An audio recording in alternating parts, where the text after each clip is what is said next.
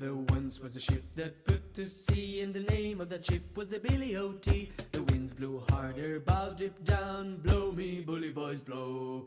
Soon may the wellerman come to bring us sugar and tea and rum. One day when the tanning is done, we'll take our leave and go. She had not been 2 weeks from shore, and down on her a right whale bore. The captain called all hands and swore to take that whale in tow. Soon may the wellerman come to bring us sugar and tea and rum. One day when the tanning is done, we'll take our leave and go.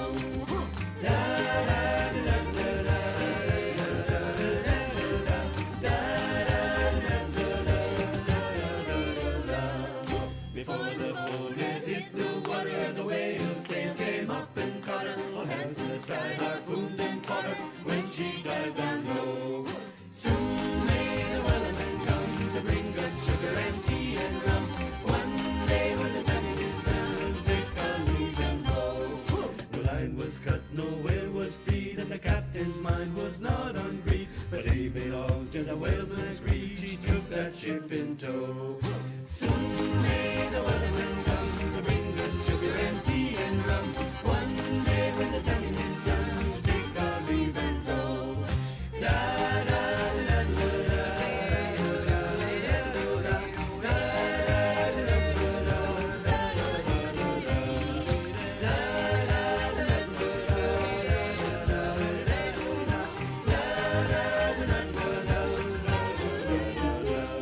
For 40 days or even more, the line went slack and tight once more. All boats were lost, there were only 4, still that whale did go. Soon may the wellerman come to bring us sugar and tea and rum. One day when the tanning is done, we'll take our leave and go. As far as I've heard, the fight's still on, now the line's not cut and the whale's not gone. The wellerman makes his regular call, turn chorus, captain, crew and all. Soon may the wellerman come to bring us sugar and tea and rum. One day when the tanning is done, we'll take our leave and go.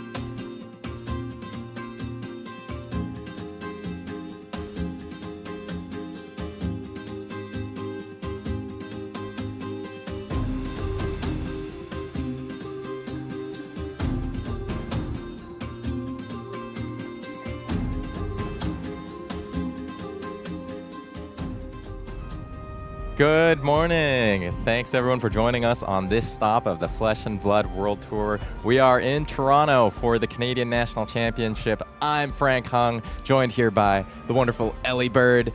How you feeling? Pretty good. I'm tired, I'll be honest. We had a good dinner last night, which also resulted in me not sleeping very well because that's usually what a good late dinner entails in. But I'm excited to be here, excited to watch some great games of Flesh and Blood. Yeah, we're in full swing in this tournament through 9 rounds, 3 rounds of CEC left to go before the top cut. Aside from the Canadian National Championship, all the clout, all the bragging rights that come with it, let's take a look at what the players are playing for. So we've got that Champions Prize, that beautiful, beautiful gold foil, obviously World Championship invitation for the top players, as well as World Tour points for the World Tour. Breakdown by player. Elly, what do you see here that catches your eye? Obviously, the thing that catches my eye is first place, which takes home more or less the lion's share of $10,000 US, $2,400. The Champions Trophy, which is, you know, a keepsake, but still has sentimental value. A gold foil legendary, a World Championship invitation, and an exclusive playmat. So those last two, World Championship invitation and a playmat, extend all the way down to 12th place, but only 1st through 4th are taking home a gold foil legendary. Yeah, and I think for a lot of our players that are going to be playing their win-and-ins the next couple of rounds, they may get a little consolation prize for, you know, going to the World Championship as we go into the next tournament season. And speaking of the World Tour, let's take a look at that. So the World Tour is spanning, you know, the whole year, $1.5 million US. We're already halfway through and a bunch of events on the go. Are you going to anything coming up here, Elly? Am I going to anything coming up? Yeah, I'll definitely be in Montreal in September. Distinctly possible I'm at Kansas City before that. Looking forward to quite a few events coming up, competing and casting both. Yeah, the coverage team is going to be at quite a few of these. Let's take a look at that schedule. We've got the World Tour going to Singapore for the Pro Tour. That's kind of the big highlight in the next month. And then we have a bunch of callings across multiple cities all over the world. I think the big highlight, Kansas City, as you mentioned, Copenhagen, and Auckland for that double calling that we mentioned. There's going to be calling Friday, Saturday, and calling Saturday, Sunday. So 2 days of day 2 for limited World Tour. Yeah, plenty of coverage there, lots of limited coverage, and some classic constructed coverage for you CC fiends out there. All right, and one last update on the World Tour front. I've got just a list in front of me, which I am going to read, but just other national championship results that we've got so far. I've got Marionette having won in Romania, Gravy Bones having won in Slovenia. Sorry, spoiler alert for anyone following these tournaments online. Cindra having won in Switzerland, Verdance having won in Taiwan, Cindra again won in Thailand, and Arachne slipped through the cracks winning in Germany, and an Azalea taking it down in Iceland. How many unique heroes is that in 7 countries, Elly? 6, right? Yeah, that's honestly, that's a pretty massive spread. And speaking of a pretty interesting metagame spread, let's take a look at that first round matchup. Yeah, I hear that we have a certain prolific player in the room on Sir Boltyn, Breaker of Dawn today, squaring off against Gravy Bones, the shipwrecked looter. And for those of you who are unaware, this is a little bit of a hometown throwdown. Yuki Lee Bender and Lucas Ang are both, well, one's my partner and one's my friend. I'll leave it to you to guess who. And they're both from the same city of Vancouver in British Columbia. So they have played this matchup before. They have played against each other even more times than that. Yeah, and it wouldn't be a Canadian National Championship without Yuki Lee Bender on the feature table. She's going to be going first in this matchup. One thing I'll say, I've played against Lucas before. He was playing as Dromai, and I'm not surprised that he's playing Gravy Bones, you know, both board state heroes trying to establish that value train. I'll give you a quick list of the heroes I've seen Lucas Ang play, okay? You ready? Yeah. Prism, Enigma, Dromai, Gravy Bones.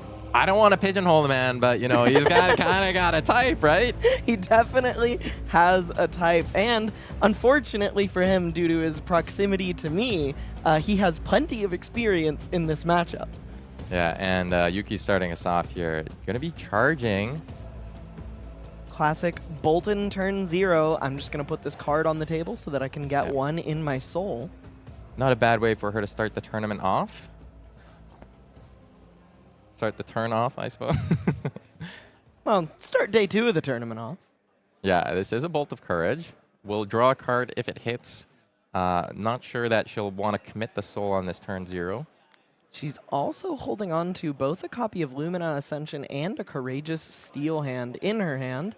Lucas, again, having played this matchup before, blocks around the turn 0 Courageous Steel Hand, so I imagine Yuki's just going to tuck one of those in her arsenal and move on with her life. Yeah, I think Gravy Bones does have a fair number of non-attack actions to put in front of these Boltyn attacks.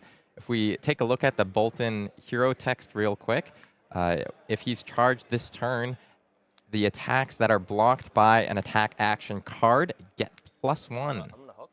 So that's pretty powerful on your on-hit attacks. And you forgot to mention the other part where he is capable of storing action points in his soul and giving anything with power greater than its base go again. Yeah, and Lucas leading off with the classic Gravy Bones play we've seen time and time again this weekend, attacking with a Golden Tipple for 3, discarding a Rigor Mortis to net a gold and draw a card. Yuki's hand a little bit clunky here. She filtered out some chargers on turn 0 and then has drawn up a hand of 4 cards that does not contain a charging attack, which is a little bit unfortunate. She can try to use the hat to bail herself out by charging a yellow, getting another card in soul, and drawing another card. But if she doesn't find what she's looking for, it can be pretty risky. Yeah, on Lucas's side of the board, I think he's looking to be pretty proactive here. Well, I mean, it's Golden Tipple. Every deck plays this card. It's so good. I love Golden Tipple. I think just an engine of all of the pirate heroes. And as you were saying, this Helm of Angel's or Halo's Grace is going to be coming out, charging a card, letting her draw a new one. No charger found there. Bit of an aggressive line. Unfortunate to see it not pay off. Also a very real cost to giving up that armor so early in this matchup, because having 6 armor outside of your tunic that you can shove on a timely command and conquer can be incredibly important. Boltyn is really the kind of deck where one mistake early on can bite you 5 turns later. And this could have been a play with some very serious repercussions. Yeah, and that yellow card is a pretty good one. That's a beacon of victory. Doesn't do much if you can't charge. Fair enough. I think Luke's having drawn into a defense reaction, maybe thinking about the follow-up on this turn.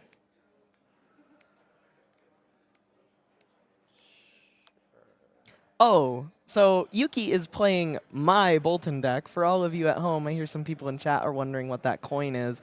That is the commemorative resource coin from Amsterdam. In my deck box, I use it and just put it on top of my soul. Little good luck charm, and also to clearly denote what those cards are, because I hate putting my soul under my hero because my opponent cannot tell how many cards I have in soul. I cannot tell how many cards I have in soul, and it's not easy to access them. Yeah, now Lucas cracking a gold to draw a card. He likes what he saw on top. Activating Dead Threads, having put Rigor Mortis in the graveyard already this turn. That gives him enough resources to play out this Conqueror of the High Seas for 7. Going to threaten Yuki's arsenal. Honestly, somewhat fortunate for Yuki that Lucas ended up throwing a large disruptive attack on this turn. Oh, I was going to say she has a fantastic opportunity to block with this hand that doesn't convert all that well, but instead she opted to just take 7 and destroy her arsenal, maybe hoping to clear it up and just send a little damage across on this turn. Yeah, taking the aggressive line, I think we saw a snatch in the hand that was drawn off of the Helm of Halo's Grace. Yeah, this hand can push some very serious damage. There's going to be Nimbleism into Nimby for 6. Search the deck for another Nimbleism, banish a card from Soul to give this Nimby go again, and then come in with red Nimbleism into Snatch for 7. So this is just a very clean, classic 3-card 13 that threatens a draw and draws a card uninteractably. Yeah, and, you know, Nimby's a card that's been doing very well in the limited format, but I love to see that this card is going to get competitive play in Classic Constructed as well. Look at those beautiful full art cards. You could find those in Gem Pack 2.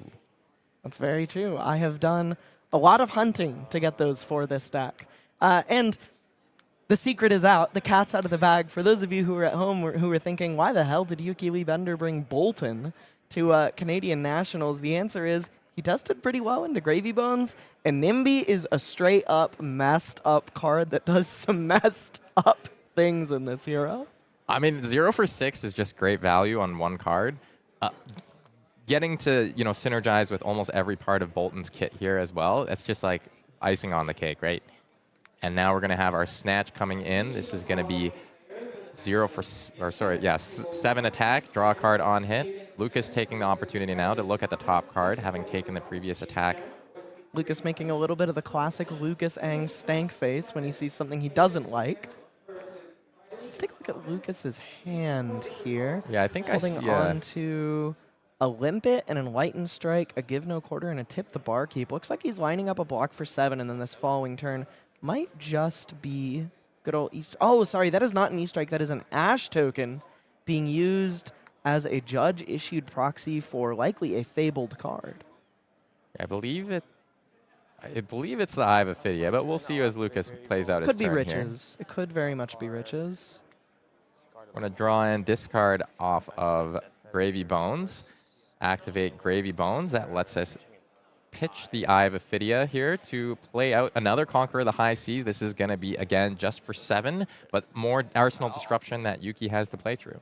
And Lucas opting 2 as he resolves that trigger. Let's take a look at Yuki's hand here. She's holding on to a Lumina Ascension, a Bolt of Courage, a Snatch, and an Express Lightning with Illumina and Arsenal. So she's definitely incentivized to block this, to protect that Lumina Ascension, but it might be a little bit hard for her to send across something particularly significant. She really, I think she really, really wanted to resolve that Beacon of Victory early on in this matchup to go find Spirit of Irina. I think it's a very, very key card in this matchup because you need to be able to send across these power turns without Gravy Bones interacting with you. Yeah, and while Lucas has been sending Disruption, he's also been stocking up the graveyard a bit. Now a Limpet and a Rigor Mortis sitting there waiting for him if he pops off at any point. Oh, and I think he's drawn another Command and Conquer, so that's going to be tricky for Yuki to deal with on the next turn cycle as well. I think one of the ways this matchup can go that is less favorable for Boltyn is when Gravy Bones just continually rolls over and over Arsenal Disruption back to back to back to back to back, thanks to those Conquerors and CNCs together in the deck. Yeah, and Yuki having swung with the Raiden there and passes. It's an attack for 0 at that point.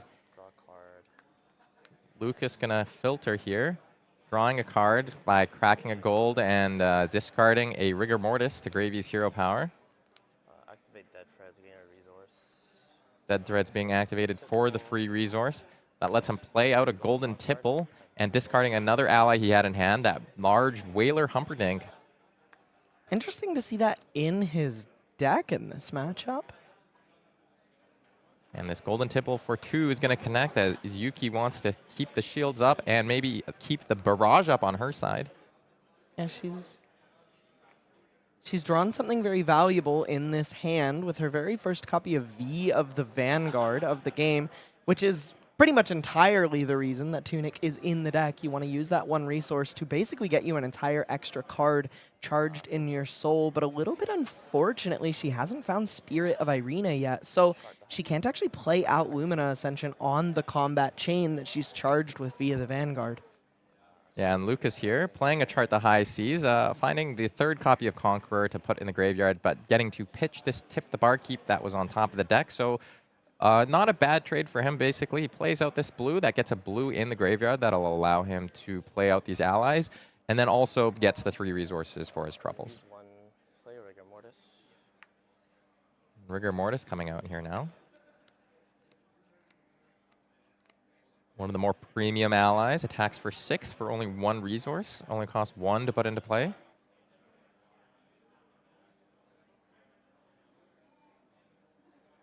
Now Luke's thinking about the lines available to him. Yuki is also holding on to a Light the Way. It is possible that instead of sending that V for the Vanguard, she ends up playing Light the Way to clear Rigor Mortis and following up with Lumina Ascension afterwards. But talk about repercussions from earlier turn cycles. She doesn't have 6 armor to put in front of a Command and Conquer anymore.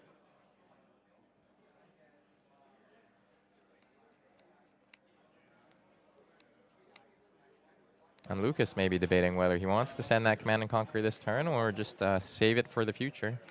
Going to use a gold here and draw a card. Looks like he's found a sunken treasure. Probably not exactly what you're looking for off the top when drawing a random card on your turn. And now he's going to play Call to the Grave. That lets him find a back alley break line, actually, which we saw him pitch earlier in the game. That's going to give him 2 action points. Wants to be able to use all the cards in his hand here.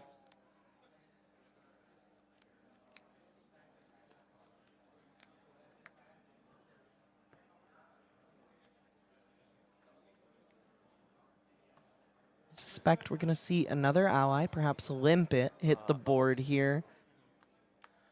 And the hook is going to be attacking. He did create a gold off of a golden tipple earlier in the turn, so this is a 0 opportunity cost gold baited hook. If this rigor mortis connects, he will create another gold to replace the last one that he just used.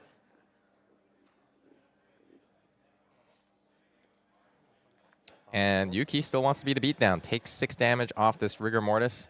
Wants to make sure she can clear it on the crackback. But this Command and Conquer is going to have something to say about that, threatening that arsenal.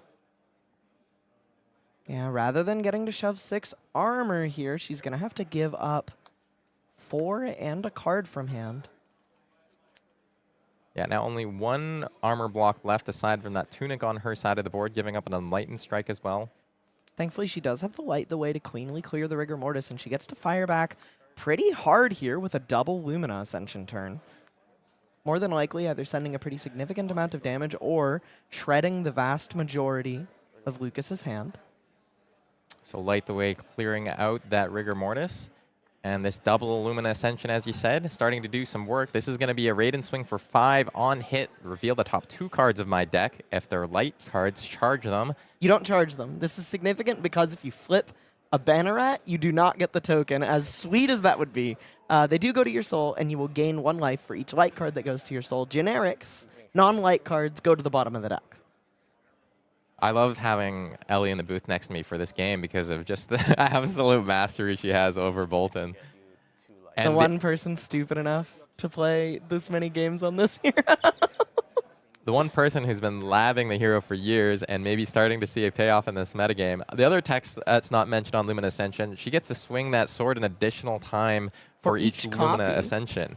So she's going to get 3 Raiden swings on this turn instead of just 1. A little bit of that warrior action. You mean Runeblade action? Yeah, it's a blade of runes. Speaking of me being a huge simp for this hero, all right, let's my gold see foil what the rip Raiden is. that I picked up in Vegas. Oh, a couple of light cards going to enter the soul. Yuki's also going to gain 2 life off this first trigger. Some things starting to break her way a little bit in this game. The early game did not start the way she would definitely be looking for it to, but getting to send across 15 damage, threatening 6 life gain and 6 soul is a pretty serious offering for just a 4 card hand. Yeah, There's 1 miss to the bottom. The downside of those Nimbies showing its Fang a little bit. And one of those bannerets mentioned, no trigger, unfortunately. But, you know, you're still doing quite a bit of damage here. And the 3rd attack for the turn, Yuki now with the life lead playing into Lucas's 4 cards in hand.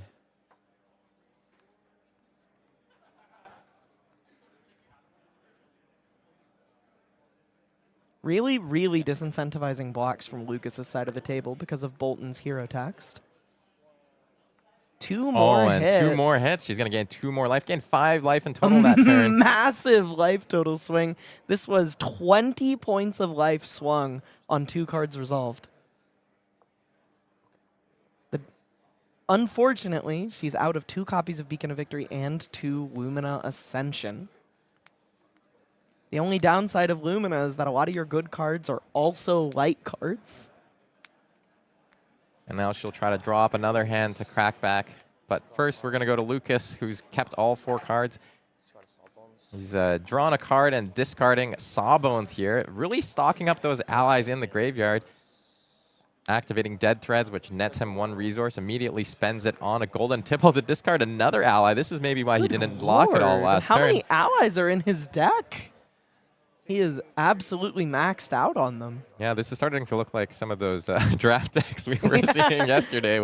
Some of those Absolute more glut of allies. disastrous draft decks, Yeah. even. I had you at 26 up to 27. I think I might have missed it too, actually. Yeah, I ticked it up here. Yeah, players just clarifying the life totals gained off of Lumina Ascension Yeah. Seems as like this golden tipple yeah. comes in. seems like a little bit of life gain might have been missed. Yep, and Yuki, I think, says no blocks on this blue golden tipple. That'll hit in for 1.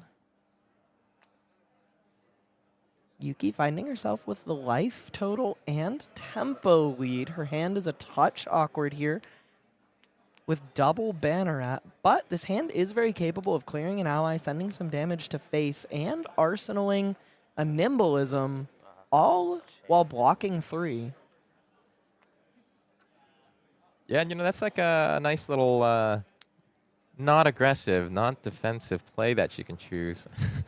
I think Go again.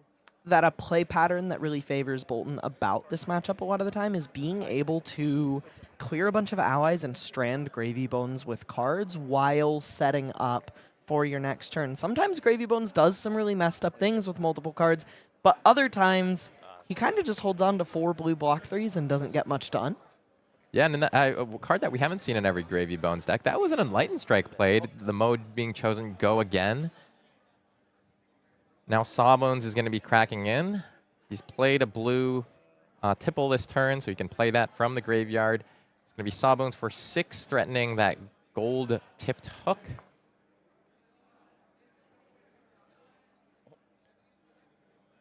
I would expect she blocks with one of these Bannerets on this turn.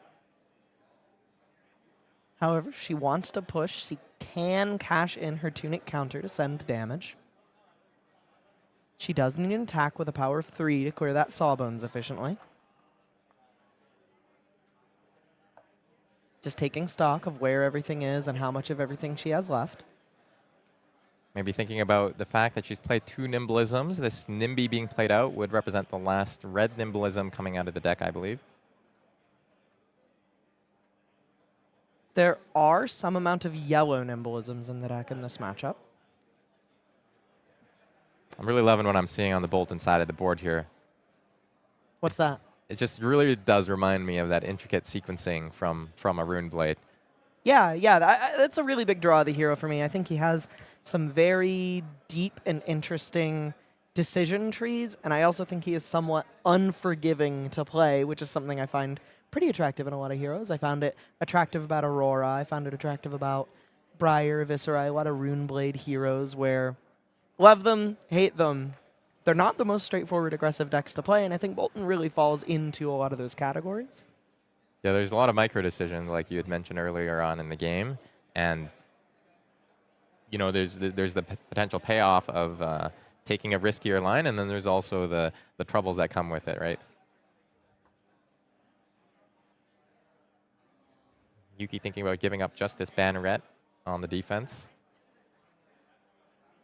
Hand is pretty capable of sending some damage face while clearing an ally. With the Beaming Bravado and the Banneret and the Nimby, she's capable of sending 7 damage face, clearing an ally, and arsenaling a Nimbleism. Pretty great on 3 cards. This deck does so many 3-card 12s and 13s. And going to lead off with the Beaming Bravado, charging the Banneret of Courage. I was actually under the impression that this was a yellow Beaming Bravado, so this is a point better than I was under the impression. And Lucas wants to know what's on top of his deck before he figures out his blocking cards. Maybe let's see what he's working with in the hand. See a golden tipple, a couple of blues. See an Oyston, I believe. Yeah, this is the thing about Gravy Bones.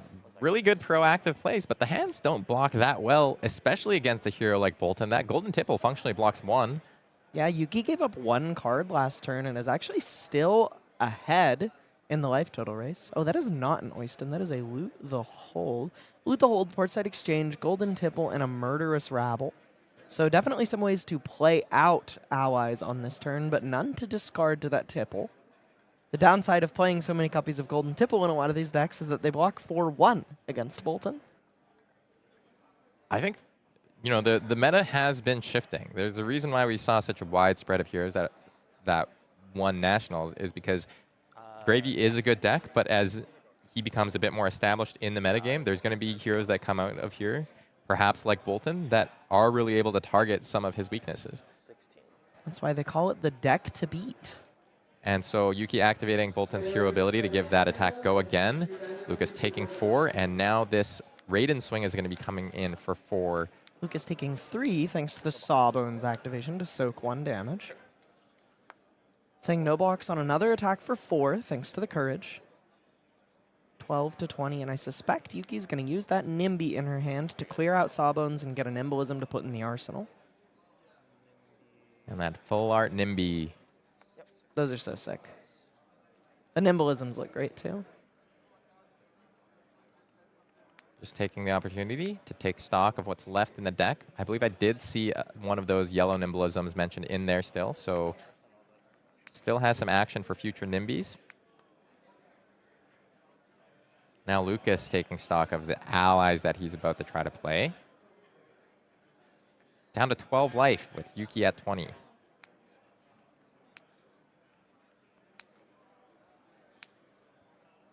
I think it's conspicuous that the Mage Master boots are there on the board on this turn, where he's got 4 allies in the graveyard and starting to get to lower life totals.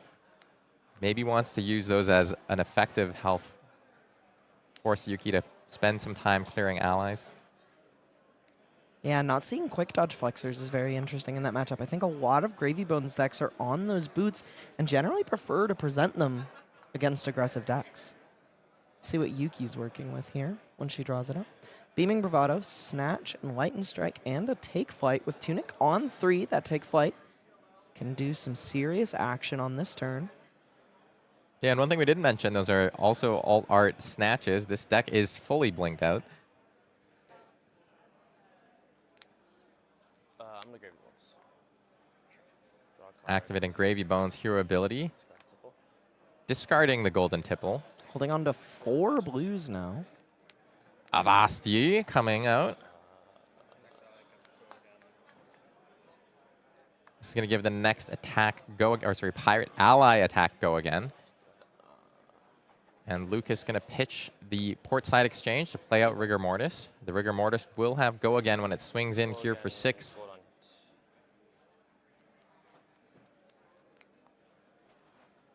Now Yuki, considering what options are available to Lucas, maybe wants to keep herself prepared for potential disruption from the hand. Yeah, I'll create a gold off that. Creating a gold from the on-hit of Avasti.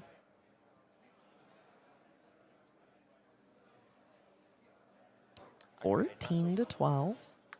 The Now Mage the Mage Master's Master coming down, boots. well, just like you said, Frank.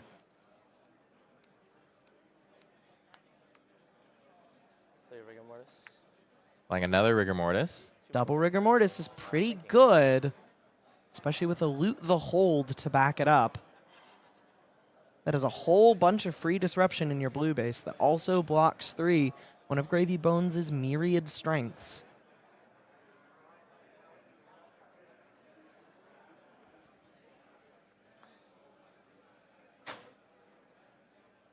I wonder if Lucas is thinking about... Oh, no. Yeah, he's going to run out, Loot the Hold, and that gold-baited hook. He's already created a gold this turn. And this Rigor Mortis for 6 is going to be able to threaten a card from Yuki's hand and 2 gold. Pretty good. Yeah, and honestly, you know, she used her armor earlier on in the game on some of those disruptive attacks, and now feeling the tax a little bit.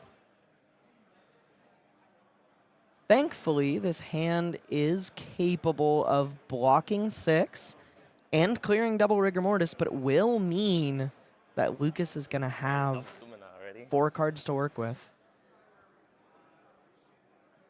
By the way, I just want to point out that I think that's Chum in Loot the Hold, and he is holding a gun. Is that Chum? He's Chum to me. I don't think that's Chum, but I can respect it. You know, we got a skeletal figure. Nice looking They fellow. all do, brother. They're zombies. Yuki lining up 1 card minimum to block. I suspect she's just considering the other card she wants to put with it. Her card functioning pretty well on 3 cards, but maybe not as well as she'd like on 4. Perhaps considering taking 6 and discarding to have a little bit more offensive power on this turn. Often not what you want to do, but a pretty reasonable line here. If she just hangs on to Take Flight, a card to charge, and a Snatch, she's capable of clearing both Rigor Mortis and sending Snatch for 7 at face. That's pretty big. Yeah, Yeah, Lucas doesn't have all that much armor left to work with on his side of the board, so it'll probably demand at least 2 cards. Yeah, that Crown of Dominion, or sorry, Crown of Providence being presented here over Crown of Dominion does offer a little bit more protection. But still, only 3 points of armor block.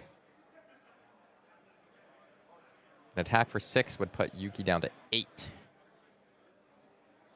Yeah, the life total is definitely something to be considered here.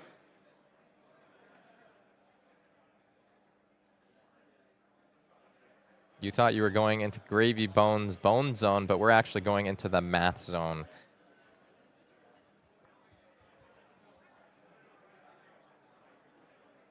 Yuki considering what line is best for her.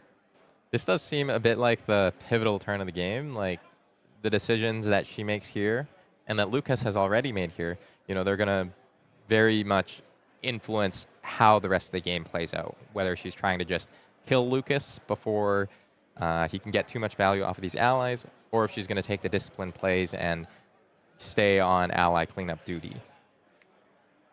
I think in her shoes, I would more than likely actually just take 6 and discard to focus on both clearing the board and sending damage face, but I think that blocking 6 and preserving the life total is perfectly reasonable. The consideration, however, is while the heuristic is often to leave Gravy with a fair few cards after clearing his board, Lucas's deck has been shown to be quite proactive in this matchup. Yeah, and she's going to spend 2 cards and that Tunic counter, a Take Flight with Go Again, and the Raiden Swing will clean up both Rigor Mortises. Next hand full of action. Via the Vanguard, Bolt of Courage, Jack Be Nimble, and a Courageous Steel hand. Capable of sending some serious damage across. She also has that Nimbleism in arsenal, so she can send a Bolt of Courage across for 9. Lucas's hand, not the most attractive thing of all time. Double ally, a yellow tipple, and a sea legs. Doesn't seem fantastic for him in terms of actually resolving an ally after putting one in the yard. Maybe going to have to go digging with some of this gold. First time we're seeing sea legs out of his deck as well. Is another one of Gravy's many strengths. Not only can he use his hero ability to draw and discard cards, but all of those allies are yellow, so when you don't want them in the hand, you can just cash them in for a gold. This might be the highest pseudo-intellect hero the game has ever seen. He sees so many cards a turn. And he's going to start it off playing that yellow golden tipple. Pitching Oyston to discard Chum, our friendly first mate. Draw a card, make a goal. That'll draw him a card. Who apparently has a gun. Yep, it's pointed right at you. I don't think he has that, man. Compass here. After drawing the card, now he's going to activate Compass. That'll let him decide if he wants to draw more cards later. He's drawn into a defense reaction. That's red. Another card that we haven't seen yet from Yuki, she has that Jack Be Nimble in the hand. That's an exciting inclusion with all these Nimbleism that you're able to find. Oh, and activating Gravy Bones here ability, destroying a gold to draw a card and discard that Avasti just to get a blue into the graveyard. That'll let him pitch that yellow, activate Dead Threads to play out Chum. Interesting, just sending across a Chum.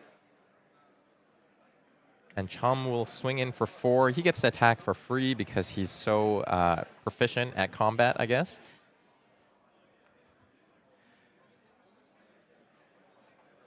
Shout out to everyone tuning in for this stream to see one of the greatest players in Flesh and Blood playing one of the greatest heroes in Flesh and Blood. All 2,000 of you tuning in. Thank you so much. And Yuki's going to let that swing in hit. The gold-baited hook will create yet another gold. Pretty fortunate for her. I think she gets to just send this Bolt of Courage into Chum for 6 after charging, give it go again, and replace the Bolt in hand. And she's played the Nimblism, so Lucas gets an opportunity to respond. We'll see if he wants to activate the Chum, not knowing the rest of Yuki's hand.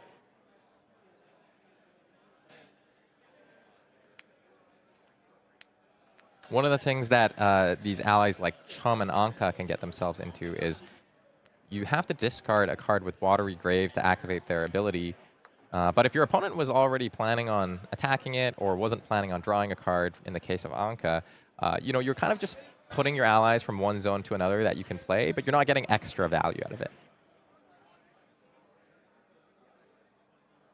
So let's talk a little bit about Nimblism and Boltyn. I think this card has always been pretty close to being good enough to play, just because it represents so many action points in the deck. But the problem was always that there wasn't enough ways in the deck to make effects like that consistent enough or good enough. There's also Charge of the Light Brigade, a Nimblism-style effect in Boltyn's card pool, but I think both the payoff and the card that searches for it being added to the card pool really pushed this card over the edge as kind of a new engine for the Light Warrior. Yeah, absolutely. And now this Bolt of Courage is going to be coming in for 6, and I think it's going face. No, I would imagine it's going at Chum. Maybe it is going face because she has the Steel Hand to back it up. Lucas counting attack reactions in all zones. Doesn't want to just randomly die to the last beacon of victory in the deck, perhaps. Going to look at the top card with the Compass. This is a move we've seen Gravy Bones make time and time again. Perhaps every single turn.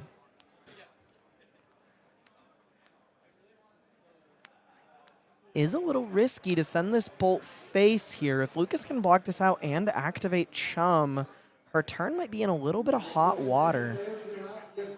Now Lucas is going to activate Gravy Bones here ability, destroys a gold to draw a card and discard a Sea Legs.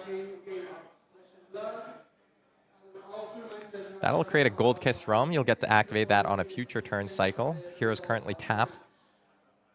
Let's take a look at Lucas's hand once we get the opportunity. Curious to see if he has a defense reaction. I think we saw him Arsenal one on the previous turn cycle. That's an Arsenal. It's a Blood on the Water. And so this Sunken Treasure now, that's going to be able to block for 3 and then also banish a yellow card from Yuki's graveyard. And that Blood on the Water coming out from the Arsenal going to cover up the Bolt of Courage. So no card draw for Yuki off of that Bolt of Courage. Chum still on the board to be contended with. Bit of a greedy line, resulting in more or less the maximum punish possible on this turn cycle. Yuki finds herself a little bit blown out. Had she just sent this Bolt of Courage at Chum, she could have used this Steel Hand to go face.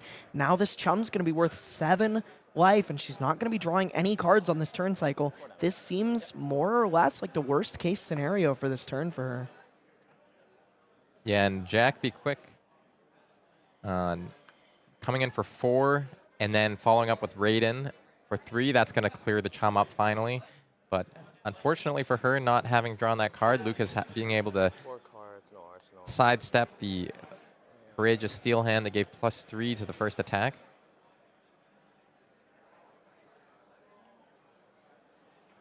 Let's take a look at what Yuki's working with in a second. Lucas just passing through. Yuki left with 4 cards. She has a Nimblism, a Banneret. This hand is actually full of action. This is going to get to send across a Beaming Bravado for 6, capable of being given go again, and putting a Quicken on the board, though the Quicken won't do all that much.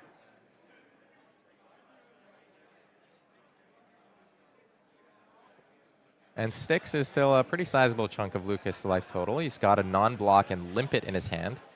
The beauty of these yellow Nimblisms in this deck is that they're actually just very reasonable when run out. They're a 0 for 2 that can actually just give your next attack go again because of how Boltyn works, as well as if your 3-card hand is just Nimblism, a Beaming Bravado, and Raiden, you're actually just still sending a perfectly on-rate 3-card 9 with the yellow Nimblism. Yeah, and after starting maybe turn 1 without a charger, Yuki's had no issues with Soul whatsoever, having hit a couple of cards off that Lumina Ascension, so pretty happy and healthy to continue being able to give go again to her attacks here. Looks like she's just waiting for Lucas to declare his blocks before she makes her next move. How many cards do you have in your soul? Clarifying how many cards are presently in the soul. Looks like the number is 6.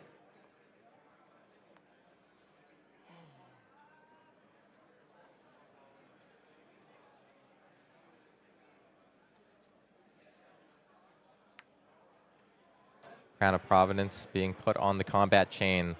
Maybe Lucas looking to filter a card. 2-out crown back here. Doesn't like that arsenal that he put in last turn. Yep. Yuki's going to give go again to the attack. 4 is going to go over the top. Now Raiden for 3. Does have go again from the Quicken. Lucas trying to read the signed copies of Beacon of Victory. What does this card say? Yeah, really concerned about dying to attack reaction here. I think maybe seeing that as one of the ways he just loses without any agency. That is that tough axis that Warrior puts you on. We talked about this a little bit yesterday. When you don't have any defense reactions to work with, it can be really, really hard to defend against Warrior, a class that is more or less known for playing heavily in the reaction step. Yeah, and Lucas holding 5 cards in hand, courtesy of that Crown of Providence. Does have a lot of options. I think I'm seeing a Golden Tipple, a couple of Loot the Holds perhaps, a Call to the Grave, and a Give No Quarter. Loves to shuffle his cards, but he's no match for the Eye in the Sky.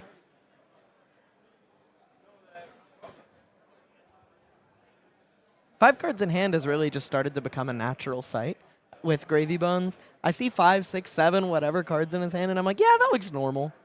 That's just what that hero does. Yeah, it's just draw a card, a couple of them, like 3. Just Loot the Hold, going to come out on the combat chain now. Deciding if there is a beacon, he can't play around it. Yuki just goes to Arsenal. Tucks that card away for next turn. My turn to activate Gravy Bones. Draw a Pretty card. scary to leave Lucas with 4 cards to work with. Gravy Bones activation, going to let him get rid of perhaps the Limpet.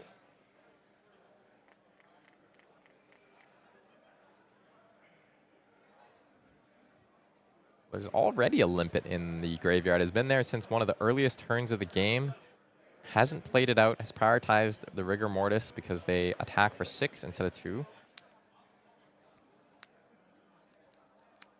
Now having discarded an ally.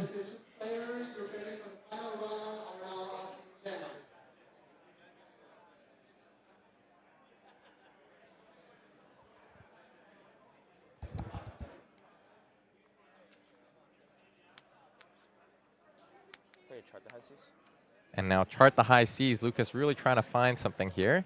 Discards a red, unfortunately, but does get to pitch the blue off the top. Now hitting the compass. No gold generated as no yellows were found. Basically just pitched a blue that took 2 cards out of his deck. Yeah, he's got so many options available to him here. Still has the dead threats as well. That could feed a Golden Tipple. Oh, not sure there's a yellow in the hand, actually. Oh, there is. There's a Chum.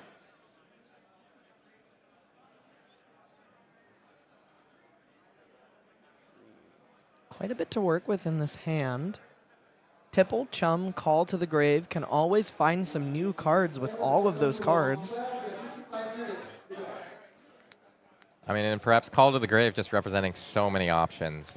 Like, he's already got 4 allies in the graveyard, so maybe not the most relevant, but just so many options. Oh, cracks the gold here to draw a card. Likes what he saw on top with the compass. All the gold. Pitching Chum now to draw another card. Just wants more resources, perhaps. Has activated the hero ability already this turn, so can't drink that rum that's on board. Pretty curious what he is looking for on this turn. He has access to playing allies from the yard, but he might be looking for a very large attack action to send across to try and shred some more of Yuki's cards after she just arsenaled on that turn. But he's through a fair few of his Conqueror and CNC effects.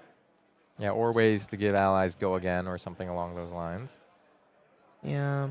Might be a little difficult for him to muster the amount of offense that he could be looking for on this turn cycle. He does have a limpet at the top of the graveyard, 2 of them even, ready to be used. And a Whaler Humperdinck, which could just be a large swing, life total. Ask Yuki to answer the 7 health. We're not seeming super realistic at this game state just because of how resource intensive it is. I'll just come in for 2 here. I'll make a gold. Coming Had in for found a 2 Sawbone. with Golden Tipple. Just doing even more digging. Go 6.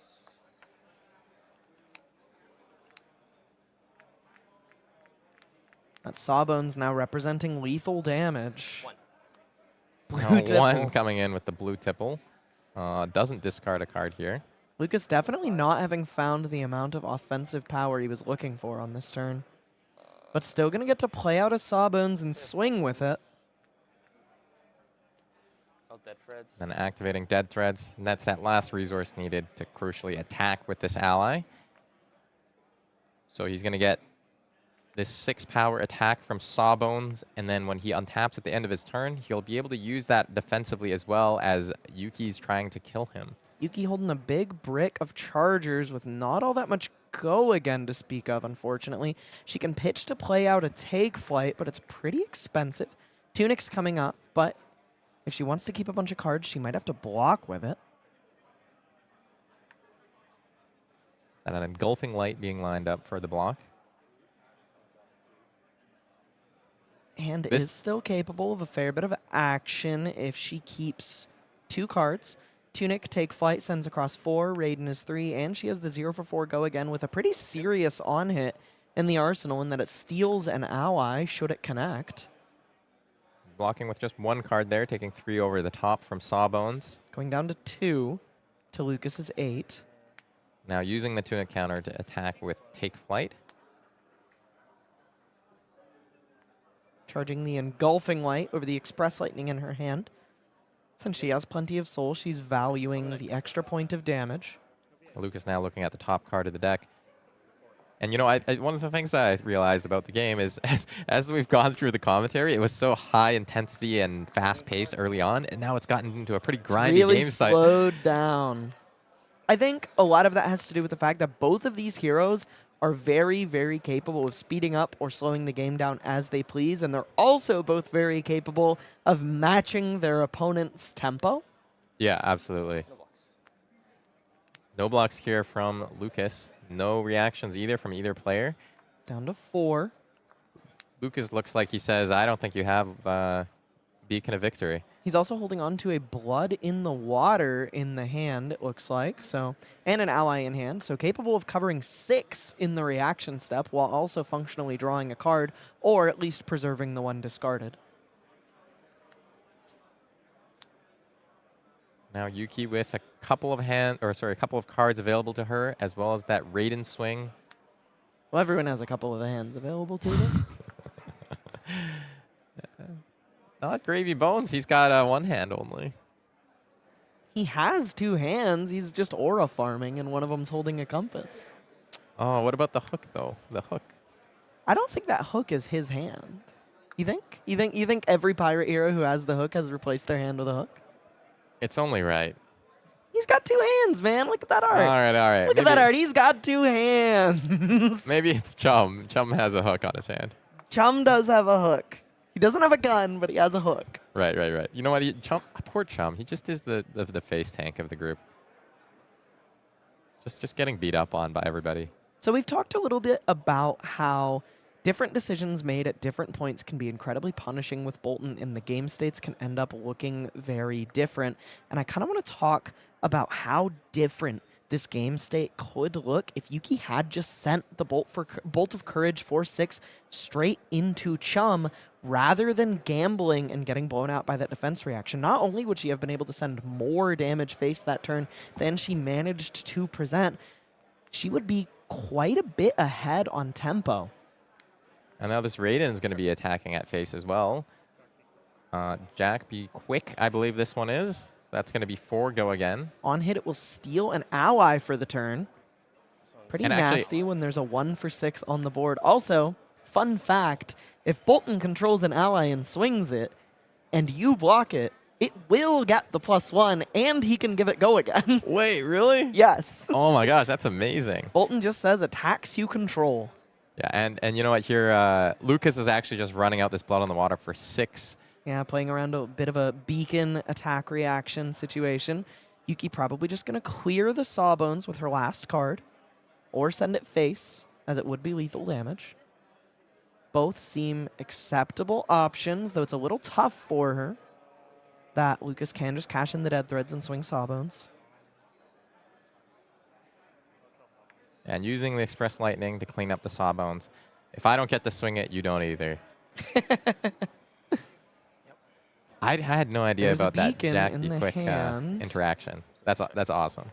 One of Yuki's kind of remaining win conditions in the deck. She's found that last beacon, but she might not have enough life to work with, depending on what Lucas's 2 cards here are.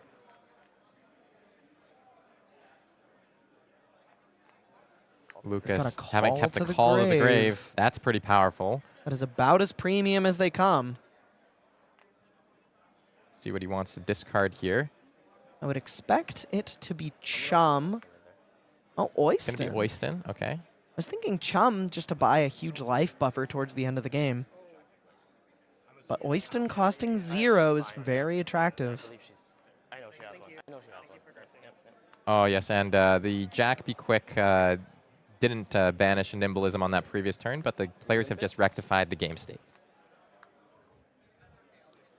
2 go again. Now That is 2 go lethal. again. Yuki does have 2 points of armor to work with. Looking at the remaining cards that Lucas will have access to. We're likely going to see that Rum cashed in on this turn and a Sawbone swung immediately after. Yuki's found what she needs to close this game, but it might be too little too late. She's just a little too low on life 6. to find a way out. All the Sawbones for 6, demanding 2 cards, is going to be pretty tough for her to deal with. She's going to try to survive a full other turn cycle. And if she wants to clear both allies, she'll have to charge away that Beacon of Victory, taking away one of her win conditions.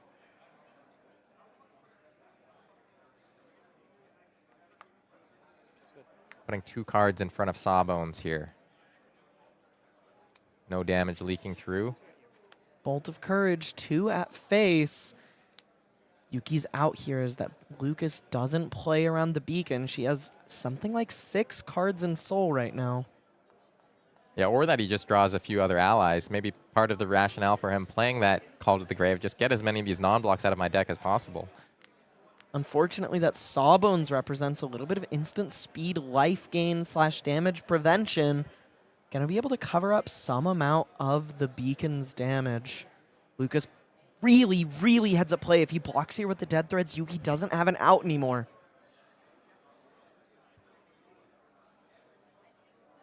Thinking about the math, how many cards are available to Yuki? She's just gonna Arsenal the beacon. Arsenaling the Beacon, leaving Lucas with both allies still on the board and a 3-card hand. This looks like it might be the end of the road for our hero Boltyn, Breaker of Dawn. Limpet now swinging in for 2. Lucas with an Enlightened Strike in hand. And E-Strike, I have a feeling the mode chosen here is going to be Go Again. 5 Go Again, demanding 2 more cards from Yuki. And Sawbones for 6 is going to get the win over the top.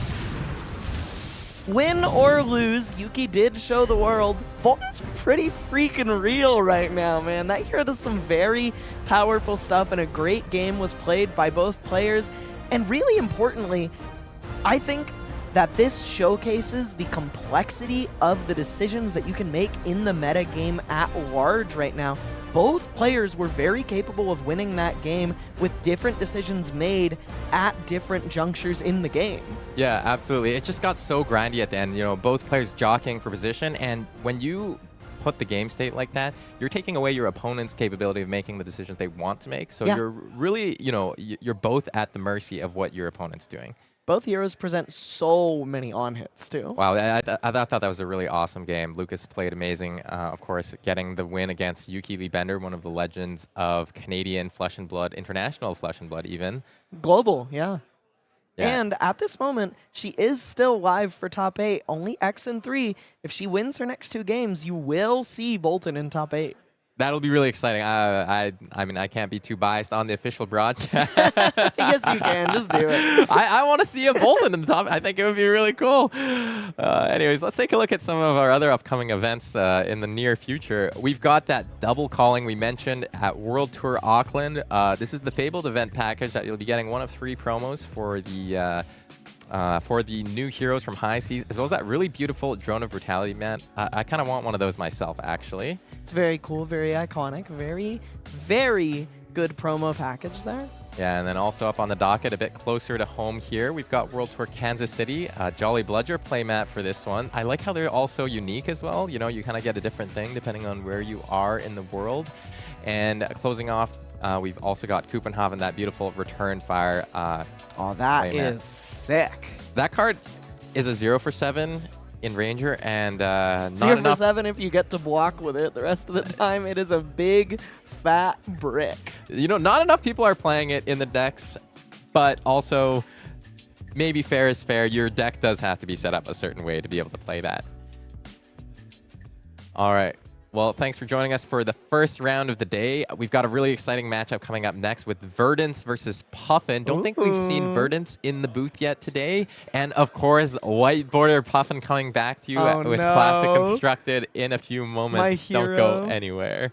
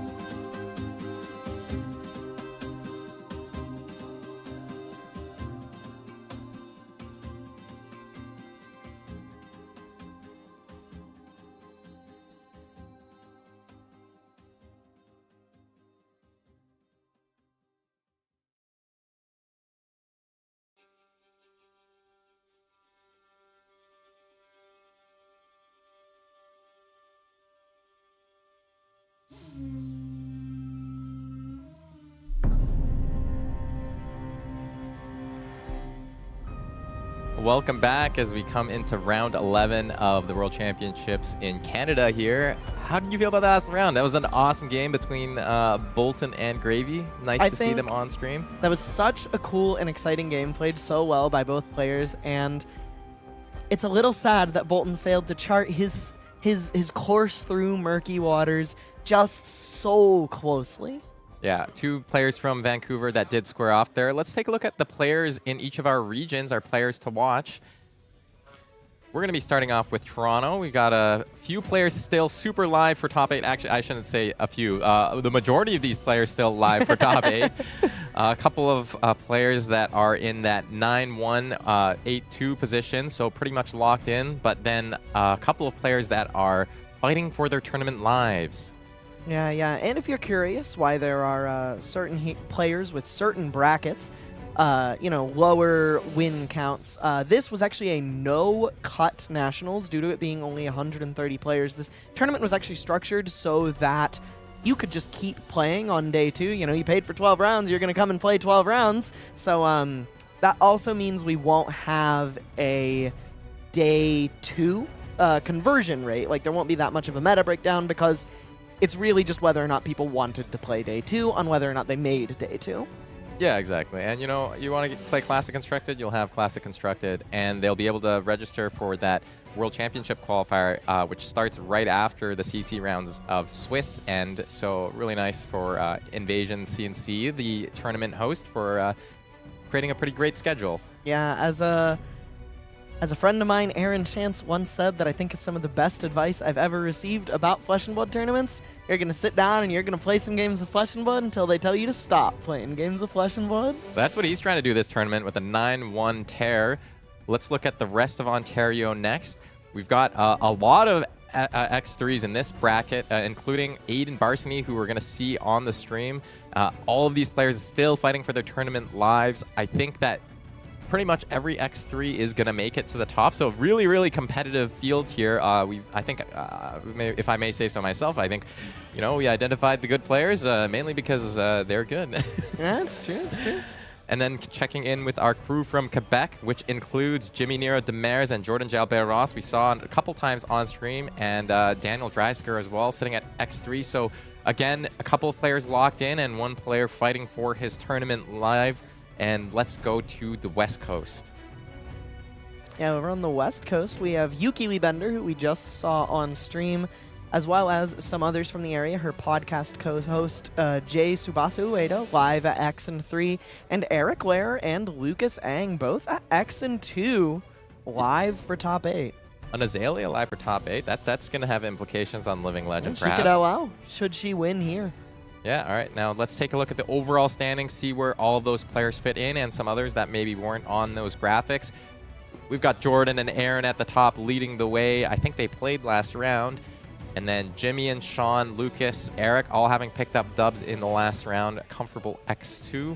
And, of course, our pool of X3s, including Isaac Kroot at the bottom, who we haven't mentioned so far. I think I heard one of our players here saying, Isaac, we're really glad that you're back in competitive Flesh and Blood, but I also am not glad when I sit across from you. Yeah, also something I want to point out here at the top of our standings here. Earlier in the national season, I think the narrative was that the meta was quite open, but we're really starting to see a metagame take shape here. A lot of Cindra, bit of Warrior, and a whole hell of a lot of Gravy Bones. Yeah, let's take a look at page 2 as well. Oh, and you know what? This is where the openness in the meta comes in, I think, is we have an established, very solid group of heroes at the top, but then a few rogue decks that are trying to break their way in Puffin, perhaps, in Arachne, slip through the cracks. Maybe Victor, Jay being the lone guardian in the top 20 here. That bastard Smug Smirk breaks its way into the top tables once again with new Gone, Frank. Yeah, absolutely. And it's going to be number 11, Cubi Nguyen from Montreal, and Aidan Barsony, number 12 here. Both players on a losing out, actually, this round. They've got to maintain winning to try to fight for their tournament lives. And it looks like we're ready for the game. Let's go down to the table. And so Aidan on the left side here playing Puffin. We saw him earlier. And Cubi playing Verdance, Thorn of the Rose, the Earth Wizard. it looks like we missed a little bit of action on turn 1 where Aidan played out a copper cog, boom grenade pass, and Cubi on his turn going to lead off with this heartbeat of candle hold, gain some life, and no waning moon activation, likes the card in hand. I think it was a plow under, just going to pass the turn. Trust me.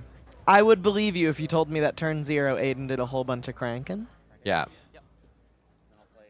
Leading with Polycranka here, and another boom grenade. Good lord! Good lord indeed. He's drawn an extra card here and got 4 items in play, including 2 boom grenades. Cubi really wants to block this turnout, I think. We're going to boost the Fast and Furious. That's going to put another copper cog into a... you're going to put another copper cog into the banish zone this time, and this is coming in for 4 with go again. Loving this absolutely deranged way to set up your items here, where you have copper cog, boom grenade stacked on top of each other like that. It's not just the white border. Aidan is dedicated to chaos. Yeah, and now we've got zipper hit boost coming in. Another boom grenade, the 3rd boom grenade of the deck, hitting the banish zone here. Cubi having blocked 4 with a defense reaction, now facing down 5 from this zipper hit. 2 soup ups in the hand to work with here, and I believe they're both red. Yeah, and it looks like we're blocking 5, using that Crown of Providence, maybe shipping a card away, trying to find good defensive options here.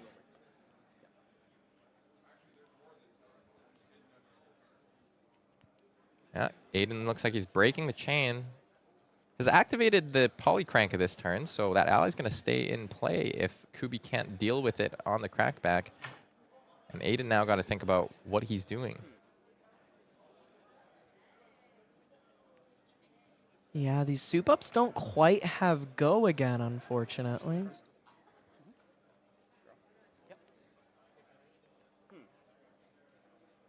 Yeah. And Aidan's only presented Arcane Barrier 1 in this matchup. If he wants to use that Achilles Accelerator very aggressively for this double soup up, he can maybe push through one of these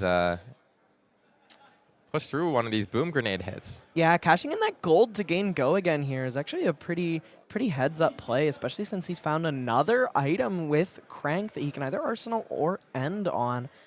Backup Protocol, not in every Puffin list, but definitely a card I really like seeing. He also, oh, that's such a cool line. It looks like he's actually just going to activate Tekel of Foundry Heart here to find the resources to play out this Backup Protocol and use it to grab another attack action from his graveyard. He really wants to push these boom grenades over, but it looks like Cubi does still have the block power in hand to cover this up.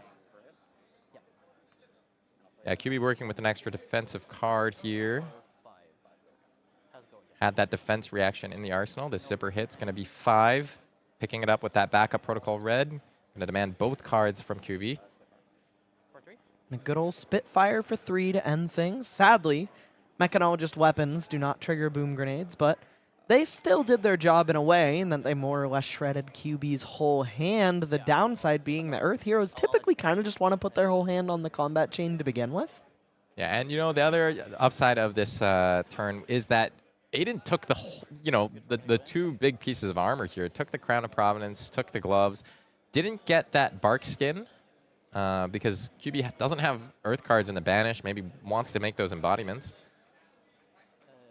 Sorry, I blocked with bar skin, right? No, I didn't? Okay. I wish you did. Yeah, it's just clarifying the game state. Remembering which equipment pieces we've blocked with. Perhaps we can call Aidan's deck Soup Puffin with how many copies of Soup Up are in it. Certainly looking super to me. He's playing a cog in the machine here. I suspect we're going to see him draw a card here, whether it's double cranking cog in the machine or making use of Polycranka.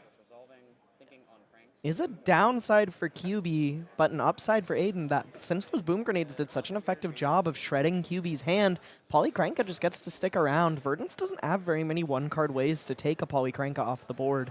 He would have had to keep 2 cards and send Command and Conquer into it. That would be a pretty high opportunity cost. Bird a little bit more obnoxious in this matchup than others.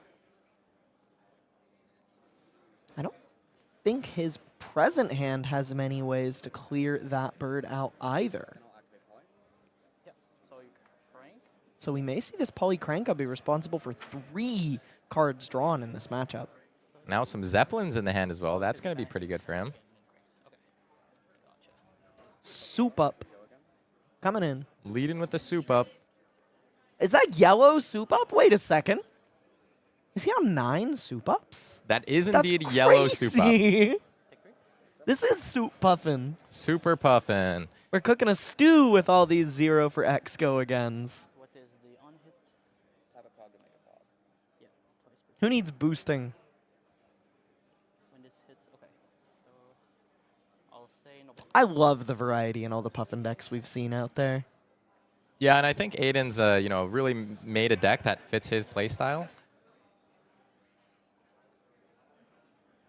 Covering the full 6 on this Cogwork Zeppelin.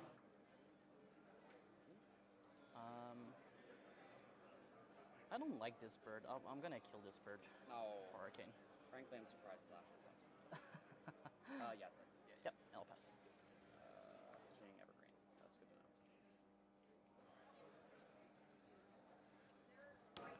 Looks like a pulsing ether just used to clear out the bird and sent back over to Aidan's turn. Pulsing ether does say 4 arcane damage to any target. So that bird drew 2 cards and soaked up 4 damage. Pretty good trade for something that starts on the board. One of the more powerful pieces of equipment out of High Seas, even at its baseline. You know, when you just draw 1 card with it and your opponent clears it for 1, still quite solid. Aidan leading off with a copper cog here, cranking it. Doesn't look like he has many other ways to crank right now, having used his gold from Crown of Dominion, so might find himself a little bit starved for action on this turn, just pitching 2 reds into this Cogwork Zeppelin for 6. Thankfully, this is threatening anywhere from 6 to 8 damage, depending on how Cubi chooses to block, and can make another cog on hit, as well as, since he's cranked once on this turn cycle, what you have to know here is that this functionally says, on hit, I will draw a card and gain an action point, because he'll get to crank that cog that comes in, and since it'll be his second crank, he'll draw a card and either get to use that card or at least come in for Spitfire for 2. QB lining up a block with Bark Skin and likely something else. Bark Skin not online here, so this is just a piece of Temper 2 armor and a Rootbound Carapace decomposing to cover up 6. Looks like starting... Oh, maybe not. Yeah, starting with a 2 Earth Decompose. I think the common play pattern for a lot of these Earth heroes is 2 Earth, 1 action, and then 3 Earth, 3 Earth to get to 8 as quickly and efficiently as possible, because the first time you decompose with a Rootbound Carapace, you will put another Earth card in the graveyard. Pretty sweet for QB here. After Aidan has gone to activate that Copper Cog to try and force the on-hit, he had the Mental Block in hand to not only cover up that reaction speed damage, as well as generate a Ponder.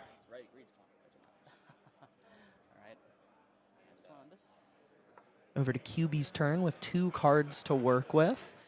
Looks like we're going to see a Cadaverous Tilling hit the table here. The second Decompose of the game is live, and so is 8 damage at Aidan's face. Got a Gritful White Border boost cards. Curious to see what he chooses to do with them. 5. Yes. So this come in for 8? Yep. 8 damage is the ask from Aidan Barsony. So you're at 32? And maybe quicker than any decision we've seen made on stream today, he snaps off no blocks, take 8, down to 32 to QB's 37. 5 cards to work with. At the start of Aidan's turn, 1 cog losing a counter and the other fizzling out.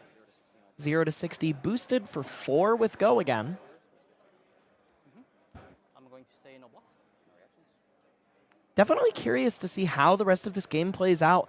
I really like these proactive Puffin decks capable of doing a lot of boosting, but Earth heroes are traditionally pretty sweet into these boost decks, very capable of just running them out of threats.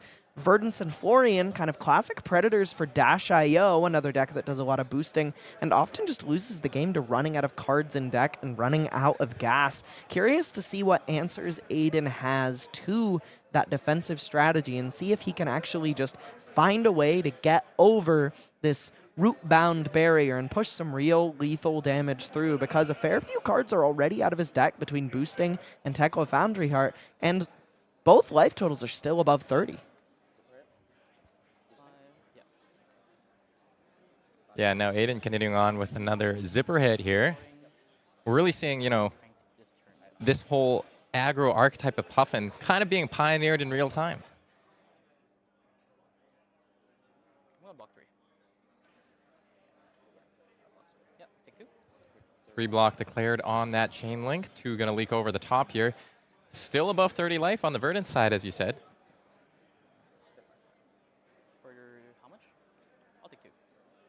Yeah, for 9. And that little Spitfire for 2 coming in at the end. I'm going to play Burn Bear for 6 Arcane. Just a 2-card Burn Bear play here. Burn Bear, that's going to be 5 true damage, as Aidan only has Arcane Barrier 1. Almost gonna step. With how little Aidan's been blocking, it looks like it's just going to be 6 true damage, as any damage QB sends right now seems to be true damage. Yeah, I wonder if that's a little bit the path to victory of your QB here. Try to block out the majority of Aidan's brunt, but just send back these highly efficient turns that functionally won't be blocked. I think that's really classically how Verdance win games nowadays. She does a lot of walking both life totals down and then closing it out with Storm Striders, much like a lot of people's favorite elemental hero, Icelander. Yeah, and it looks like Aidan played a Copper Cog there, cranked it, and that's going to give the Fast and Furious +1 for 4. And Aidan discarded a Fruits of the Forest, wanted to get another Earth card in the graveyard. That's going to put him up to 8 cards in the Banish Zone after he plays this Rootbound Carapace. Going to cover up the Fast and Furious cleanly, and then also enable him to get to that threshold, start getting additional value off of the hero ability. Classic banger. Cogworks Dovetail coming in here, but Aidan actually doesn't have access to Unicycle, so he can't push this to 8, though it is still capable of reaching its full potential since he can push it to 7, and then when the on-hit happens, untap all his cogs and tap another one to give this go again. So just a good, clean 1 for 7 with go again. Yeah, it looks like QB's... In my Banish 8. Oh, 0. Well, Aidan looking at that cog. Not sure if we're in the block step already.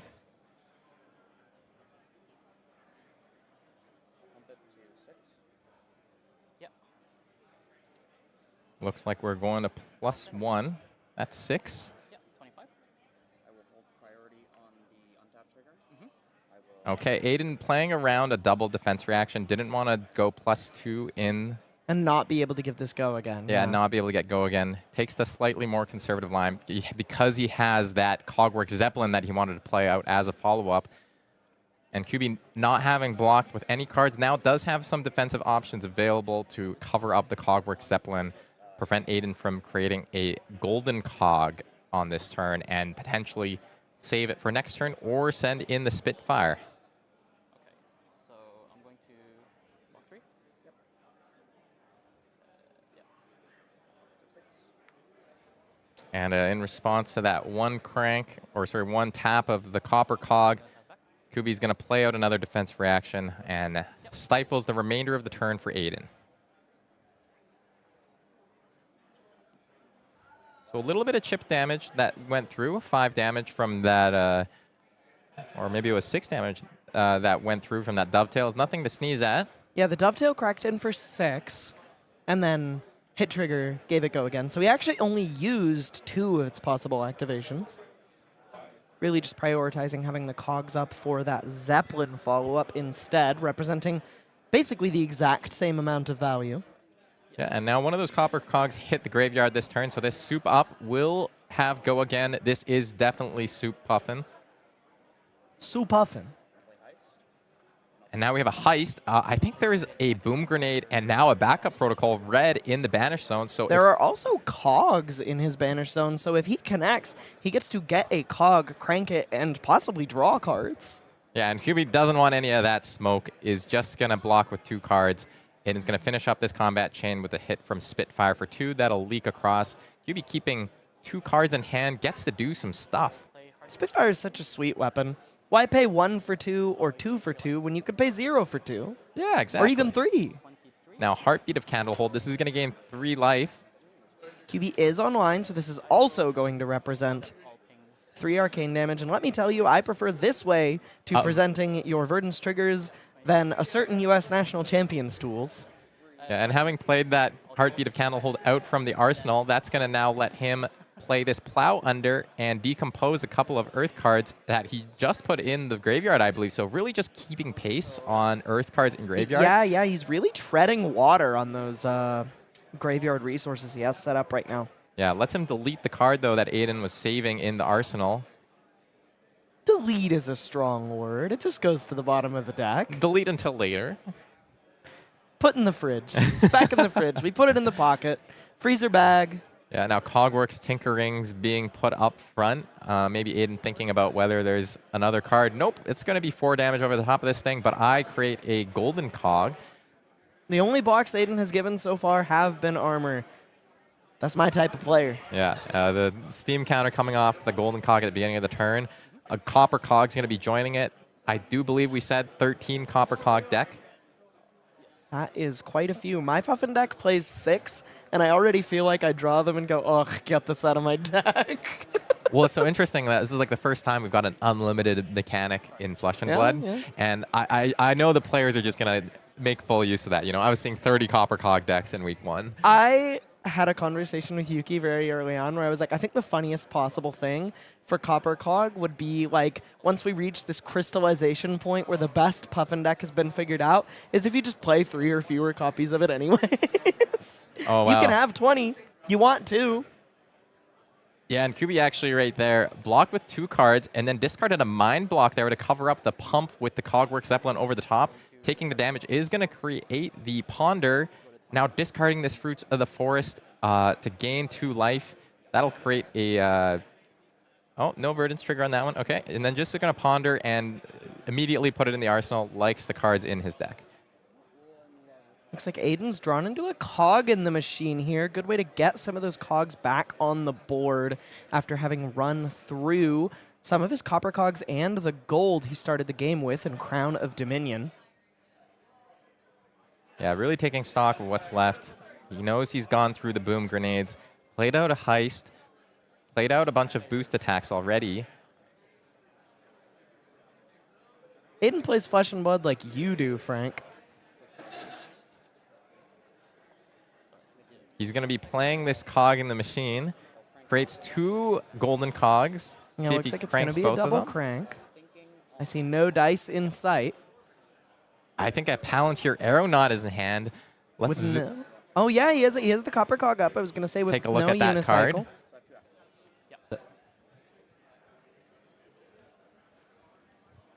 Holding on to a Palantir Aeronaut, a Cogworks Dovetail, a Soup Up with a 0 to 60 in the arsenal. Definitely a lot of action in this hand, and attacking with the 0 to 60 actually unlocks the Tekla Foundry Heart for this turn, so he can actually send the full grip QB's way, capable of sending 4 with the 0 to 60, the Soup Up for 4 with Go Again, Cogworks Dovetail, then Tekla Foundry Heart following Palantir Aeronaut. This is a massive play on the amount of cards he went into this turn with. Yeah, and I was going to say he's playing out these vanilla attacks at the start, maybe trying to bait out a bit of blocks from Cubi, but Cubi liked the hand, so didn't give anything there. And maybe now considering whether he's got to give up something in the way of armor. It's going to be 2 cards in front of this Palantir. So Cogworks. Oh, sorry. In The front of Palantir is a surprise for later, my friend. Yeah. That's going to be covered up. Oh, you know what? Aidan elected not to do the pump. He has an action point still. Oh, I see. Yeah. Oh, yeah. So Aidan had an extra action point from double cranking, so he actually opted not to risk anything there and just didn't. Because just like playing around a defense reaction, playing around a mental block, he really valued getting this Palantir Aeronaut on the board in a relevant way and just said, all right, you gave me 2 cards on the Dovetail. I'm not going to risk this. I'm not going to tap any of these cogs. I'm just going to have all these ready for the Palantir Aeronaut. So this is threatening 9 damage to come across here. Though a little bit unfortunately for Aidan, it doesn't seem like Cubi actually has any of those D-React type tools in his hand at this exact moment. And had he gone for it, he could have pushed a fair bit of damage over on this turn. Yeah, Cubi may be thinking about the offensive versus defensive potential of his hand. He has a Ring of Roses in hand, and the other card is also an unattack action, so it'd pair well with this embodiment of Earth that he's creating. But Aidan can also destroy one of those blocking cards by triggering these cogs with Palantir Aeronaut. Yeah, that is one of the nasty things about Palantir Aeronaut. It's very good at getting key engine or late game style pieces of equipment like Storm Strider's Grasp of the Arknight, that sort of thing off the board. But what it's also very good at is when your opponent blocks with something that would be destroyed on that chain link anyways, you can actually just blow up another card that's defending to get a little extra value through. And actually, I really love this play. Aidan's thinking about whether Cubi has the potential to play a D-React before he makes the 3rd activation of Palantir Aeronaut. Right now, he's saying, you know, I'm going to make 9 damage or maybe 8 damage over the top. I'm going to wait, and if you play a D-React, I'll blow it up. But nope, counts the D-Reacts, thinks most of them are gone from the deck. I'm just going to get my +1 on this attack. Perhaps he should have counted the D-Reacts with the Dovetail on the stack. He could have pushed a fair bit more damage on this turn. I believe Cubi would be at 6 had he chosen to fully activate that Aeronaut, or that Dovetail. Yeah, and part of the reason Cubi really wanted to keep the 2 remaining cards instead of block with them is because one of them is this legendary specialization, Ring of Roses. The first time you deal arcane damage each turn, gain 1. I imagine that a lot of that arcane damage that goes through is going to be free functionally. And so he's going to be able to play that, activate Waning Moon to deal 2 damage, and then also get a Verdance life gain trigger, and that's going to be pretty good. Aidan with 6 cards to work with yet again. 6, hello? 4 cards to work with yet again. I was thinking of Cubi going from 8 to 9 when he could have been at 6. Life totals rubber banding a little bit and the gap closing. And we got Zipper Hit boosting, putting a Cogworks Workshop in the Banish Zone. And aggressive running out of this Rootbound Carapace. Cubi doesn't want to take too much damage going forward here. It's also not like Aidan can find a Boom Grenade off the top in this hero. That's true, that's true. So just getting the 4 value block makes a lot of sense here. I see a Heist in Aidan's hand. That's going to be the attack. It looks like there's no boost here. And 6 being the block, putting that Burn Bear and E-Strike in front of it. See, a lot of these just efficient attacks for when Cubi has the opportunity to do them. But this is actually way more efficient. This is going to be a Felling of the Crown from the Arsenal. I think he pondered into this a while back and has just been sitting on it, waiting for an opportunity to play it. Going to do his Decomposing, find a couple more Earth cards and an action to go with them. Maybe doesn't need to put all of them in right now. This is a pretty huge turning point in this game. Aidan's had a pretty commanding lead of tempo, but we talked about how Verdance likes to walk the life totals down and then close the game with Storm Striders. Aidan only has AB1, so if Cubi can find Burn Bear and Waning Moon together in the same hand, Storm Striders makes his reach to kill Aidan 9 damage threatened, so 7 is the life total at which Aidan is truly dead to Burn Bear Waning Moon without other forms of prevention. And Aidan's just being forced to take a card out of his hand and being forced to do a fair bit of blocking here. Even giving up a card and some armor here, he's still taking 3 down to 12. He doesn't have very much life total buffer to work with. He has about 5 points left before he is straight up dead to Burn Bear. Yeah. And, 3 left before he dies if he taps out to Burn Bear. Yeah, and I think I like that he gave that card there, because that's a mistake a lot of players make against Felling of the Crown is, well, I still want to play a turn, so, I'm going to basically just face tank this. And on his turn, Aidan just cranking a Copper Cog, shooting the Spitfire. Cubi playing a D-React on that. That is a little bit how Verdance gets you, though. It puts you in these positions where you have to play, quote-unquote, scared of it because you don't have any other ways to win the game. And then it gives her so much space that she gets to take these really commanding positions like this. Cubi gets to discard this, generate a Verdance trigger, and should this Verdance trigger connect, it will not only gain Cubi a life, that will also generate another Verdance trigger. Aidan kind of had this game in the palm of his hand for a little while, and now, as Verdance has got online, as those cards in the Banish Zone have started to stack up a little bit, it's really slipping through his fingers, and Verdance is doing what the Elemental Wizards have shown to do best in this game: slow the game down, find that end game, enter it how you want to, and close the game on your terms. Aidan is now in Burn Bear range, Frank. Yeah, and playing out this Life and Everbloom lets Cubi put a Felling of the Crown back in the deck if he ever gets back to that point. Gained 4 life up to that point, so could pick basically any card he wanted from the graveyard, went for the big beater. And having played a non-attack action, this Waning Moon is coming in for 2. Aidan's very much going to be in that kill zone. Cubi's just digging for the, really just digging for the Burn Bear at this point. Aidan said, if I was going to start ABing, I would have done it a while ago. Aidan now at that truly dead to Burn Bear range. Aidan about to turn his cap backwards and say, and then he started gaming right in this classic constructed game with Soup Up Puffin against Verdance, playing the aggressive Mechanologist variant, leading off with a zipper hit for 5. Go again. Aidan is my hero. Cubi not finding the spell in this hand, actually finding just 4 Earth cards, 2 Cadaverous Tilling, an Autumn's Touch, and a Fruits of the Forest. The hand actually doesn't block that well. A little bit of saving grace here for Aidan.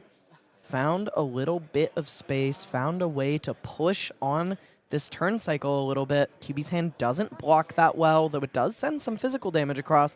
But Aidan gets to send some serious punishment with a Dovetail and a Zipper hit and a Palantir Aeronaut available to him in this hand. His only real limiting factor is cog count.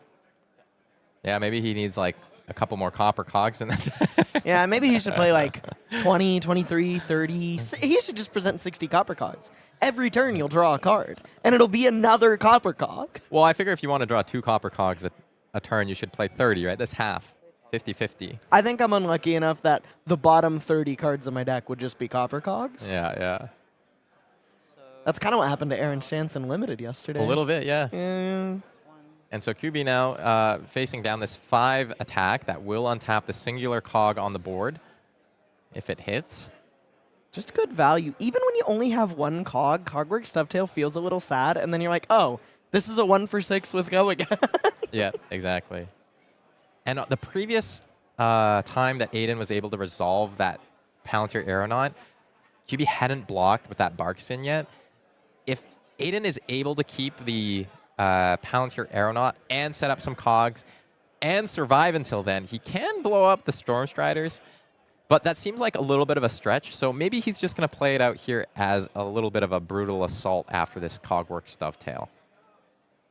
Nothing wrong with that. That is the beauty of these High Seas Mechanologist cards, is they are very capable of just kind of beating your opponent's face in. They do just do damage at their baseline, so even when they're not necessarily all the way online with their synergies, they're still quite effective.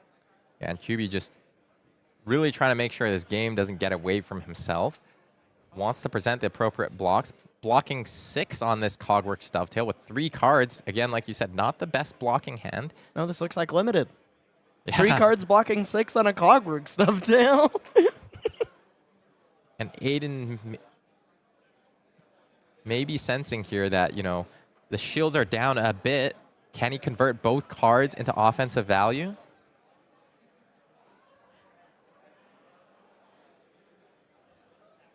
You know, one thing I haven't mentioned about Cubi is he's a local from Montreal, plays at Silver Goblin, same as me. I see him around all the time. And he's really only been playing the game in the past maybe 8 months to a year or so. Cubi's really nice. This game that we're watching was actually the first time I found out what he looked like, but I've conversed with him on Discord quite a few times. Yeah, super friendly guy. We got talking at a ProQuest, and the first thing we talked about, like real conversation we had about Flesh and Blood, he said, yeah, I was playing against a Jarl player that was trying to fatigue me, and he was playing Florian, I believe. And he's like, yeah, and so they kept disrupting me, and they were playing Earth cards, so they were putting my cards back on the bottom of my deck. So I just had to pitch stack like a 39 damage turn to kill them. And I was like, Everyone does that. Just everyone knows how to do that. That's like really normal. It's not a sign of like a good player. I think you're overblowing things. Yeah, no, I mean, it's just like, it's hard to say. And oh, I thought that was the burn bear. It's the mind block that he's drawn there, those wizard Mental cards. block. They actually both have one of those white pearls in the corners, don't they? Actually, maybe before Aidan dies to arcane damage here, it looks like he might just die to fatigue. He's really running out of threats in deck, and it's getting quite thin. Yeah, and the cards that he's been pitching have mostly been blues, including a bunch of those copper cogs. Yeah, he's going to be out of threat soon, and I don't think he's been putting those cog in the machines back in his deck, so he doesn't really have that kind of endgame loop with Spitfire either.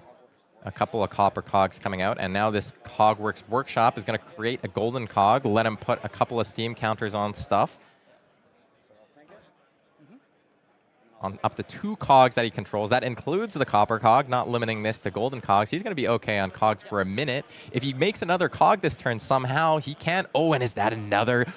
That is oh my another gosh. Cogworks Workshop. He makes another cog this turn. He can deploy this Palantir Aeronaut and destroy the Storm Striders, taking one of Cubi's win conditions off of the board. The other win condition, Fatigue, however, may just be how this game ends up being closed. Yeah, and you know, the one thing that Verdance does so well, in addition to walking down the life totals and putting you at a low enough life total to kill you, is also just defending to get to that point. And that defense, that life gain, still works really well in these long, grindy games. She's got super efficient attacks. I think that Aidan's got an opportunity to snatch here, try to get the game before it gets away from him. But, you know, it's he's under the 8 ball. Yeah, like the flavor text on Cogworks Workshop says, Cogworks gave Aidan a solid grounding, but it took imagination to truly start gaming. And that's what he's doing right now. I see 3 cogs on the board. What did I say, like, literally last turn? I don't know. I want to see him make a bunch of cogs and potentially be able to do something with this Palantir Aeronaut that he saved up. I love those dice that are mostly the size of the golden cog tokens. Yeah, and this is going to be a Cogworks Zeppelin pitch for this Palantir Aeronaut.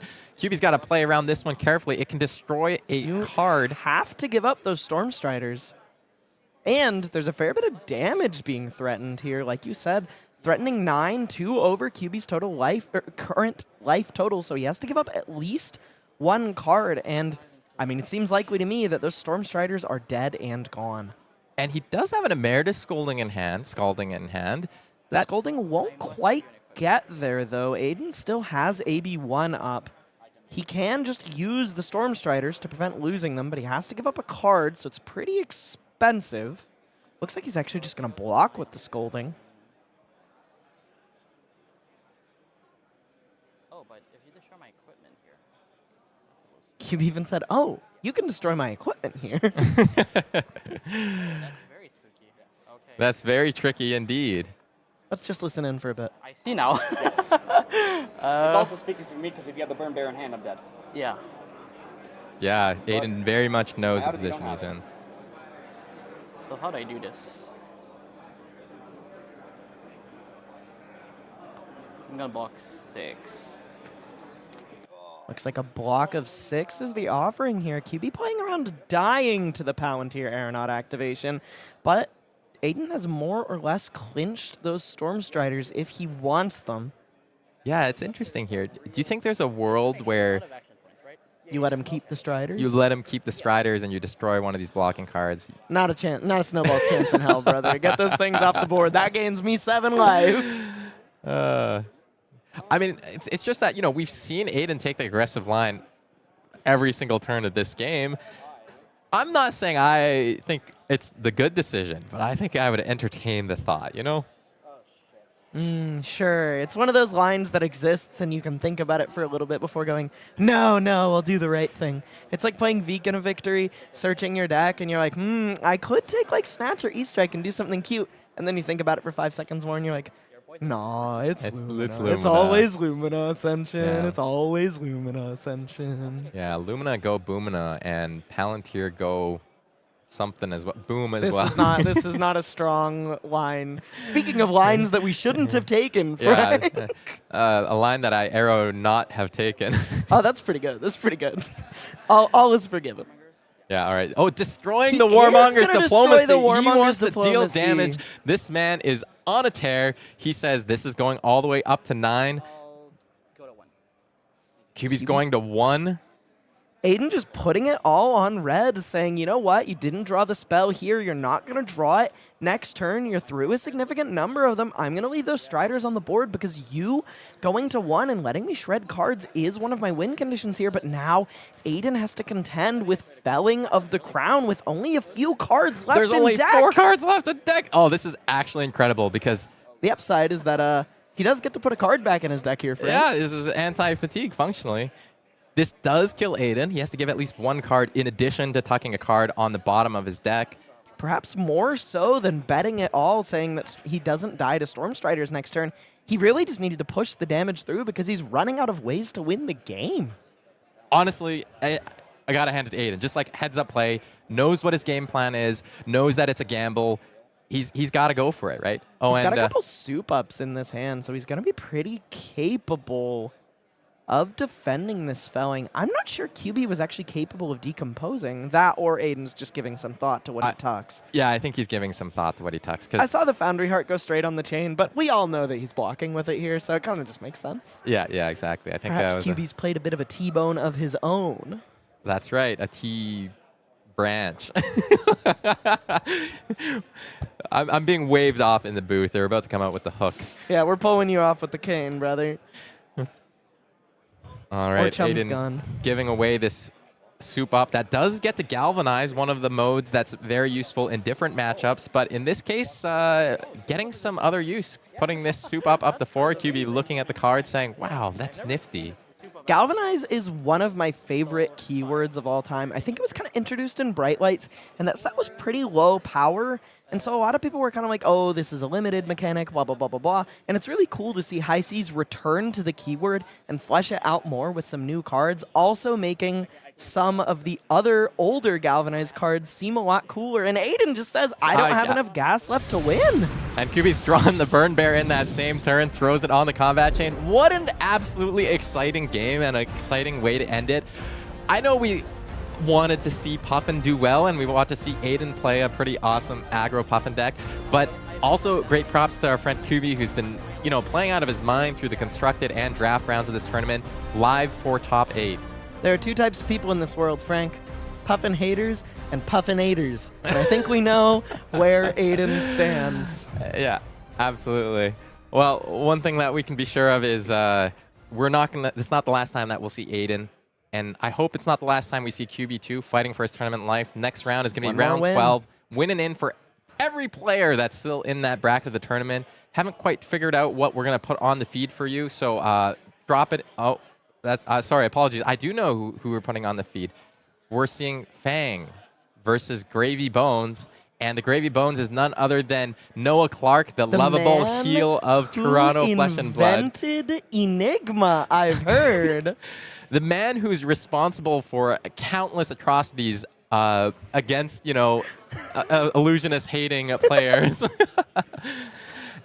And speaking of illusionist-hating players, do they have something in store for them in Mastery Pack Guardian? Pretty good segue, honestly. I don't know a single Guardian player that has that much fondness for illusionists. Well, you know what? I think they're going to have a good time after Mastery Pack Guardian, because there's like some stuff that's coming out through this whole release that's good against illusionists. You know, you've got your stuff that destroys blockless equipment. That's like pretty valuable. Master Your Class in stores August 8th. We've got all the new Mastery Pack cards, including these really awesome cards for Valda, who's finally making her way as a classic constructed hero.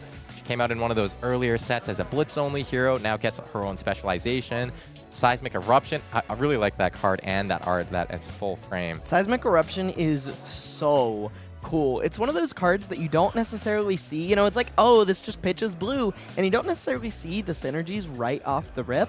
But having played with that card a little bit, Frank, it's one of the cooler Guardian cards I've ever seen developed. In addition with the heave mechanic, it lets you do so many of those, like, well, I'm holding a couple cards in hand and I've got access to my tunic counter. Do you think this is a pummel? Do you think this is not a pummel? Just more of those tricky things like that Valda's sure to love.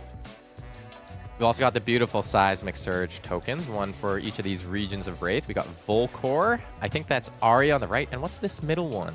I straight up don't know, Frank. Honestly, I also don't know. Looks pretty cool. Might be Metrix with that cool cool crystal thing going on. Oh, They've maybe got, it's technology. Solana. It looks like the golden fields of Solana, like seen on the Dust from the Golden Plains art.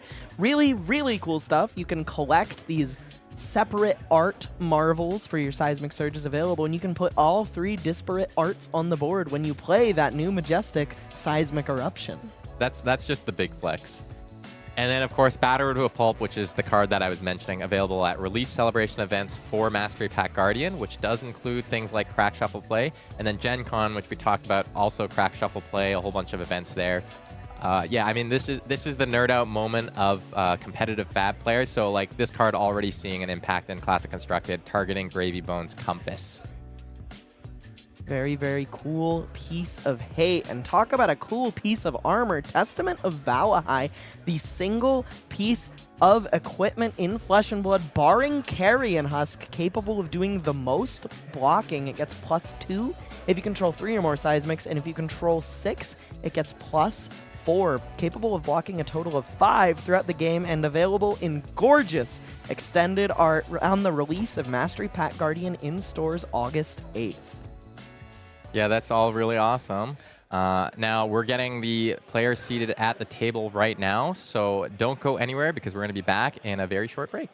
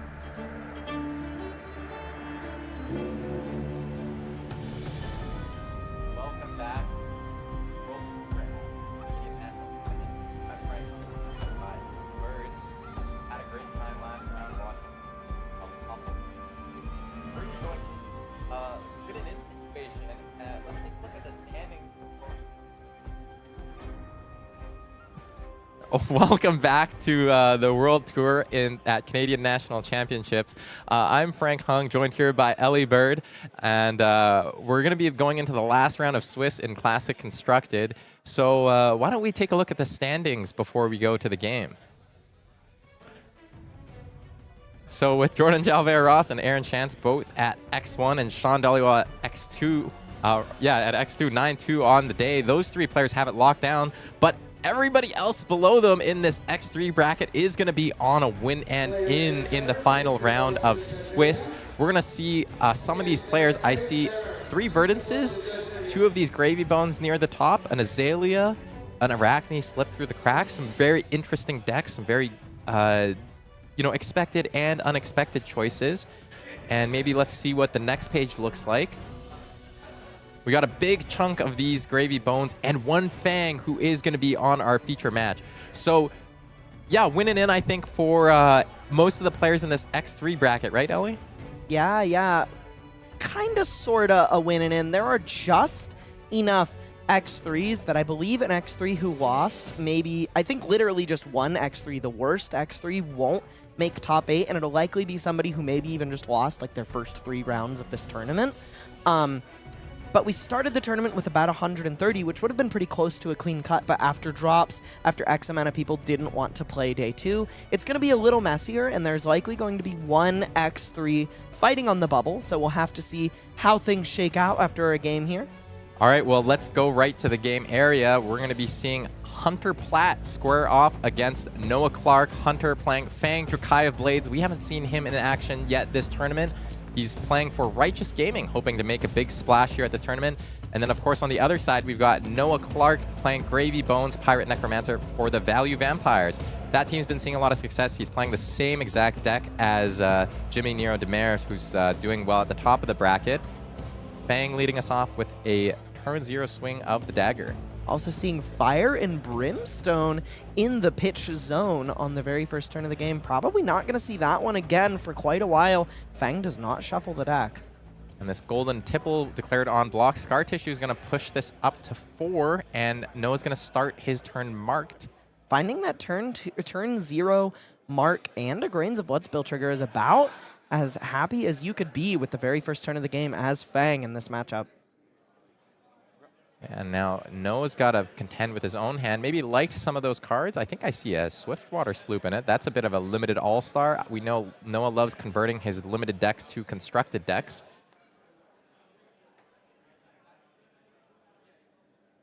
Don't we all, brother?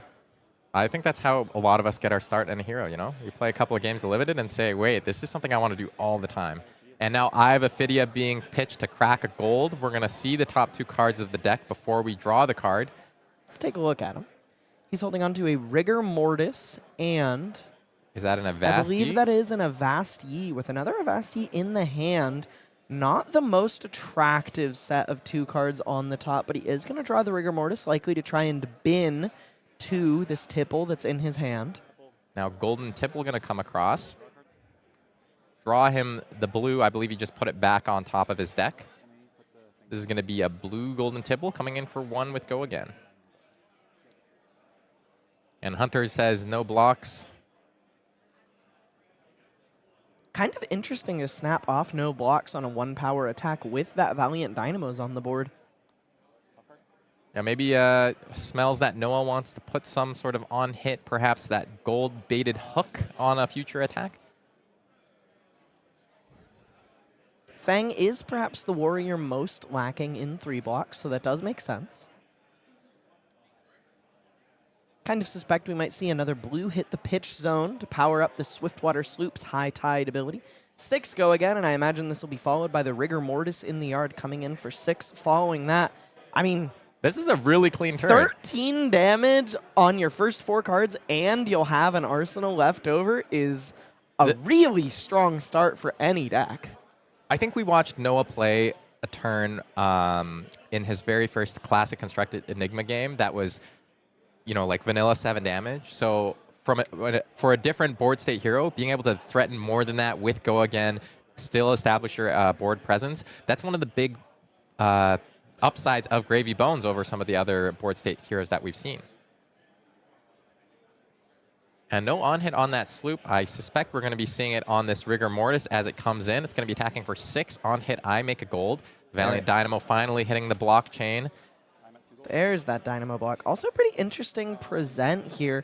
Hunter is presenting Balance of Justice in this matchup. Perhaps a piece of targeted tech for Gravy Bones. I think the hats of choice for Fang players are often either Crown of Providence or Kabuto of Imperial Authority. So curious to see what that card ends up doing this game. Seems pretty likely to have an impact. Yeah, for sure. Even just netting an extra card for offense or defense on some of those Conqueror turns that, you know, maybe Noah's pitched a couple of cards or activated the hero power to get High Tide going. Pretty interesting stuff with that balance, actually. Very curious how that ends up playing out. Gravy is very good at just playing around that card if he so chooses. Now we've got a Savor Bloodshed powering up this dagger. Coming in for 5, paid for by the Vigor from last turn. And I wonder if Hunter Platt is left-handed, as this is a mirrored configuration here a little bit.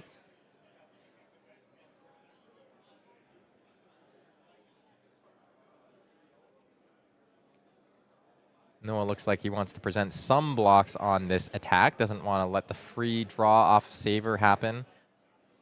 Hunter savoring the flavor a little bit on the other side of the table with multiple attack reactions in the hand. I can't imagine Noah's going to be very capable of covering this up, and doesn't have all that much incentive to with a 10-point life lead.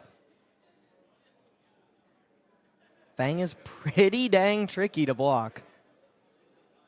And thanks to the scar tissue waiting in the wings, Hunter's going to be able to both clear this mark to get a fealty and get another mark should this attack connect. And neither player having a yellow in... Oh, no, it does. Noah does have a yellow. He blocked with a yellow golden tipple earlier in the game, so that's going to net him a gold Turning with the sunken treasure. And turning it face down.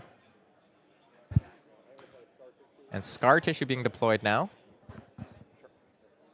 As well as a blistering blade. This is going to be a chonky dagger. So something I want to point out, Hunter's holding onto a Searing Gaze in the hand. The Blistering Blade is capable of being just more damage should it be played on the second chain link, but he's valuing these early game fealty generation with a Firm Loyalty and Searing Gaze in the hand. Just wants to get online as quickly as possible, and right now he's actually poised to get there on his second active turn. Should this attack connect, make a fealty, remark Noah, all he has to do is send across that second dagger and pump it with a Firm Loyalty, and he'll have 3 fealty online on his very first real quote-unquote turn of the game.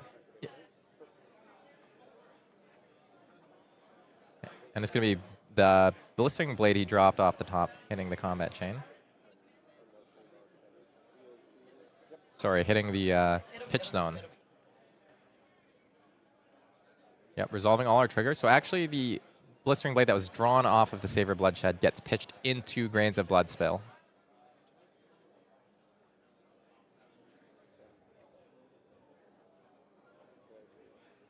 Now we're pitching the Searing Gaze to attack with the other dagger. Oh, it looks like he's just going to clear out that Rigor Mortis. Okay, taking a bit more of a disciplined play.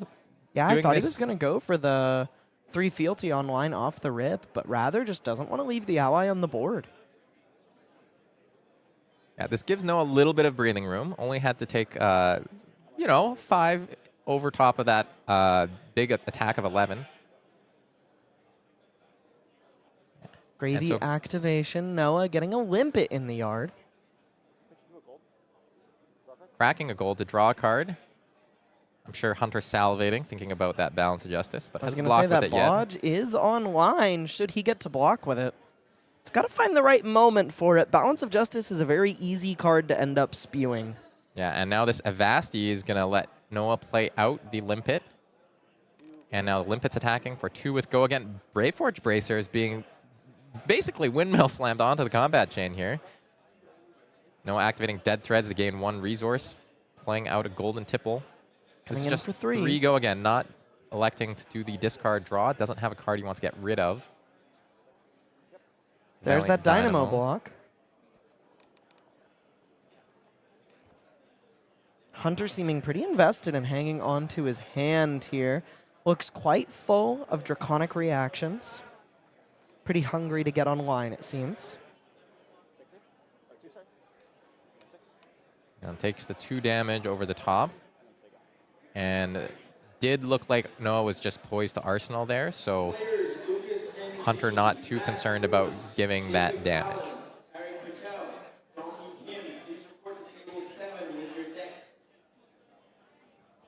And so now back to Hunter. Still a little bit of a life deficit, but holding on to a full grip. And Noah only has the 1 ally on the board. Yeah, likely going to get to clear this Limpet, give it go again with Tooth Oh, of the Tooth Dragon. of the Dragon. Really, really efficient way to consider an ally. I hadn't even considered that interaction in this matchup, but Tooth of the Dragon is a shining all-star in this one, it seems. Has a blue to power the rest of the turn. Yeah, we're pitching our Glint, the Quicksilver. Can you Grains of Bloodspill on an ally attack? That's so interesting. I don't think I realized. I thought it had to hit a hero. And now this Obsidian Firevan is going to be coming in for 4 thanks to that Tooth of Dragon that's already been played, but there's sure to be more to come after. He's got 2 cards in hand, and we know there's another reaction in the arsenal. This is one of those turn cycles where you actually just say no reactions and just stare your opponent stone cold in the face, then pass the turn with 3 cards in hand. The most mental damage you could possibly deal. Yeah, and now we're going to see a Long Whisker Loyalty. That's a pretty good one. Thinking about the modes being chosen here. And an Affirm Loyalty. Going to get him straight ahead to 3 fealty here. Yeah, wouldn't be surprised if one of the modes chosen was attack twice. Yep. It's got to be. Also, just coming in for 9. A lot of damage here. A lot of people have written off Warrior as a class for the most part, and especially the Drakai of Blades. And Warriors are kind of out in full force both today and at this tournament in general to prove that the class really does just have what it takes to hang, especially in a gravy-dominated metagame. Yeah, for sure. And Noah just playing Blood in the Water there and trying to just hit the random card off the top, hits another Blood in the Water. So this is just a defense reaction for 4. Still a very respectable rate.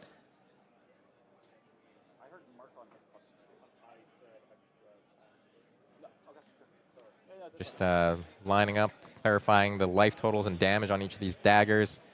I think Hunter is talking about paying into that Vigor. I think, yeah, that did happen. And now this 3rd attack with the Obsidian Firevan going to be coming in for 1. Noah declares no blocks. And Hunter's going to commit the Searing Gaze, pump that up to 4. Good, getting a clean good chunk of damage. Chain links wide turn with a fair bit of damage. Getting 3 fealty online and representing a 2nd mark. This is a great start for Hunter. Yeah, and also having 2 Vigor. Early on in the game, before you're online with those fealty, having the Vigor is very important. At this point, it's a little bit less important, but I think that Fang decks sometimes play a few 1 costs as well in the blue base, perhaps in Provoke, stuff like that. I love Provoke. One of the greatest blues of all time. I think he's drawn one right now. So that'll pay really well for the Provoke when he swings the dagger for free. Yep. And he can just keep filtering those resources either into Grains until he has a 1 cost he wants to play, or just to cash them out on a Brave Forge Bracers activation. Yeah, and a lot of stuff's happened here, actually. Noah's activated Gravy's Hero Power, discarded Sawbones. That lets him activate Dead Threads so that he can play Golden Tipple, which is blue, discard a Swabby, and draw another card. Goes back up to 1 gold. Has a few lines available to him with 2 cards left in hand. Now we'll look at the top card of the compass. He was always going to draw those 2 cards, so didn't need to peek at them first. Closes the combat chain so that Gravy's Hero ability is live. Going to play Chart the High Seas. Gets to do the 2 cards thing, looks at the top 2 cards of the deck, chooses 1 to pitch, 1 to put in the bin. Well, I guess that's the usual play pattern. It's not always. In this case, it is going to be the play pattern. Chum is going to hit the graveyard, and this Call to the Grave gets pitched. Noah's kind of popping off here.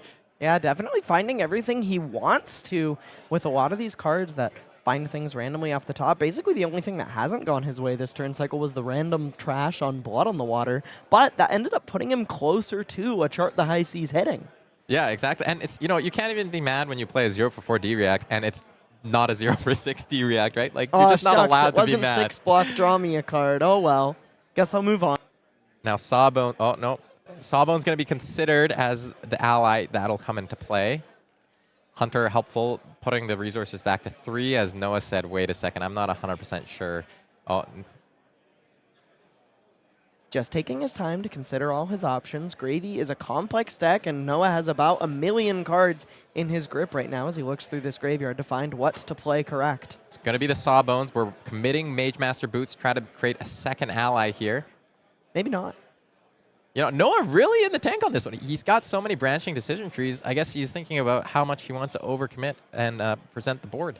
He seemed a little confused last turn when the dagger came in for more than he expected, so he might have not necessarily the exact amount of cards that he wanted to work with on this turn. I think he missed the tooth of the Dragon Pump. When they were calculating damage, it became apparent that there was a little bit of a miss block there, so there might be some amount of, oh, like, what am I actually doing with this hand? Now that he's got to figure out what he's doing with extra cards, he's cashing in the Mage Master Boots to double ally, like you said. Definitely not something you want to see as the Fang player. Clearing out 2 allies can be difficult enough, especially when one of them has 6 life. And the other ally is a Sawbones, who's going to be able to give that damage prevention to whatever target you're targeting first. So if you want to clear the Sawbones, you've got to commit your dagger plus a card. If you want to clear the Chum, sometimes that's 3 whole cards committed to killing that thing. Thankfully, Chum can't be activated before Hunter gets the opportunity to attack into that Sawbones. So if he just clears the Sawbones first, he only needs 6 damage to clear the Chum, but it is likely that this takes up his whole turn to clear both of these should he go for that line. And there is a Blade Flurry available to him with those fealty as well.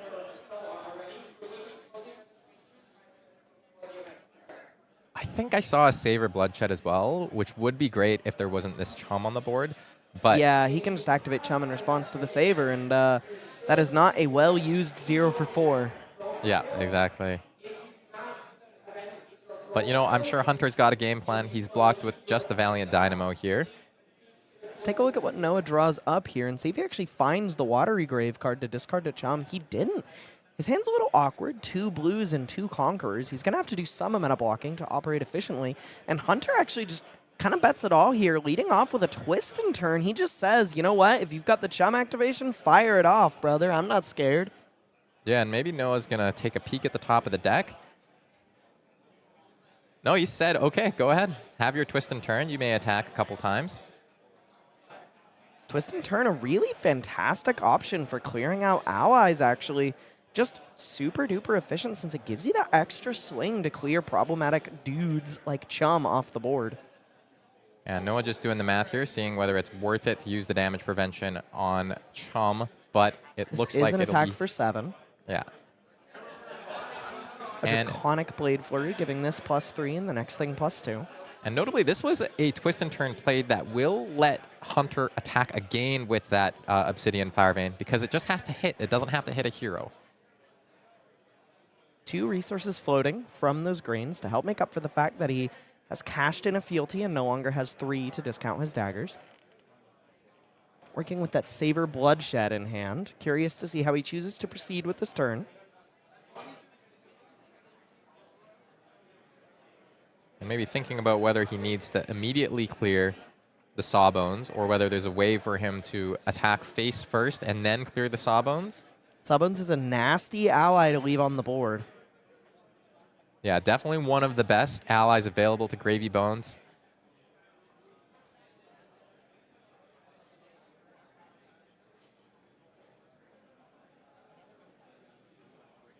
And looks like we might be closing the combat chain here. Perhaps to play out that Savor Bloodshed. Seems likely to me, Frank. Yeah, and this seems like it's going face. This is a big old attack for 7, just like the last one. Blade Flurry giving this +2 to its 1 base.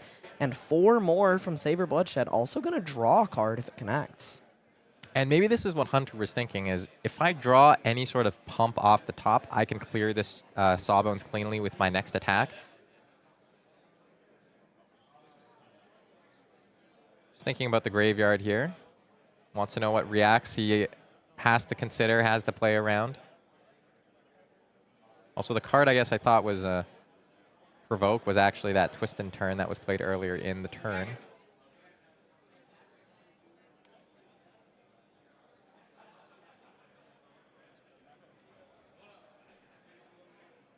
No one knows the top card of his deck from that compass.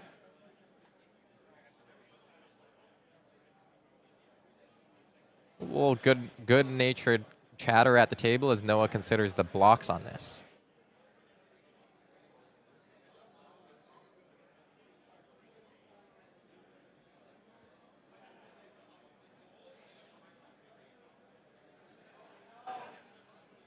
And this feels like a question that Hunter's asking Noah, and maybe Noah's asking himself, wow, that's a big block being presented. That is really, 10. Really playing around a potential defense reaction here. Attack reaction. Or, sorry, attack reaction, yeah. Says, I actually just don't want you to I don't want to let you have the draw.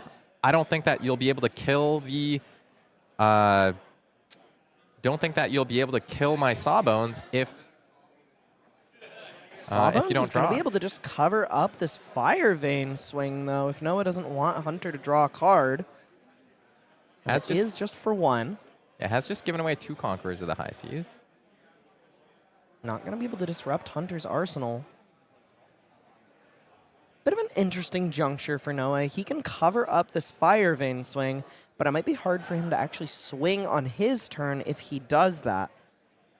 Hunter may just be getting a free card here, depending on what Noah's arsenal looks like and how capable he is of swinging the Sawbones. Yeah, and going back to 2 fealty, but notably not 3 if he hits. Yeah, Hunter using his fealty really aggressively on this turn cycle. It's pretty rare that I see a Fang actually comfortable and willing to go below 3 once they're online, unless totally forced to.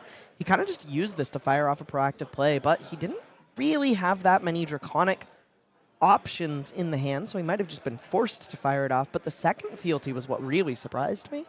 Yeah, well, and Noah there just saying, you know what? If I get to keep this Sawbones and play this chart the High Seas in my hand, I think I win the game. So he trades a card for that.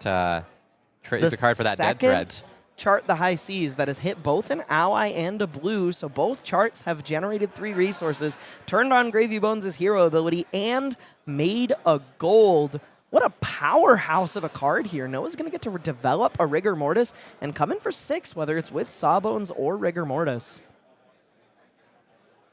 Also a Swabby in the yard. His Dead Threads is gone, though. He's going to play out the Rigor Mortis. That has go again from our nice Compass.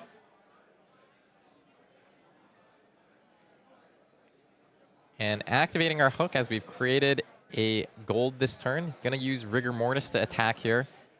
Our frontliner of the pirate ship. Hunter holding on to one of my favorite Flesh and Blood cards of all time here, Slap Happy. An instant capable of covering up 2 damage and generating a Vigor token if it does. Really, really entertaining art on it. Also just an incredibly powerful card, really subtly strong. Take it on the chin is more obvious. Generates an action point, but in these really red line warrior decks, Boltyn, Fang, and similar, it's really capable of just unlocking some turns that might not otherwise work. And getting that Vigor will be really critical for Hunter here, as he doesn't have 3 fealty online. So having a more or less free, quotes, dagger swing will be useful. Facing down 2 allies and 4 gold from Noah Clark.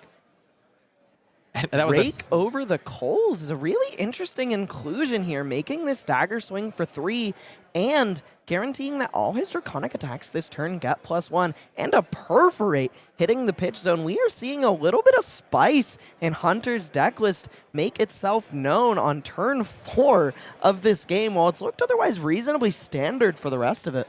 Yeah, and you know, that's a card that uses those Vigor tokens pretty well after you've come online. Yeah, Perforate is a fantastic way to cash in both fealty and Vigor. And it looks like Noah's discarded the Chum. Might have been just sorting of the graveyard, putting a Chum to the top of the pile, because he's still working with his 4 cards. Has looked at the top card of the deck. Couldn't block any of that last turn because Hunter just cleared 2 allies with his full turn.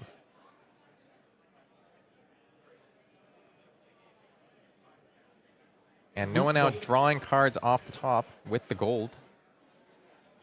Loot the hold, finding its way into the pitch zone, so he either has more disruption or isn't that interested in using disruption.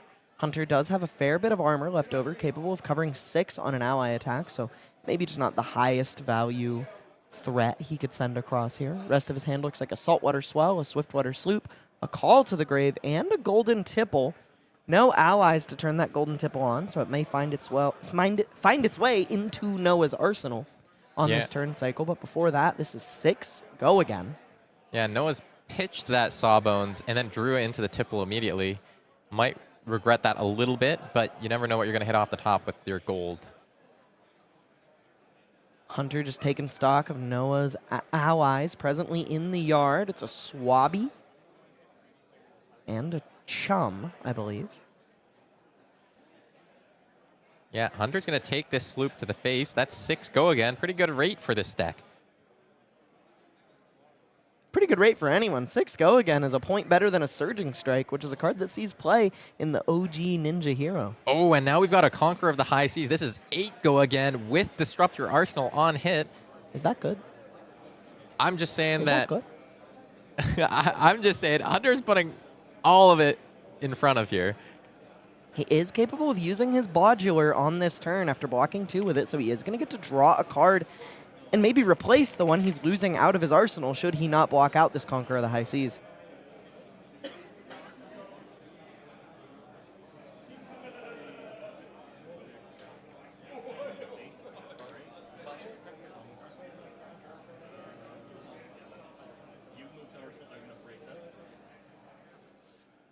Already, Hunter's going to crack the Balance of Justice.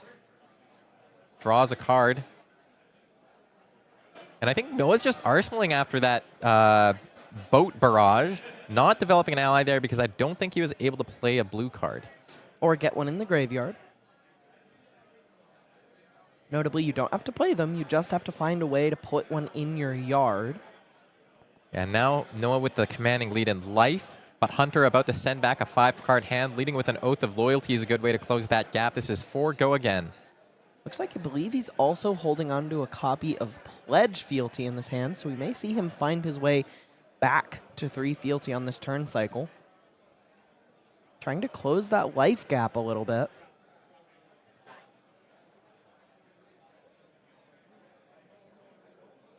We'll be using this Vigor to swing with her Obsidian Fire Vein. He's coming in for 1 currently. Noah's going to take a look at the top card before making the blocking decisions. See 3 allies in his hand. That hand does not block very well at all. And only he 1 went down gold to remaining. 1 gold on the previous turn cycle with all that boat buy-in. Pretty heavy return from Hunter here. Took damage down to 13 and had to do some blocking, but Balance of Justice bailed him out of a tough spot. Yeah, despite the impactfulness of both the boat attack and the Conqueror, I think both of those are cards that Noah would love to pair with another ally being developed instead of playing the 2 of them together. Not quite being able to do that, not ideal for him, but this Pledge Fealty. Affirm Loyalty. Oh, I sorry. also mistakenly called it Pledge Fealty. Affirm Loyalty. There's only like 20 cards in that set about how much you love the Emperor. Yeah. Giving him that 3rd Fealty and Tooth of the Dragon played on the same chain link, sending this Fire Vein for 4. Talk about a bunch of 0 for 4s. This was 4, 4, 4, except now this is coming in for 7 thanks to +3 from Affirm Loyalty, triggering Obsidian Fire Vein's ability and just pumping it by 2 more and generating another fealty, putting Noah from 23 down to 9 in 1 turn and going from 1 fealty to 4. Talk about a powerhouse of a turn from Mr. Platt. Yeah, Noah's hand didn't block that well, so I think he just forced himself to think of nice things and play it more aggressive. Grin and bear it a little bit. He is going to get to put a blue in the yard with that Tip the Barkeep while generating a Gold Kiss Rum. That could unlock a little bit of power on this turn with maybe giving an ally go again or playing another ally out from the graveyard with go again. It's going to be 2 allies pitched here for 4. Suspect it's the friendly first mate that's about to make his presence known. Chum and his trusty gun that everybody knows he carries. Yep, exactly. Now Gravy's going to the bar, drinking that gold-kissed rum. What do you think happens when he drinks it? Does it just like fall through his ribcage? Do you think it gets his like cool trench coat wet? It's a great question. Chum attacking for 4. That gets covered by a card and the Valiant Dynamo that have been resetting for free value every single turn of this game. Noah developed a limpet there, but couldn't swing with it because he only had yellows to pitch.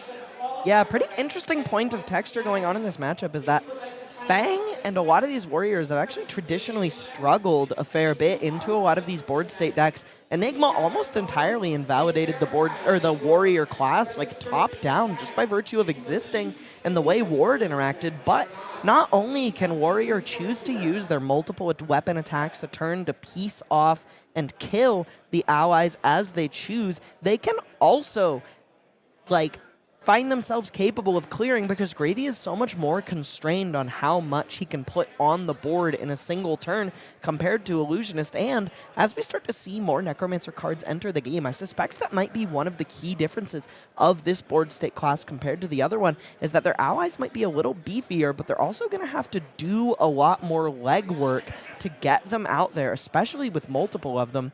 Gravy only really gets to develop 1 a turn. We've seen Mage Master Boots used to alleviate this, some amount of Rum used to alleviate this, but even then, it's nothing like Dromai just vomiting several dragons on the board after a tome. I do just want to point out, we jokingly call this class Illusionist, but its differences from the other board state allies class is actually pretty myriad and very interesting, and I actually think it makes for a more interesting interplay into Warrior, a class that has really traditionally struggled into the Illusionist class.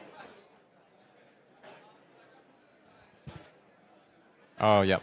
Anyways, and so we had a Limpet be cleared there by a Obsidian Fire Vein. And Hunter played a Pledge Fealty to give it go again, now playing another Pledge Fealty as he's forced to attack into the Chum. Noah discarded a Swabby to force that to be the target of the attack. Gained some effective life that turn. So Hunter only able to clear the 1 health ally there. Didn't have the most powerful comeback. Hunter's deck pretty flush with non-blocking cards. We're seeing an Exposed in the hand, as well as a couple other Draconic instants. Much like the allies in Noah's deck, he might be hoping that Noah doesn't hit him too hard here, but there is a Loot the Hold hitting the board, likely to dredge up another one of these zombie allies from the graveyard. Looks like Swabby is going to come in for 7, asking for a pretty serious amount of blocks, or forcing Hunter to discard a card and buying Noah a gold for his troubles. And yet again, seeing this Valiant Dynamo do so much work for Hunter, that's going to be able to help him get to that break point of 7. But Noah probably hoping to buy a point of armor with how many non-blocking cards are. Oh, and I believe this is a Pledge Fealty just being played out. Discarded. Oh, discarded, I see. Discarded. He took 6. Yeah, we're taking that. Taking it to the bank. Looks like there's going to be a Vigor trigger at the start of Hunter's turn, giving him 1 resource to work with, but his daggers are free, so I'm curious to see how that resource gets spent on the turn. But Gravy's Army of the Deep is starting to grow a little bit out of hand. Not only is there 9 ally life on Noah's side of the board, there's also Chum capable of protecting either Noah's face or the Swabby, and forcing damage to come towards him. Hunter has to find a way to either close this game quickly or get both of these allies off the board, or he's going to find himself dragged down to the murky depths by this growing army. Yeah, Noah thinking about putting a couple of cards in front of this innocuous-looking Obsidian Fire Vein, currently only coming in for 1.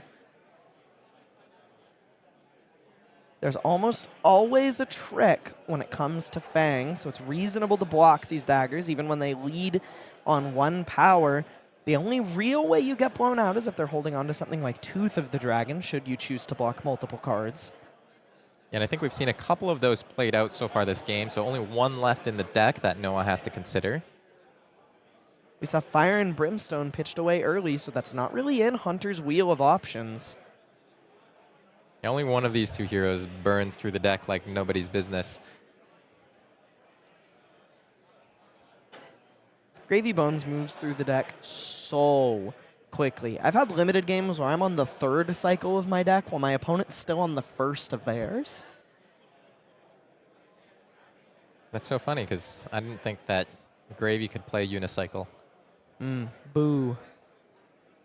Boo. I wonder if Noah just trying not to die to a very large pump that he hasn't respected here at 9 life. Not too high, not too low. 6 block on a dagger for 1. And this will give him the opportunity, once he sees what Hunter's play is, to activate that chum ability if he wants. Can discard the ally in his hand. Nguyen, the Quicksilver, another really sweet way to play around your opponent blocking tall. Just going to give this go again, move on to the next chain link, and draw a card since Reprise is online. Noah, smelling the danger, discards a card to chum, but now only has 1 to work with. Let's see what Hunter's got cooking here. A Hunt's End and a Blade Flurry in the hand, along with, I believe, 2 copies of Exposed. So it will be easy for Hunter to clear the chum this turn, but can he do much else with it?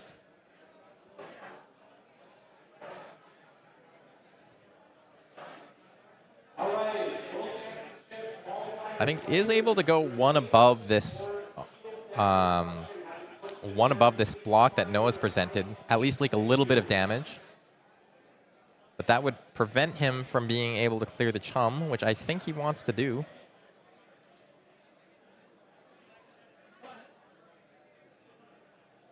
I think he's just going to go over the top here with Hunt's End and Blade Flurry. Pushing this up to 8 damage, 2 coming over. And gaining go again, because a Draconic card has been played on this chain link. 1 resource likely going to get put into that Grains of Blood spill as this connects. 7 all, but Noah's gained a fair bit of life through this chum. Not only did it soak a dagger swing last turn, it's likely to soak some more on this one. Nationals top 8 competitors, please make your way to the cover.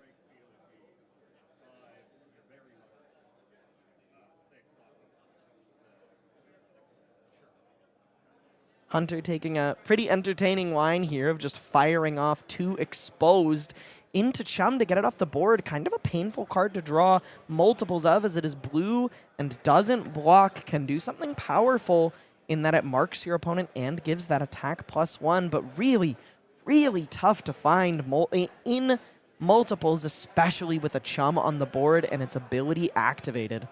Hunter has to deal with, I believe, a Swabby Swing for 7 on this turn.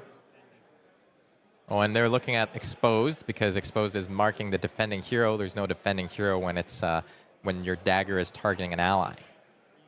And now the Saltwater Swell that we saw a little bit earlier is going to be coming out. That's going to have go again. Showing a red tipple on the top, so no freed cards here, but there is going to be 2 floating.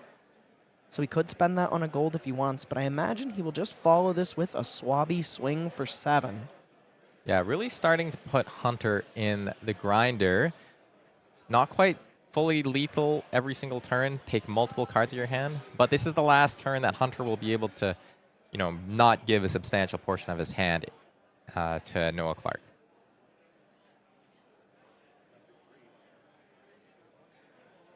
Gives a little shake of the head. Takes 3 from that Saltwater Swell. Maybe sees or thinks that Noah might want to commit this gold-baited hook on this Swabby attack.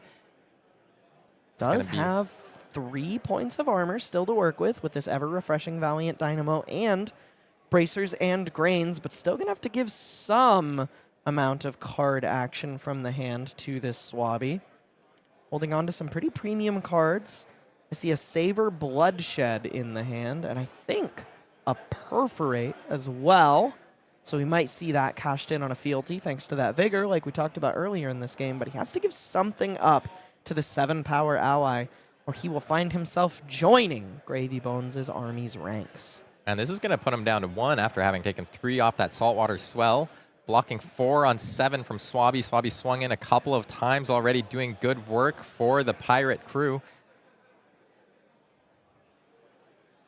Swabby is just so brutal when he sticks and swings multiple times. It's such an immense amount of value to get out of 1 card hitting the board, and incredibly hard to make up that difference in value. But if any class can, it is our value grinding warrior class with that Valiant Dynamo generating, I mean, at least 7 life throughout the course of this 8-turn game. Yeah, Noah's just seen Hunter play out that Saber Bloodshed. Eyes popped out of his head a little bit, and Snap activated. Gravy Bones had some allies in the hand so that he could draw a card and discard another card. Still facing down this attack for 5. Got to commit something on the blocks. Gonna look at the top card.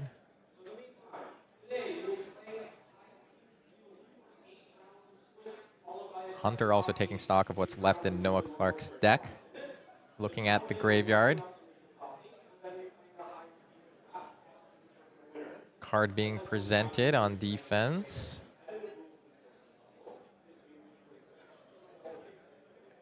This has turned into a pretty, you know, kind of grindy game state as well. A little bit more aggressive than Boltyn versus Gravy on both sides, I think. But kind of this similar thing. It's like you both heroes really trying to respect what the other one's doing, and you're trying to do something powerful. But, you know, you're getting a little bit caught up on one another. Now Scar Tissue being played out. Fealty Crack to make that Draconic. That's going to put this dagger to 8 on hit mark. Still has 1 floating and another card to work with, so we may see another dagger come in and threaten to draw a card. Swinging in with the Obsidian Fire Vein for 1 right now. Noah looks like he wants to commit another card to this.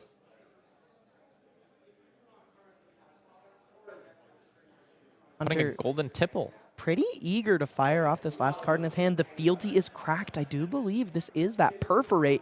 Gonna draw a card, give this go again because it was Draconic, and let this dagger swing again. On this turn, he found a Blistering Blade. This represents legal damage if Noah does not block it. Lethal damage indeed. And draw a card. And drawing a card on hit, but perhaps the least of Noah's worries is another card in Hunter's hand should he die to this Blistering Blade, pushing this to 5. It's a Whaler Humperdinck. Could not block. Hunter Platt winning this incredibly tight game against Noah Clark. We have Fang of Blades going up to 9-3 in the tournament, trying to stay alive for his tournament life. I can't believe that. I was like so sure that he was just going to get smothered by the onboard value that Swabby swinging twice and sticking around for multiple turns along with that chum generated, but he managed to find the way through and just close the game. He smelled the blood in the water and saw that Gravy Bones was running out of defensive options with more and more allies clogging up the hands and fewer defense reactions remaining in the deck, and just pushed through and kind of did the classic dual-wielding warrior thing of, oh, you blocked this? I'm actually just going to sidestep you and hit you really hard after going around. There was a couple of times when that happened, and I think that, you know, those leaking 1 or 2 points of value for Noah, like that really adds up in the end game. Yeah. He died exact lethal on that final attack of the game. Now let's go take a look at our standings to see where we ended up for the overall top 8 and see. Oh, sorry, not we're top 8 graphic. Let's go see who made the top 8. Looks like we have top to bottom.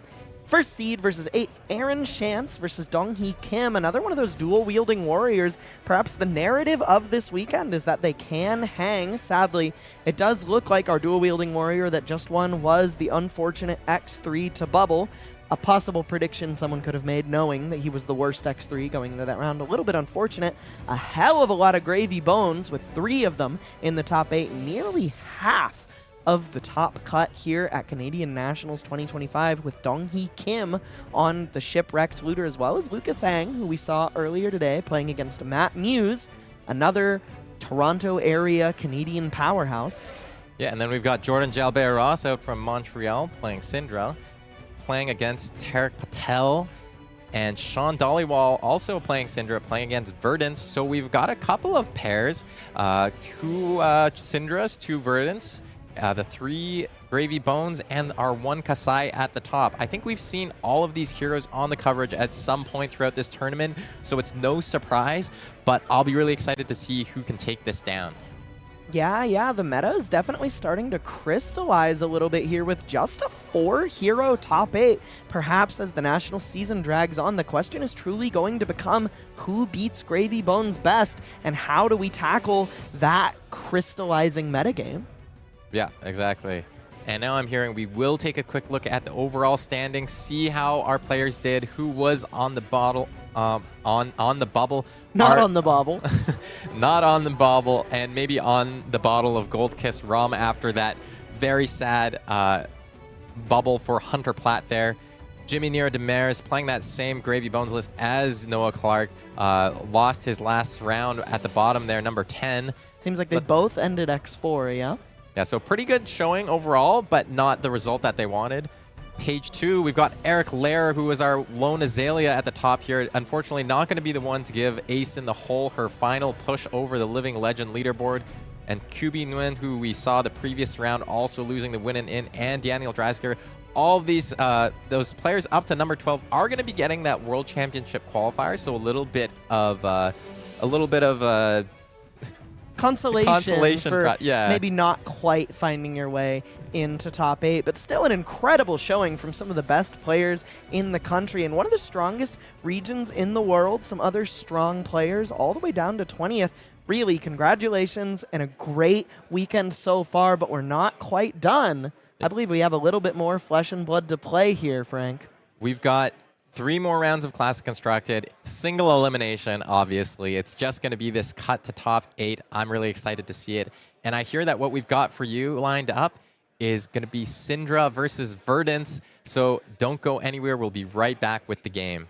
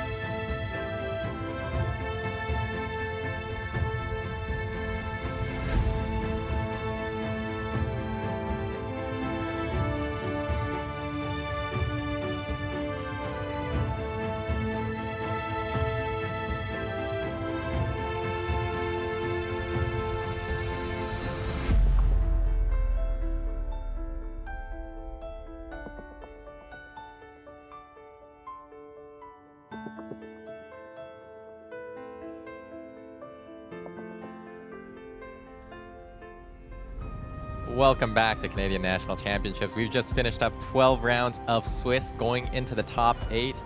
I'm Frank Hung, joined here by Elly Bird. I've been having a great time at the tournament. How you feeling so far? Great. I'm really stoked to see top 8. I'm sad that Yuki and a few others I was really rooting for in the room didn't quite get there, but there are a couple of my hometown homies in the top 8, so I definitely got some people to dig my heels in and root for.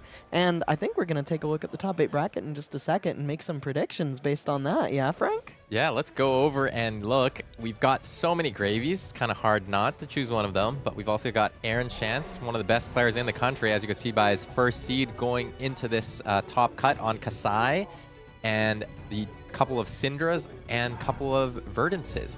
So who do you have, player or hero? Aaron Chance. Aaron Kasai, Chance. top to bottom. I mean, Aaron Chance is the only person in this bracket who has top 8'd Worlds, one of the best Flesh and Blood players I know, one of the nicest people I know. I can't think of somebody who deserves it more, both in terms of personality and just hard work and guts put into this game. He is a master of this game. He's a master of this hero. I think he chose a deck that's really well situated into the metagame, has a lot of answers. I think what he really doesn't want to see is one of the Verdances. That matchup is very, very, very bad for him, but if he just, if it's Gravy all the way down, and I think it might be because Gravy's matchup into Verdance is quite good, I think we could see Kasai taking home Canadian Nationals this year. But for the rest of the games, I'd say probably got my money on Lucas for the same reasons I just mentioned, both the hometown homie and pretty strong matchup into Verdance, as long as you remember to present Arcane Barrier. Jordan Jalbert-Ross, I would say, probably takes it over Tarek. We've seen him on a freaking tear this tournament. The only person to unseat him from first seed from the very first round of the tournament was Aaron Chance, taking a dub over him in the last round of Swiss. So for 11 of 12 rounds, he remained the top seed. Really impressive run from so far from Jordan. He's running hot and hot on their heels as Cindra, Drakai of Retribution, so would love to see him in the semifinals. And then we've got Shawn Dhaliwal versus Jakob Allan. This is our feature game. Really exciting stuff. This is kind of an interesting matchup. I think Cindra into Florian is kind of fine, but I think she might be proactive enough that Verdance can struggle. Verdance really doesn't like when heroes just drop everything and run at her as fast as possible. Also, Shawn put up some strong results recently, top 8ing Pro Tour London. Would not be shocked if he was the overdog in this quarterfinals game. Yeah, really wonderful analysis, letting the viewers at home know how some of those hero matchups are, especially with the newer heroes in the metagame. I gotta agree with you on most of those. The one thing of overall, I think Aaron Chance has that pedigree, has the juice to take it all the way to the grand finals. But I'm sitting there looking at Jordan Jalbert-Ross. He was doing so well throughout the whole tournament. He's going to be going into that any potential rematch against Aaron with a little bit of a chip on his shoulder. I wouldn't be surprised to find him, dig deep and clutch it out right at the end. Okay. So that's my hometown hero, Jordan Jalbert-Ross from Montreal, for the whole thing. Exciting stuff, and excited to see how this top 8 plays out. Yeah, alrighty. Now let's take a look as well. What are these players playing for? They're playing for some some World Tour points. The World Tour is huge this year. We've got $1.5 million of prize money on offer already through almost half of the year. As we head into July next month, we will be having the Pro Tour in Singapore. And yeah, we'll be having the Pro Tour in Singapore, as well as a whole suite of other events. And at each of these events, the players will be competing for Player of the Year with the Player of the Year points. So the World Tour points culminate in a champion crowned at the 2025 World Championships. And there's going to be 9 winners. There's 3 from each region. And let me tell you, I looked at those standings earlier on. They're super relevant. And I think maybe we'll get a preview for the viewers at home here. There's 2 regional champions winning $15,000 US each. 3 second-place regional champions, 3 third-place regional champions. So this is just honestly just great for players that are so invested in the game and traveling. So there's 3 second-place regional champions and 3 third-place regional champions. Why are there only 2 regional champions, Frank? What's going on with that? Well, that's probably because, let's just talk about this first. We've got we can earn up to 32 World Tour points from the World Championship and 28 from the Pro Tour. But of course, it's because we're going to crown a singular World Champion for Player of the Year, the most points across all events in the year. And that's why there's only 2 regional champions, because the other one is the World Champion, of course. Yeah, the overall champion gets a little bit more than that first place per region. And right now, the player in the lead overall is Kid Wonderbread himself, Brody Spurlock, leading both the Americas leaderboard and the overall with 93 World Tour points, followed by the Flesh and Blood greatest of all time. Not much up for debate, barring one other player, Michael Hamilton. We also see Shawn Dhaliwal in our quarterfinals feature match zone right now, and your buddy Jimmy Nero DeMeo in 4th place. And this is what I was saying, like, it turns every tournament, especially these high-profile national championships where you have so many high-caliber players, they're competing for not just this tournament and the stakes that come with it, but these Player of the Year points. I really want to see Shawn go far, get as many points as he can in that race. Yeah, and over in Europe, we've got Jakob Clements leading the pack there. It followed in 3rd place by the other Flesh and Blood greatest of all time, Pablo Pintor, the only player to ever win 2 Pro Tours in Flesh and Blood's history. Some other names to shout out here. Florin Christian Logan. He's been nipping at the heels of a great major finish all the time, and I'm excited to see if he can pull it out in the latter half of the year. Also, Max Diekman, Pro Tour finalist, followed by Simon Nielsen, a card game all-star. Yeah, and I also want to take a quick look at Tommaso Visidio, who won Calling Bologna and skyrocketed up these rankings, winning 1 event, giving you 28 points for the Pro Tour. That's like so many points that it can really instantly put you in contention to be one of the players of the year. Yeah, there are a lot of points currently racked up on the board by the people in the lead, but you can always spike a big event and jump start your meteoric rise to the top of the leaderboard. And at the top of the APAC leaderboards, we have Nick Butcher, kind of a long-standing staple of the Flesh and Blood community, followed by everyone's favorite ninja player, Pudding Tam. Some other names on here, the incredible Xavier McLean, New Zealander actually living in Japan, insanely nice guy, one of the best people in the game. Also a little further down, Justin Koo, really, really fantastic person. Just so many titans of the Flesh and Blood community on these leaderboards and fighting for the vaunted title of Player of the Year. Yeah, and I was hearing down the grapevine that Xavier might be punching his ticket into a top 8, and not sure how that's going to impact the final standings, but he's going to be trying to rack up more of these World Tour points as well. In Japan Nationals? Yeah, that's a rumor mill one. And here, of course, we have the overall standings for World Tour points so far, with, of course, Brody Spurlock in the lead there with a pretty commanding lead. But, you know, I had this conversation with Jakob Clements, and he said, all you have to do is win 1 more calling than him, and you're good.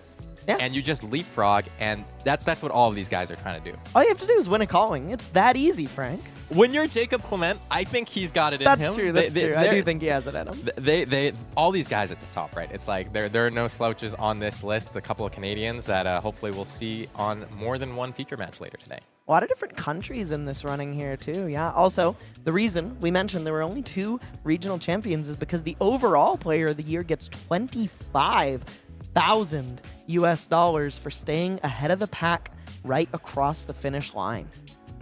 Yeah, absolutely. And that's going to be the wrap up for the overall World Tour. That's $1.5 million US, like 20 events in the next 2 months alone. Basically, it's going to be an absolutely good time.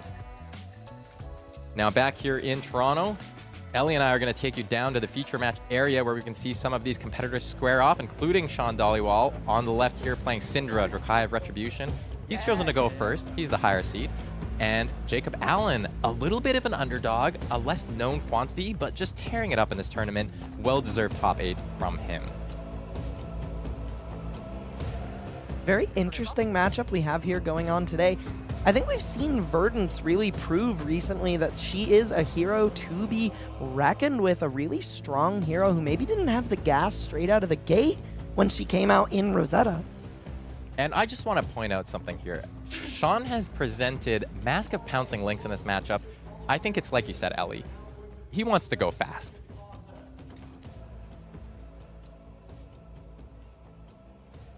The players are just taking a moment to get settled. The hall has gotten quieter as we move into the top 8 here.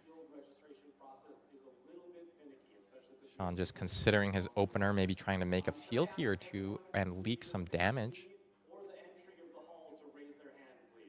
Oh, perhaps not. Moving to Arsenal card. Yeah. And actually on the board that's of note, maybe signaling he's playing a bit more of a red line variant. He is playing one Claw of Vincerakai in his deck.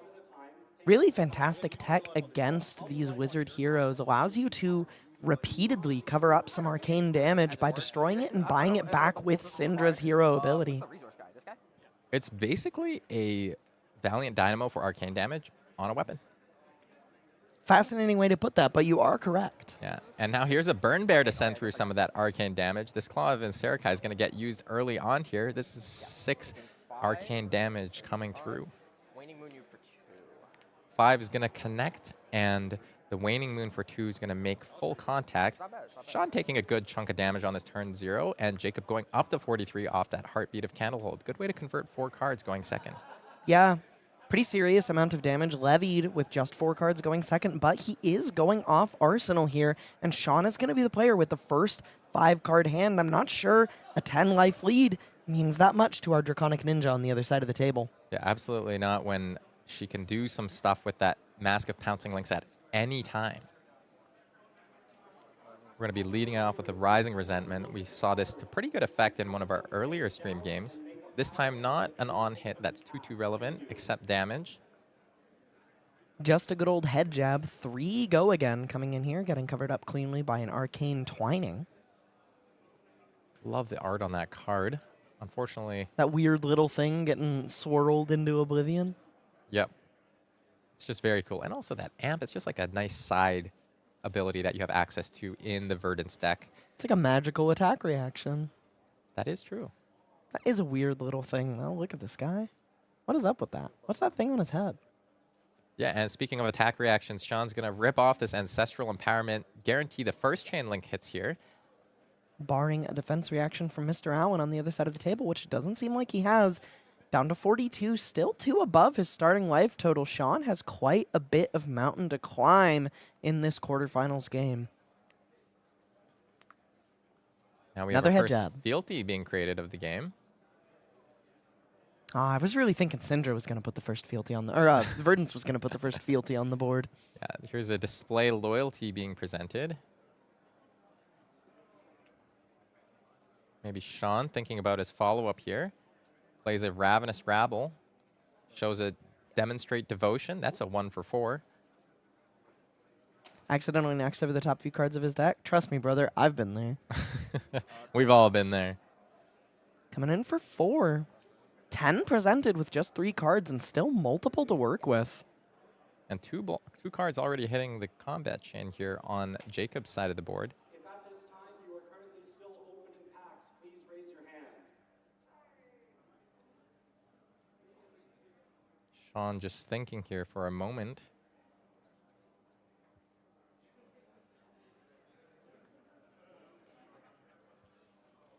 Now the brand with Cinderclaw, that's going to promise to give the next attack Draconic. Oh yeah, and the player's just clarifying the triggers here. Yeah, Jakob, the good sport, just ensures that the game state is represented correctly. No blocks. No blocks here on this brand with Cinderclaw. And no Mask of Momentum trigger here. Yeah, no mask to speak of, but that Mask of the Pouncing Lynx capable of doing some serious damage. This is 4 go again following this.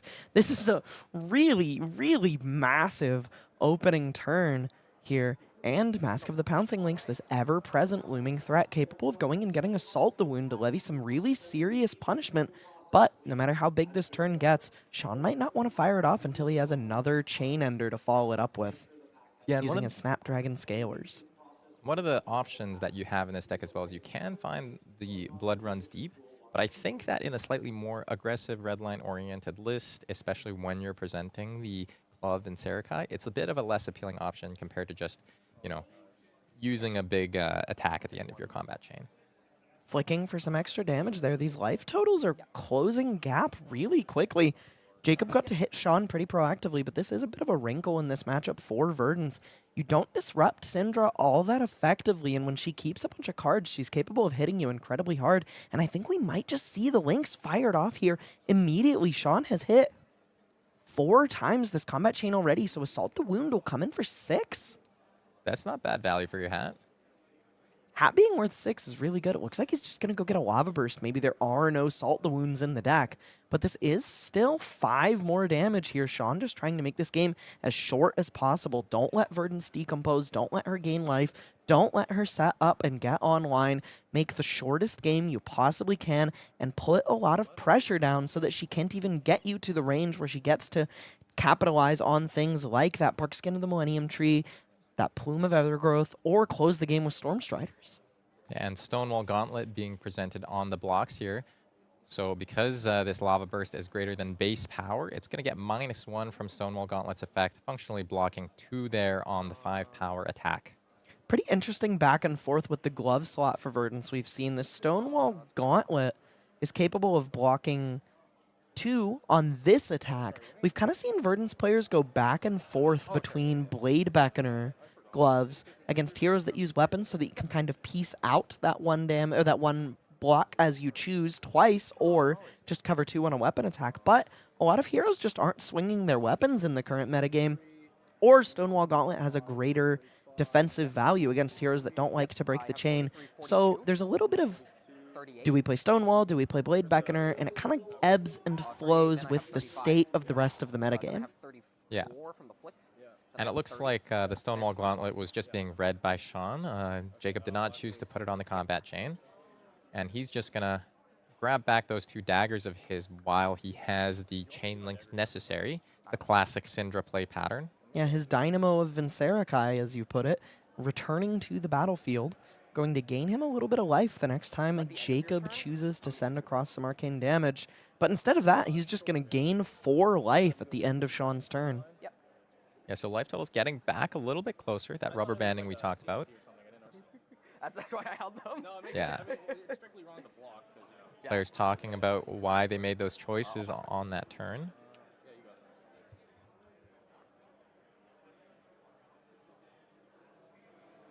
Now Shawn gets to play a 4-card hand. Usually has pretty good 4-card hands in this style of Cindra deck. You're just trying to run them out your opponent. His hand might actually be a little bit awkward here. I think I see a Blaze Headlong, a Hot on their heels, and a Breaking Point. I think he's going to have to swing a dagger here because he otherwise doesn't have much access to go again. Yeah, unfortunately for Cindra, she has this floor case use of Kunai of Retribution. You can pitch that and it always has go again. Lets you have a starter in a pinch, but pitching a red to deal 1 damage isn't exactly where you want to be. And it looks like he is going to activate that Bloodstained Vest when the dagger hits to generate another resource. That'll pay for something else on this turn. Like that Breaking Point. Though, a little bit unfortunate. Jakob does not have an arsenal at present. This is a display loyalty. That fealty is going to tick up to 2 this time. So 3 go again here as well.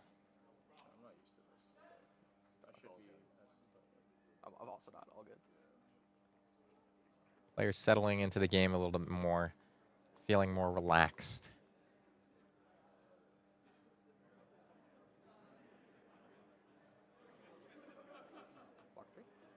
Jakob giving up 3 block there. We're going to see that a whole bunch this game, Frank. Yeah, absolutely. Now we've got 4 from this Blaze Headlong coming in with go again. Depends a little bit on Jakob's approach, whether he wants to, cover some of these 4 power attacks with for 3 and take 1 damage over the top, or he just wants to take it here. 24 damage going through there. And of course, kind of implied by how Shawn activated the Blood Splattered Vest earlier in the turn, just playing out this Breaking Point as 5 vanilla damage. The Rupture is live, but there's no card in Jakob's arsenal to destroy. Yeah, pretty reasonable for Jakob to hold on to extra cards, though, as with 1 floating, this could have represented something nastier, like Art of the Dragon Fire. Yep. And clearing up the life totals after that breaking point connects for 2 over the top of this burn bear, and Shawn will buy back that kunai of his. Started his first turn that he didn't just pass through. 10 life down, 33 to 43, and now he is 12 life up in just 2 turns. This is how Cindra wants to play this matchup. Just put down as much pressure as possible and don't let Verdance stabilize. Jakob gonna get his first decompose live here and send across 8, but I can't imagine Shawn cares all that much as he's just gonna try and stay in the driver's seat here. Yeah, and as far as value, the Cadaver's Tilling is actually one of those cards that you want to decompose with early because it just gets 8 power for 2 cards, which is pretty good. Yeah, you don't have to find the 4th card in your banish zone like Felling of the Crown for it to truly be a threat. Yeah, exactly. But having 2 Cadaver's Tillings in the hand kind of prices you into playing them instead of blocking with them and waiting for kind of more impactful plays. You know, I think Jakob would have loved to have seen a Rootbound Carapace up to this point in the game. Shawn is so good at card games, it boggles the mind. Every time I see him at the top tables in the top 8 of events and he's reading opponents' cards for the first time, I'm just like, man, that makes me feel bad. You know, you work on your mastery and familiarity with so many heroes, so many things in the metagame, and your understanding of how the matchup plays. And Shawn just kind of has the talent innately to really understand his own hero and doesn't need to have necessarily that same number of reps into every single opponent, right? He's just so sick. He just sits down, someone hands him a deck, and he's like, all right, I'm a top 8 this one. I'm a top 8 this one, maybe top 4. Watch this drive. Yeah. It's going to take from this Cadaverous, go down to 25. Life totals maybe a little bit closer than they appear because Shawn's about to send a full barrage of 4 cards at Jakob. So maybe a little bit less close than they appear. Yeah, yeah. Like that, yeah.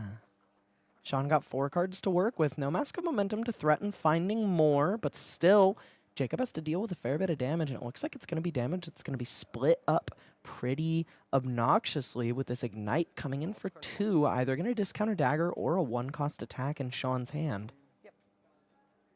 Yeah, and 2 is pretty unappealing for Jakob to be blocking, and especially as well as this 1 for following up. No blocks here either. Taking the 1. Shawn finding a 7 life lead here.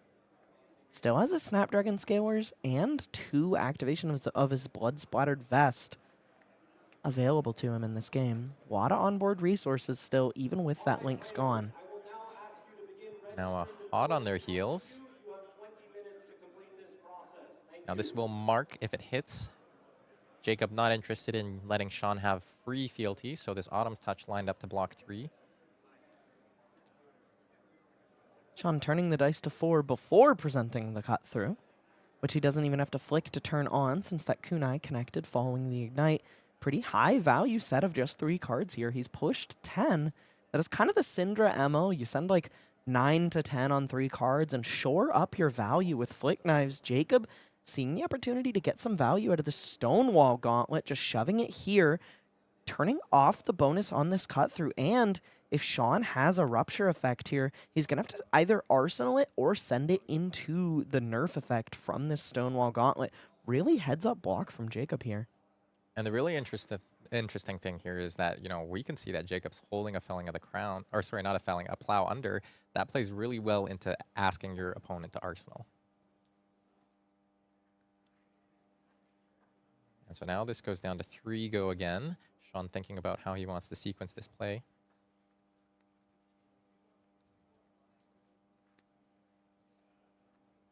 And I mean, Shawn here just playing very methodically in the top 8 of the Canadian National Championships. For all of you just tuning in, this is Cindra versus Verdance. Shawn with a bit of a life buffer here. Less close than it looks, but also not because of that Storm Striders representing... I mean, Shawn's presented AB0 Spell Void 1 that's repeatable. I read this card wrong. I thought it was if it's giving the next cards plus power. I thought it was like, I read it wrong, so that's my fault. Yeah, and Shawn here just wants to run out this brand with Cinderclaw. Coming in for 2 with go again. Wants to use his flick knives here, surely. Curious why he didn't break the chain. Maybe doesn't want to put himself in a position where he doesn't have the spell void up to cover up some sort of arcane damage coming his way. So just letting Jakob get that extra point of value on the Stonewall Gauntlet, preferring to just flick the Kunai of Retribution on that is currently on the combat chain rather than go off his Claw of Vincerakai. Tick 1, then tick 2.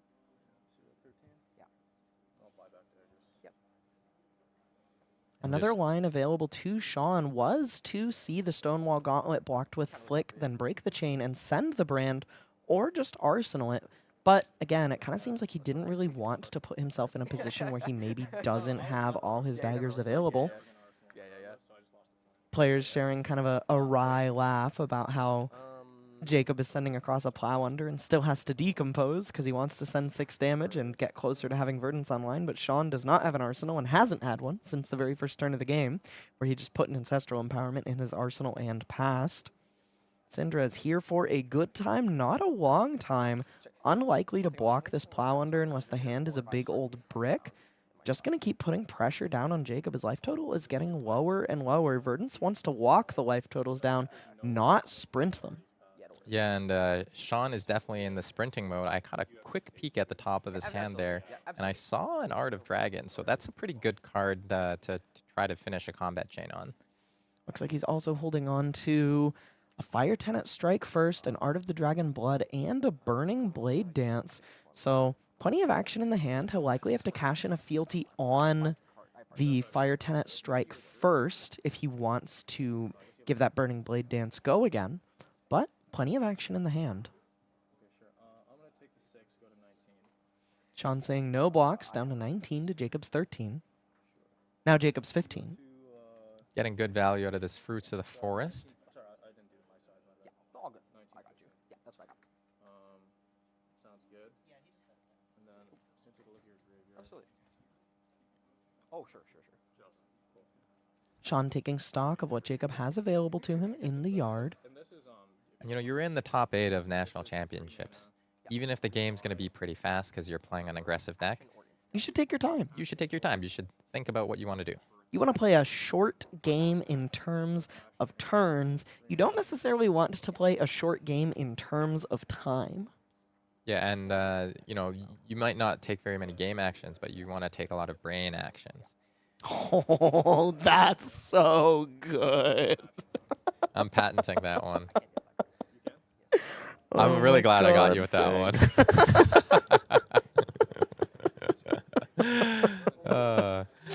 Holy brain actions. Yeah.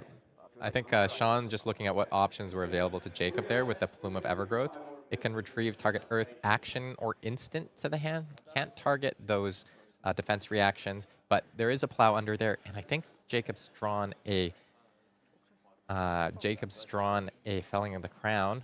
Oh, and I believe that we've got a short judge call here. Sounds like Shawn might need to read his opponent's cards for the first time, but one of them is in Japanese, so he's got to go get the judge to ask what the true text on Plume of Evergrowth is. So he's just going to check, like, hey, what does Plume of Evergrowth say? What does that do? And maybe takes a moment to consider what that actually means for his opponent's game plan. And it sounds like he's done reading his opponent's cards for the first time in the top 8 of Canadian Nationals. So we're going to dive back into the feature match area here, where both players are back at the table. Shawn is putting his mic back on his lapel and picking up his 4-card hand that is full of gas to send towards Jakob Allan.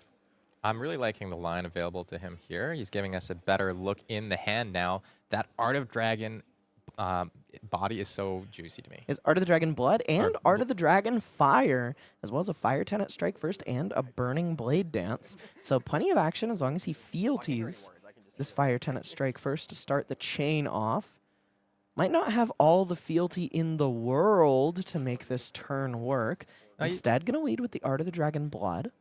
And that actually persists through the next 3 Draconic cards you play that they cost less. So he's going to be able to hold this through a few attack actions and then still be able to play that when he makes the Art of Dragon Fire a Draconic attack at the last chain link of This his turn. is actually just a straight-up more efficient line in terms of fealty than the Fire Tenet line I was considering. So that's why Shawn's over there and I'm over here.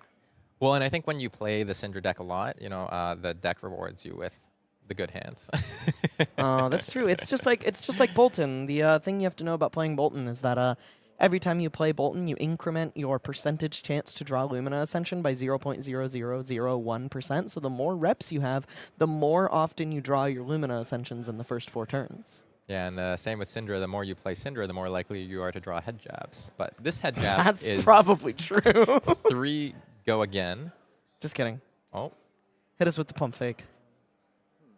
indeed hitting us with the pump fake. Shawn considering what that bark skin block means for him. Jakob generating that embodiment of Earth. I'll tell you what it means, Shawn. It probably means he has 2 non-attack actions in his hand that he wants to block with. Yeah, it says, sorry, this is the actual 3 power attack I wanted to put here. And the Burning Blade Dance threatening a real on-hit. This isn't Phi. Should this connect, it will get to flick a dagger at Jakob, generating an extra point of damage. And Jakob just putting the Command and Conquer in front of it. Shawn is going to get a free point of damage with his Flick Knives on this turn. Looks like he Figure here is as good a time as any. wants to cash it in now, perhaps so that he can swing the other dagger.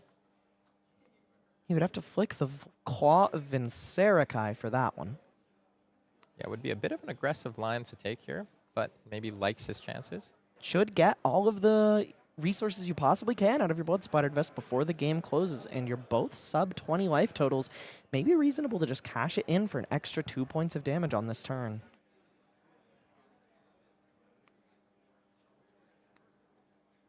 Let's see what Jakob's cooking with here. We haven't checked in on his hand. I see a Felling of the Crown. I see a blue that I believe is Mental Block, and a Pulsing Ether Life. So multiple non-attacks that he can block with. He has kind of multiple options available to him. He can either just block the hand down and arsenal the Felling, he can block the whole thing away, or he can just try to keep the life totals moving and send across a full power decomposed Felling of the Crown that will put him at 8 cards in Banish. Yeah, and this Fire Tenet Strike First is going to beef up the Art of Dragon Fire that's going to follow it. Jakob, of course, got to consider, does he want to block a card on this, or does he want to go down to 10? He's going to block with a Pulsing Ether. Shawn is going to flick. Maybe not activating Blood Splattered Vest if it's the Kunai. Doesn't need the resource to play out the Art of the Dragon Fire should he make it Draconic because of Art of the Dragon Blood.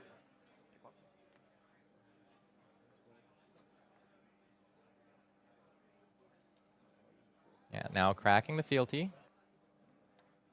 Sending that last card across for 7. A massive Chain Ender here. 5 physical and 2 true damage going straight to Jakob's face. So Jakob's going to take the 2. Wonder if he's going to take the 5. If he wants to resolve that Felling, if he's going to fold the hand, or if he's just going to try and take 2 and arsenal the Felling. This is actually for 6, thanks to the Fire Tenet. Oh, yeah, He and full Jakob's takes taking it. that whole hand. Shawn activating Cindra. Get back the kunai that he just flicked.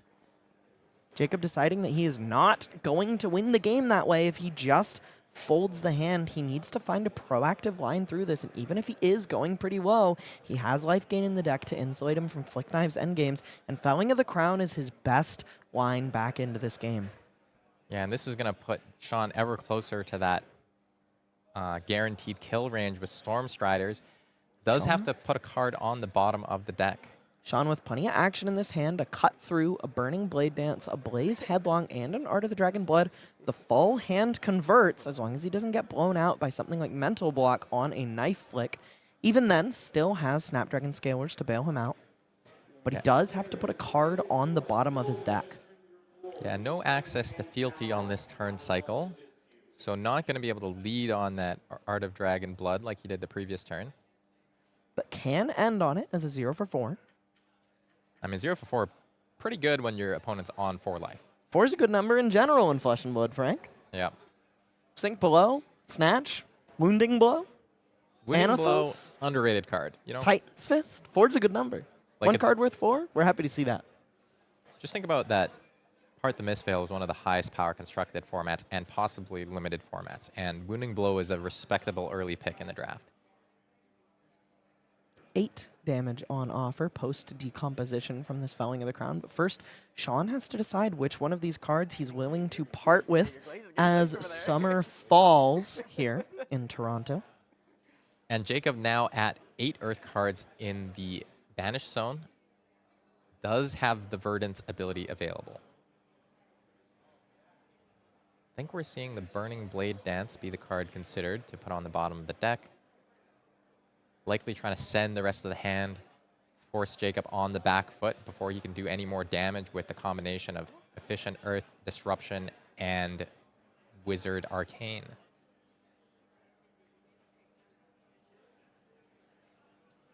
Pretty tough decision point for Shawn here. Basically, anything he gives up is going to be worth 4 value.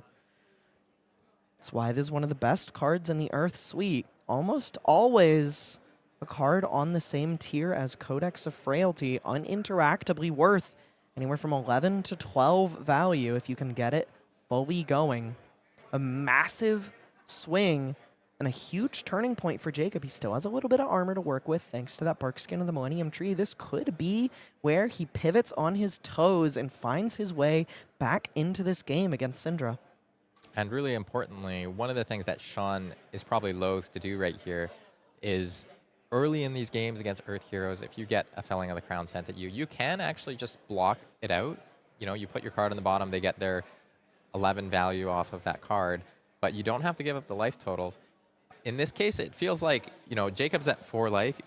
You Shawn really need to doesn't- capitalize. Yeah, exactly. Verdance is going to try to draw out the game even longer. She can play another Felling next turn if she just wants to use that Plume of Evergrowth that's always available to her. And of course, getting her closer to drawing, you know, another Burn Bear or something to park in the arsenal for these Storm Striders. Looks like Shawn is planning on giving up the Burning Blade Dance in his hand. Makes a lot of sense. If you're not going to block, it's the lowest value card in the hand, and then he's going to try and send across Cut Through. Oh, no, I think he's holding on to it. He's giving up the Cut Through, maybe not willing to play into the mental block lines. Actually, maybe never mind. And maybe that keeping the Burning Blade Dance gives him a better odds of being able to buy back the dagger at the end of the turn.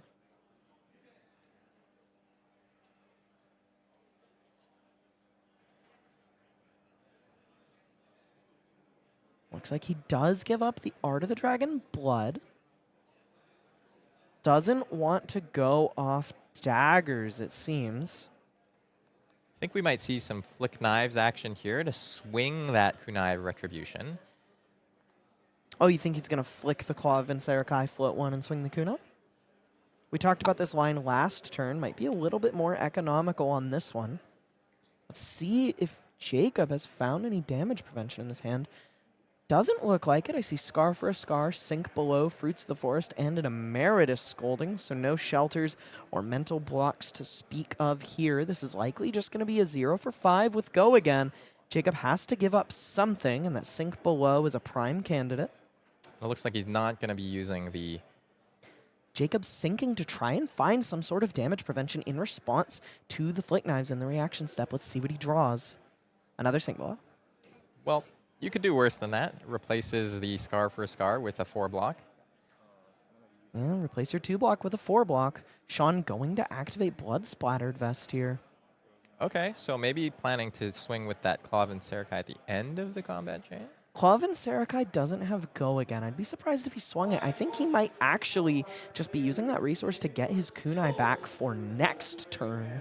Right, I see. Because he doesn't have 3 Draconic Chain Links. Yeah, because this Cut Through is non-Draconic. That's right. It is red, so this Blaze Headlong has Go again and will kick off the Draconic Go again for the remainder of the turn. Jakob probably pretty happy to cover this up with a Sink Below in his hand.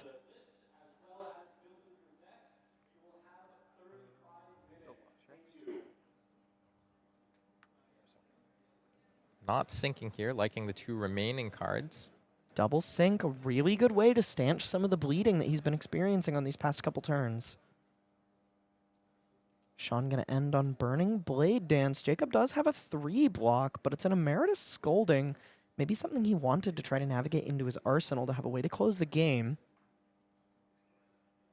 And it looks like with that 3-block, Shawn's just going to Oh, he is going to commit to sending this Claw and Saragai, put Jakob down to 2. So he's actually going to start the next turn on... No, he could still use the buyback. Well, now he gets to buy back a dagger because he has 3 Draconic Chain Links. Yeah, and you know what? Notably, Claw and Saragai does not have the same text as the Kunai of Retribution. It does not destroy itself after it's attacked. So it works well as a finisher there. I didn't even consider that. I just assumed it would. Shawn just showing us things about the game that we hadn't considered. This is why he's in the top 8. Perhaps we've come full circle, Frank. Yeah. Everyone at home, I'm putting my arm around him as I say this. And maybe we're reading Shawn's cards for the first time. Yeah, you know, he reads his cards so many times in a game. He's already read them. And Verdance trigger on the stack after the Fruits of the Forest discarded. Good old head jab of Jacob's own. Just a 1-card 3 here. I don't have feet. They're like $2. It's a nightmare. Oh, really? Yeah. It's funny. Shawn giving up that Claw and Saragai. Good to go. Won't need it for offense on the next turn cycle, it seems. Prevents the damage from the Verdance trigger. Good old Ronin Renegade, one of the most premium starters in the Cindra deck. Always has go again, always Draconic, no questions asked. Another good one. That's a Rising Resentment. On hit, that'll let Shawn play a 1-cost for free, but with Jakob, oh, we've got an Ancestral Empowerment. That's going to go up. He finds a Demonstrate Devotion off the top. He's going to get to banish an Art of the Dragon Fire here. He's going to banish the Demonstrate Devotion instead. Okay. Give it the discount. Reading the text on the card, making sure that he's above board. Just really meticulous about his play here. Wants to make sure he doesn't make a mistake. This Demonstrate Devotion that's now banished is going to be able to come out for free because that Rising Resentment was the 2nd Draconic Chain Link, so you can play 1 costs for free. That makes him the fealty that is needed for him. Jakob is presently dead to onboard threats. That Art of the Dragon Fire is going to close the game in conjunction with this Flick Knives with a lot of true damage here. Unless he has either life gain in hand or a way to prevent this, I think this is the last turn of this game. And it looks like doesn't prevent the Flick Knives damage, and so therefore this Art of the Dragon Fire is going to be 2 true damage over the top. Gets the win. Fantastically played game by both players here. Shawn putting his foot on the gas and never letting it up, going red line to the max as the Draconic Ninjas are prone to doing, taking his spot in the semi-finals at Canadian Nationals here in Toronto in 2025. What a game, Frank. Honestly, I was pretty impressed by how Shawn approached that whole game. He popped off with the Mask of Pouncing like super early, didn't want the game to go on too long, just wanted to get the damage through where he could. And yeah, it worked out for him, eh? Yeah, it worked out quite well. I was a little concerned once that Felling of the Crown hit the table that Jakob might find a way to pivot the game on its head, but Shawn found a way through, didn't let himself get too low and get burnt out by Burn Bear on Storm Striders, and managed to close from there. Yeah, exactly. Now let's go take a look at how the rest of our top 8 competitors did with the updated bracket. I'm on my toes. We're going to have a Cindra mirror match in the next round. Not sure if that'll be the one we see on stream, but we've got a couple of games still going on with Aaron Shantz and Donghee Kim still facing down, as well as Lucas and Matt. So maybe what we'll do here is we'll check back in with the... oh, sorry. Yeah, sorry, maybe what we'll do here is we'll take a quick look at some other upcoming events before we look at who else is in the semifinals.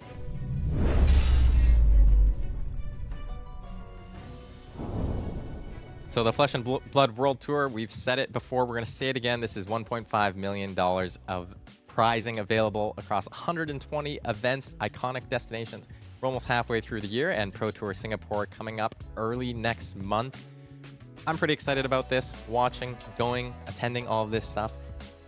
How do you feel, Elly? Anything on this catch your eye? Anything? Yeah, you're absolutely. Super I want to shout out battle-hardened Houston, my home state, hosted by the Game Guys in Houston. They do a lot of work for their local community. They even got some really cool commemorative resource coins made for that event with the Lone Star State Star on one side and rocket ship on the other side, because the NASA Space Center is in Houston. Very, very cool stuff. Super cool battle hardened. Please travel to it if it is reasonable for you. I'm sure that will not be an event to be missed. And the next week, there's a doubleheader 2 Classic Constructed Battle Hardens in Kuala Lumpur and Bucharest, and that double calling in Auckland in the middle of August after a little bit of a break.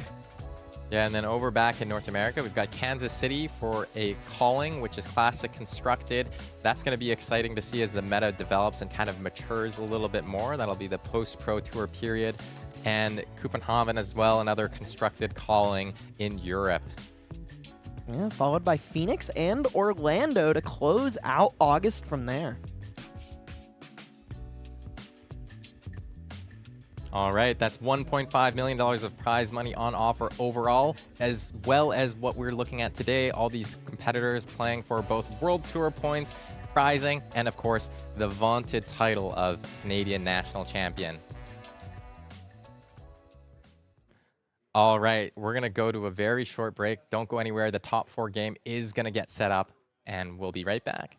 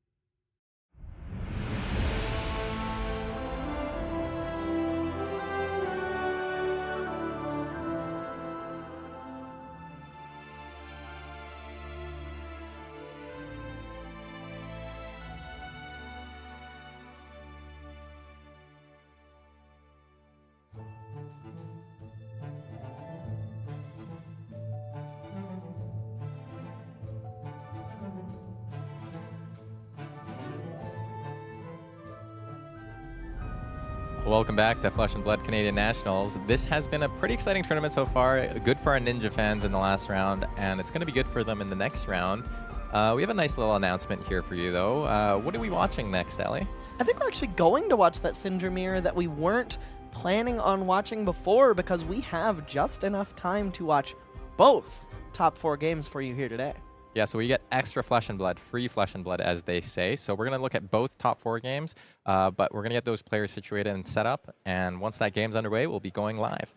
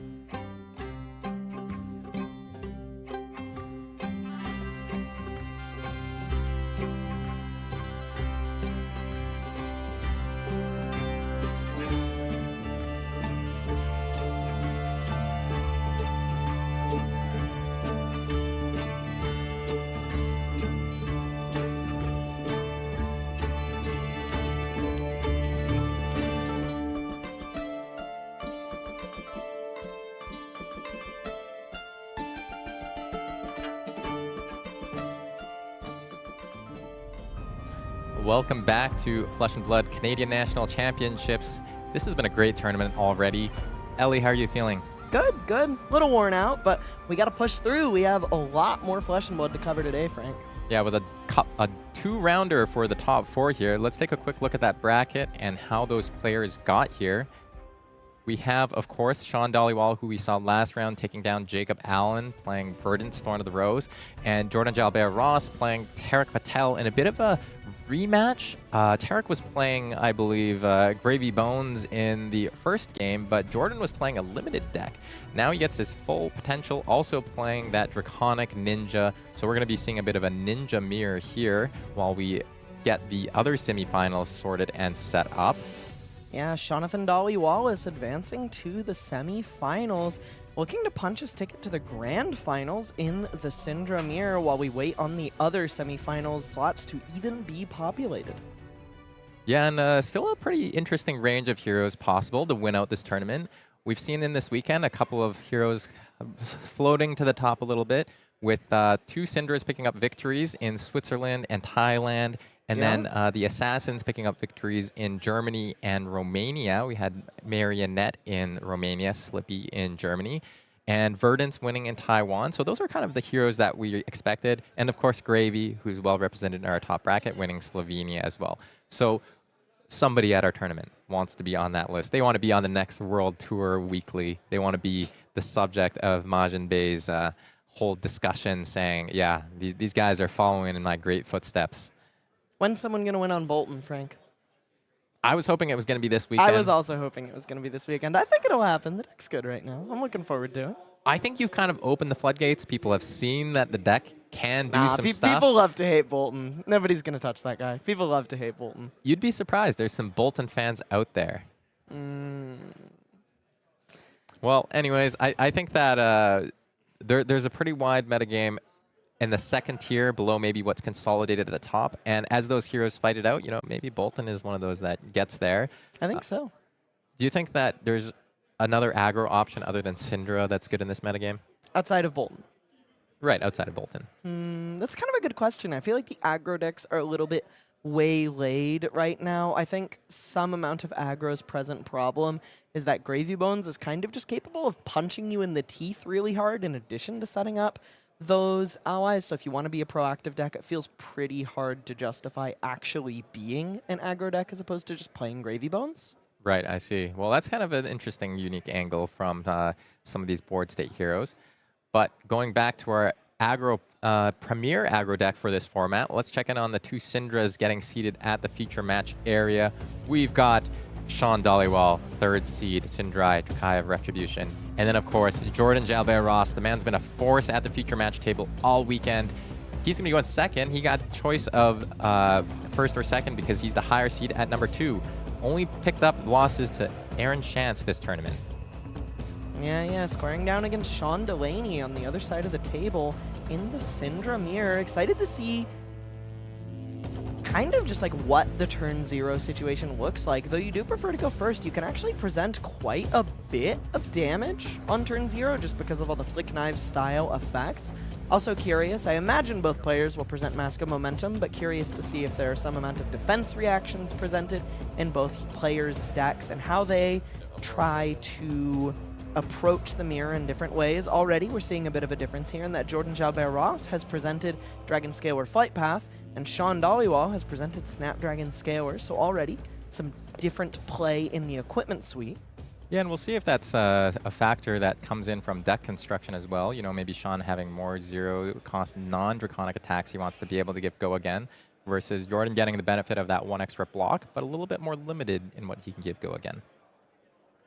See how Shawn starts us off here. And, you know, getting that turn 0 start can be pretty good.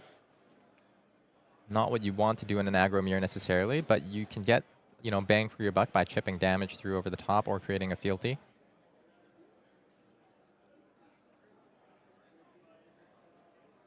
And I think as Jordan was sitting down for the first game against Tarek Patel in top 8, they were talking about deck construction and what Jordan was playing, and he said, I'm going to put the good cards in my deck usually. Shawn Dhaliwal, Bit of an awkward hand here with Oath of Loyalty, Blaze, Headlong, Fire Tenet, Strike First, and Art of the Dragon Fire. So a little bit difficult for him to send as much damage as he would like, as he doesn't have any fealty to make those cards playable under the Oath. Maybe just going to lead with a Dagger Swing. Yeah, this Oath of Loyalty is going to translate into 1 chip damage for him on this turn 0. Jordan actually looking to give a card on this Kunai of Retribution. Could punish him if Shawn decides to ship the turn in full. Our friend top-8 the Magic Pro too. Oh, okay. Oh, yeah, I heard about it. Yeah, he lost. Damn. Yeah, just a bit of table talk going on. These competitors are having a good time here in the top 4. Puts a Rising Resentment in front of it. Now there's going to be an attack for 3 following it up. Promising 4, or rather +1 to his next attack. So this Blaze Headlong in his hand is actually going to come in for 5. Also a bit of a difference. I don't think we saw Throw Dagger or any blues in Shawn's deck. Plays Headlong for 5, making it a bit awkward for Jordan to be able to block this out with 2 blocks in his hand. So I think what we can kind of extrapolate based on seeing this Throw Dagger here is that actually that Shawn is likely on more of a red line list, and Jordan has blues and more than likely copies of Spreading Flames in his deck to set up those powerful pitch a blue, play Spreading Flames turns where you get to swing both daggers for incredibly high value, maybe even hinged around setting it up with Wrath of Retribution or something to similar effect. Yeah, not sure if he will be playing it into this matchup, but it would be incredibly good if he gets that off in this aggro mirror that your opponent really doesn't block your turns out very well. And Shawn leaking 2 damage through there with the flick and 1 over the top of the block. Doesn't want to commit the Arsenal card. Isn't going to get a Mask of Momentum trigger. So takes his 2 damage and moves on. Shawn's hand a little awkward again. He's drawn into the other 2 Oath of Loyalties in his deck. The one upside here is that this hand blocks pretty well if he's forced to, but this hand is not particularly good for pushing, and he's Arsenal to 1 cost while drawing another one. Now we see Jordan pitching a red to swing the dagger on the first turn of the game. We saw Cindra firing on all cylinders, tearing through the Earth Heroes' defenses like a wildfire last game. And now when fire fights fire in this game, it seems they both sputter out and have a sad start, both players with less than optimal openers in this game. And this hot on their heels looks like it might be connecting. That would mark Shawn. Yeah, sorry. I'm not being great at that. The table judge just helping Jordan out, providing the dice to indicate go again in 3 power. But in fact, Shawn says, I'm going to use this extra card to prevent you from making a fealty here. Ancestral Empowerment. Pretty sweet thing to have there. Going to push 1 over without committing the flick knives. So going to get to extend this Mask of Momentum chain to a pretty obnoxious degree. Shawn's handful of awkward 3 blocks might just find itself entirely on the combat chain on this turn. And now he's also marked, so Jordan's going to be able to create a fealty if he hits again here. Jordan with 2 more cards to work with. Now we have this cut through coming in for 4 go again. That dagger has hit, so that it is active here. Shawn got to think pretty hard about how he's going to block this, knowing that there's going to be a Flick Knives activation to back this up and force the mask chain to go a little longer. And if he doesn't block correctly, Jordan's going to end up getting to punish him with a Mask of Momentum trigger on this turn if his last card can go over 1/3 block. Yeah, and this is where having the Dragonflight path would be very useful, because even if you block 2 cards on this attack for 4, you can block a follow-up 4 for 1 card plus boots. Or you can just give the armor on the attack for 4 here. Yep, that's true. That's true. Keep 2 cards. If your opponent's follow-up is a 3 power, you just get to give 1 card and then play something on your turn. But Shawn looks like he doesn't want to keep these 3 blocks in his hand. In reaction, I'll throw dagger. Oh, a throw dagger being used here. Jordan is just going to draw a bunch of cards this turn. Sink below, not what you want to find there. His turn is going to end there, though he might get to just flick the other dagger and buy back. Oh, but he doesn't have 3 Draconic Chain Links right now, so that would be pretty expensive. He'd have to either activate his Blood-Splattered Vest or pitch away his Sink below to get both his daggers back. Draconic. Sorry, your mark. Makes a fealty from the mark. Not too happy with what he's found. Defense reactions can be incredibly powerful for shutting down your opponent's Mask of Momentum chain, but drawing them off your own mask can put you in some pretty precarious positions, or when you need to find action off of something like Ancestral Empowerment or Throw Dagger, you can find yourself in a pretty uncomfortable position when that's what finds itself in your hand. And so Shawn, with just the 1 card in hand, is going to present this Oath of Loyalty. It looks like Jordan's just going to run out the Sink below, get rid of it. Full value here, blocking 4. Both players remaining at parity as we go into the second turn of the game. Though when the life totals are even and you're the one attacking, you are pretty typically considered advantage. Yeah, and this Oath of Loyalty coming in on the other side, and a grip full of Draconic cards or ways to make them Draconic to go along with it in this hand. Shawn's hand looking full of action too. I believe he's got a Lava Burst, an Ancestral Empowerment, and a couple head jabs to work with. Wonder if he just asks Jordan to send him the bill and sends his whole hand back. This Ignite now coming in for 2 go again, and it's going to discount the next Draconic card played or activated, which would include the Cindra Hero Power or this Kunai of Retribution, which is coming for 1. Would be the Mask of Momentum Chain Link, but it's a weapon, so yeah, Mask save of that Momentum for the next. only triggers on attack action cards. So the next thing will be what threatens Mask of Momentum for real. Still a great way to extend your chain. Now we see Art of Dragon Blood coming out. This is going to be 4 go again. It is Draconic off of that fealty being cracked and threatens the Mask of Momentum trigger. Pretty tough spot for Shawn to be in. Might just send him the bill, as you said. Gonna let Jordan draw. Let's see what he finds. Yeah, no block is good. I'll draw a card. Another head jab, just 3 value, cleanly off the top.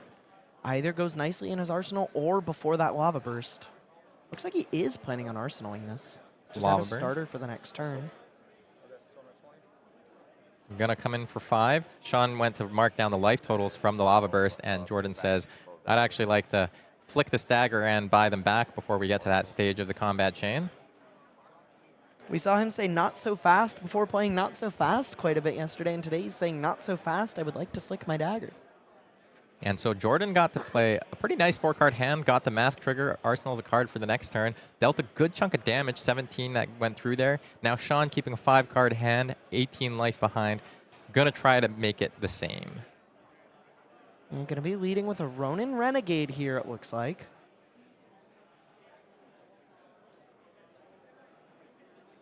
That's gonna have go again, be the first Draconic Chain Link for Shawn this turn.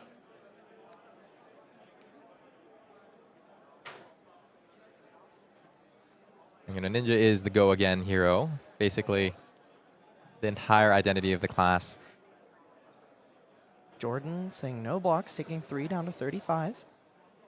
Still a 15 life buffer. Shawn took a lot of damage there. Actually shipping the Ancestral Empowerment on the very first card there, not wanting to try and use it to scam a Mask of Momentum trigger, but rather just interested in giving himself more information before continuing the turn. Yeah, wants to know how to sequence his turn most efficiently, which I think makes a lot of sense when you're holding a chain finisher in hand. See a couple of Brand with Cinder Claws.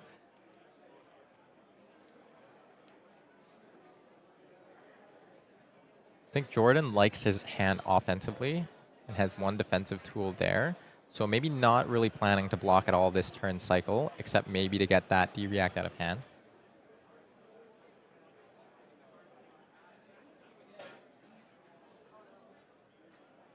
We're on just turn 2 of the game, and it's starting to heat up a little bit. Had a bit of a sputtering start. Let's take a look at Jordan's hand here. He is only onto a Sink below, as well as a Lava Burst in this hand, so maybe wants to do a little bit of blocking. Kind of impressed he didn't send the sync below immediately. When this Ronin Renegade got pushed to 4, maybe just waiting to see if he can shut down a mask chain with it. Yeah, and especially with Shawn at only 1 dagger, maybe thinks that's possible if he blocks the second chain link out or so.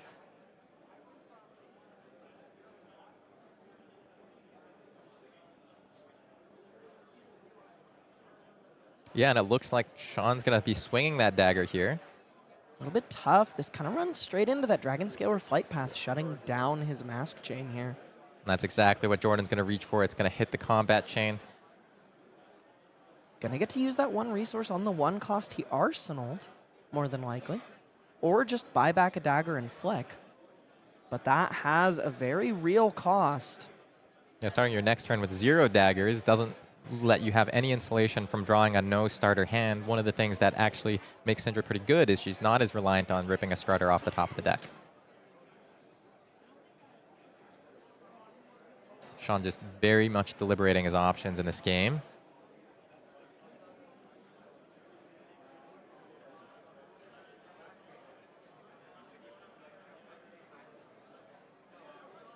Got 2 cards to work with, a Brand with Cinderclaw and a Lava Burst. Just going to let his mask chain be shut down a little, it seems. Maybe we're going to see him cash in his Snapdragon Scalers to resolve that 1 cost in his arsenal on that turn.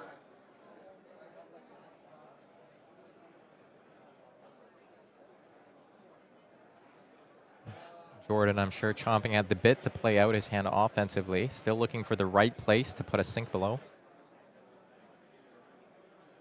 It's going to be the Brand with Cinderclaw coming out for 3 go again. Gives the next attack the Draconic type.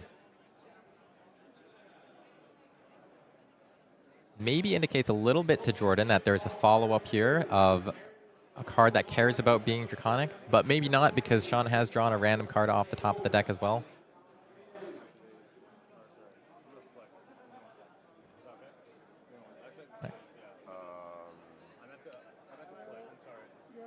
Players just clarifying life totals. Shawn actually asking, oh, hey, I know we wrote down damage, but I actually wanted to flick there. Jordan being a good sport and just letting him do it since no information has been gained either way. I guess the information that Jordan doesn't have a defense reaction. It's so-so. Or that doesn't intend to play it on this And that's true. whittle He does vanilla have attack. one. He does actually have one. Just not worth blocking 4 on 3. Let's say we haven't. Yeah, okay, we've ticked the life back up. Let's Just say we haven't. It's fine. Jordan now considering maybe his line is changed by the flick.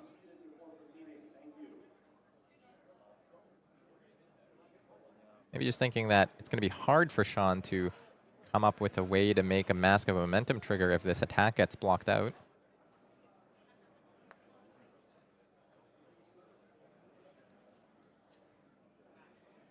Shawn buying back the daggers now that he's got 3 Draconic chain links wide. It's free for him to do so. Players go to damage, fully resolve that Brand with Cinderclaw. Now attacking with another dagger. 1. That's a good old 1. No block. Yep.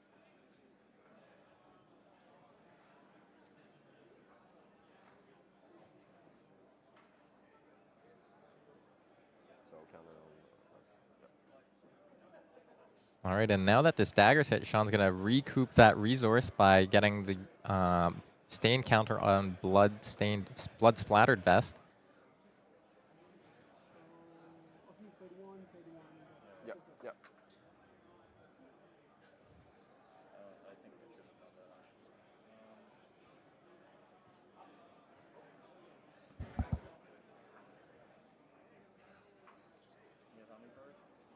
I have 4 cards and an arsenal. Yeah, Shawn taking stock of what Jordan has available, deciding that, all right, I'll just ship this Lava Burst for 5. Does have 1 floating to follow this up. The sink not being used yet means that covering this up is going to cost either some armor or multiple cards from Jordan's hand. He does still have that sink to use. Has the sync to use. Shawn has the Snapdragon Scales available to send the last card. Yeah, this is also threatening a draw.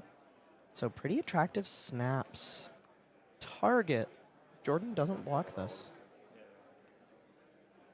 Jordan thinking maybe about how he wants to approach the rest of this game. If he blocks right now, he does keep his life lead, but then has to give up 2 cards from hand, perhaps.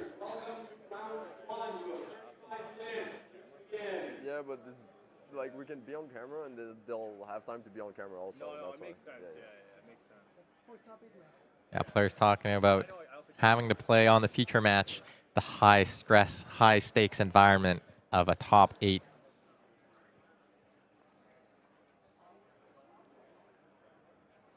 You know, these are both players that are starting to get used to the limelight a little bit, maybe.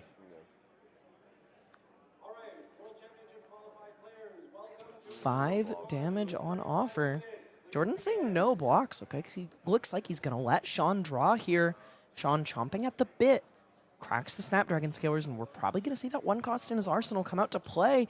Closing the life total gap here, finding a card to replace the 1 in his arsenal, and punishing Jordan with a pretty serious amount of damage. He may just want to arsenal this sink below, but Shawn's still going to threaten life total parity on this turn after starting it almost 20 points behind. Yeah, this was a good turn for Shawn to stay in the game, get that Mask of Momentum trigger, keep up the value train. You know, Cindra is maybe about on rate when she doesn't get the Mask of Momentum trigger, and hitting with it once or twice in a game, drawing you extra cards, that's just so pivotal. And now a Burning Blade Dance coming in for 3. On hit, it'll flick a dagger, which I believe Shawn is going to do with the active dagger that's going to get destroyed anyways at the end of the chain link. This is a massive punish for Jordan not blocking that lava burst. Oh, that's why you took so long. Yeah, okay, I get it. Jordan says that's why you took so long. This turn was crazy. He had a lot to think about, and you are allowed to take as much time as you would like, and you should, in the top 4 of your national championship. Huge amount of damage on offer. Shawn not only breaking life total parity, but threatening to take a pretty commanding lead in this game. I don't know why I thought I had the lava burst. And Jordan just thinking about whether he wants to commit this defensive card. Doesn't. Oh, it's because of the way my daggers were. Yeah. But I also thought this had to be ruptured. That was my bad. Yeah, definitely not. Yeah. And it looks like Shawn said he missed out on 2 damage by not playing the Art of Dragon Fire right after the brand with Cinderclaw. Missing out on that 2 damage dealt to any target. That could come back to bite him. These aggro races get really tight. Could have been an even more explosive turn than it was. Snapping off no blocks. Now this brand with Cinderclaw coming up for 3 with Go again. The next attack will get Draconic. It already has Draconic because it's a hot on their heels. That's 3 Go again, mark you on hit. And Jordan's going to play out a very respectable turn here. Try to keep some of this tempo. Try to hold on to some cards. One unstated part of the Dragon Path Flight Scalers is that Jordan can that's the name see of the that card that he draws off of the Mask of Momentum before deciding whether or not he wants to give Go again to a Chain Ender. So yeah, the only real reason to play Snaps over Dragon Scale or Flight Path is if you want to give something that isn't Draconic Go again. Yeah, exactly. And that could be relevant here with the cards that he's holding in his hand, with 1 finisher and a card he already wants to put in Arsenal. Oh, and Shelter from the Storm coming out. We're going to see a Flick Knives activation in response. Keep the Mask of Momentum trigger live. That was before, right? Like you're blocking this, and then I'm flicking. Oh, it has a second Shelter from the Storm. So that Mask of Momentum trigger is actually going to be dead in the water. Yep. That is very big for Shawn here. Take nothing. And then...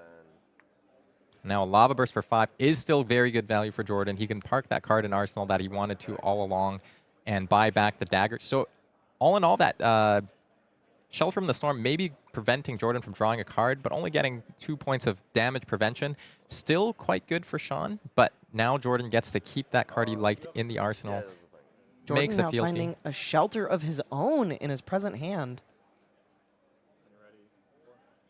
Ravenous Rabble coming out. It's going to reveal a red card on top of the deck, which is, I believe, hot on their heels. So this is a Ravenous Rabble for 4. Go again with 1 card left in Shawn's hand.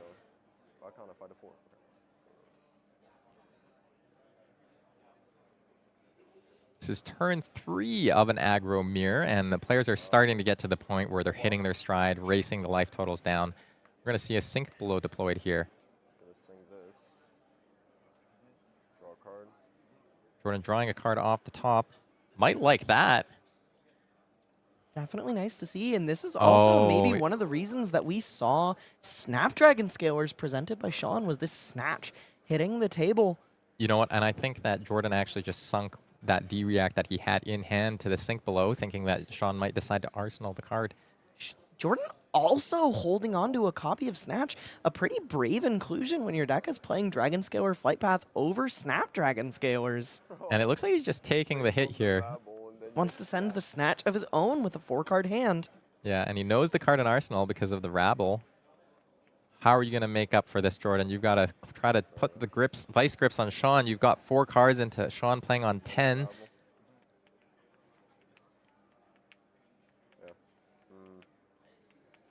Thinking about the Rabble here. Maybe doesn't want to play it. Let's take a look at Shawn's hand here, working with quite a bit of action, a lot of 2 blocks. No way to make this Art of the Dragon Fire Draconic. Yeah, the Ravenous Rabble showing another one on top, so that'll be a good card for Jordan to park in the arsenal if he gets to draw off Mask of Momentum or another way this turn. Shawn's life total getting dangerously low. These games can often be decided by who's forced to block with their Mask of Momentum first.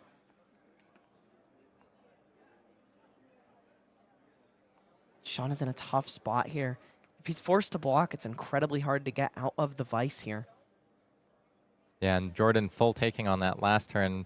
Not happy to give up the on-hit to the Snatch, but very happy to play out his aggressive hand. Another 8 damage in Jordan's hand here.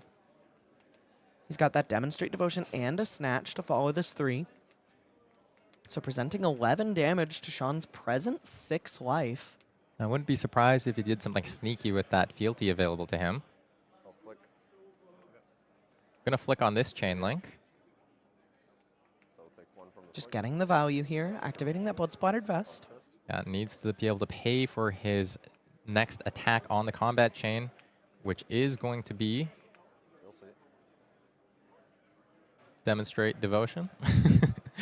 As soon as Shawn takes the damage from the actual Ronin Renegade, which is live right now on the combat chain. Going to 2, it seems, from that Ronin Renegade.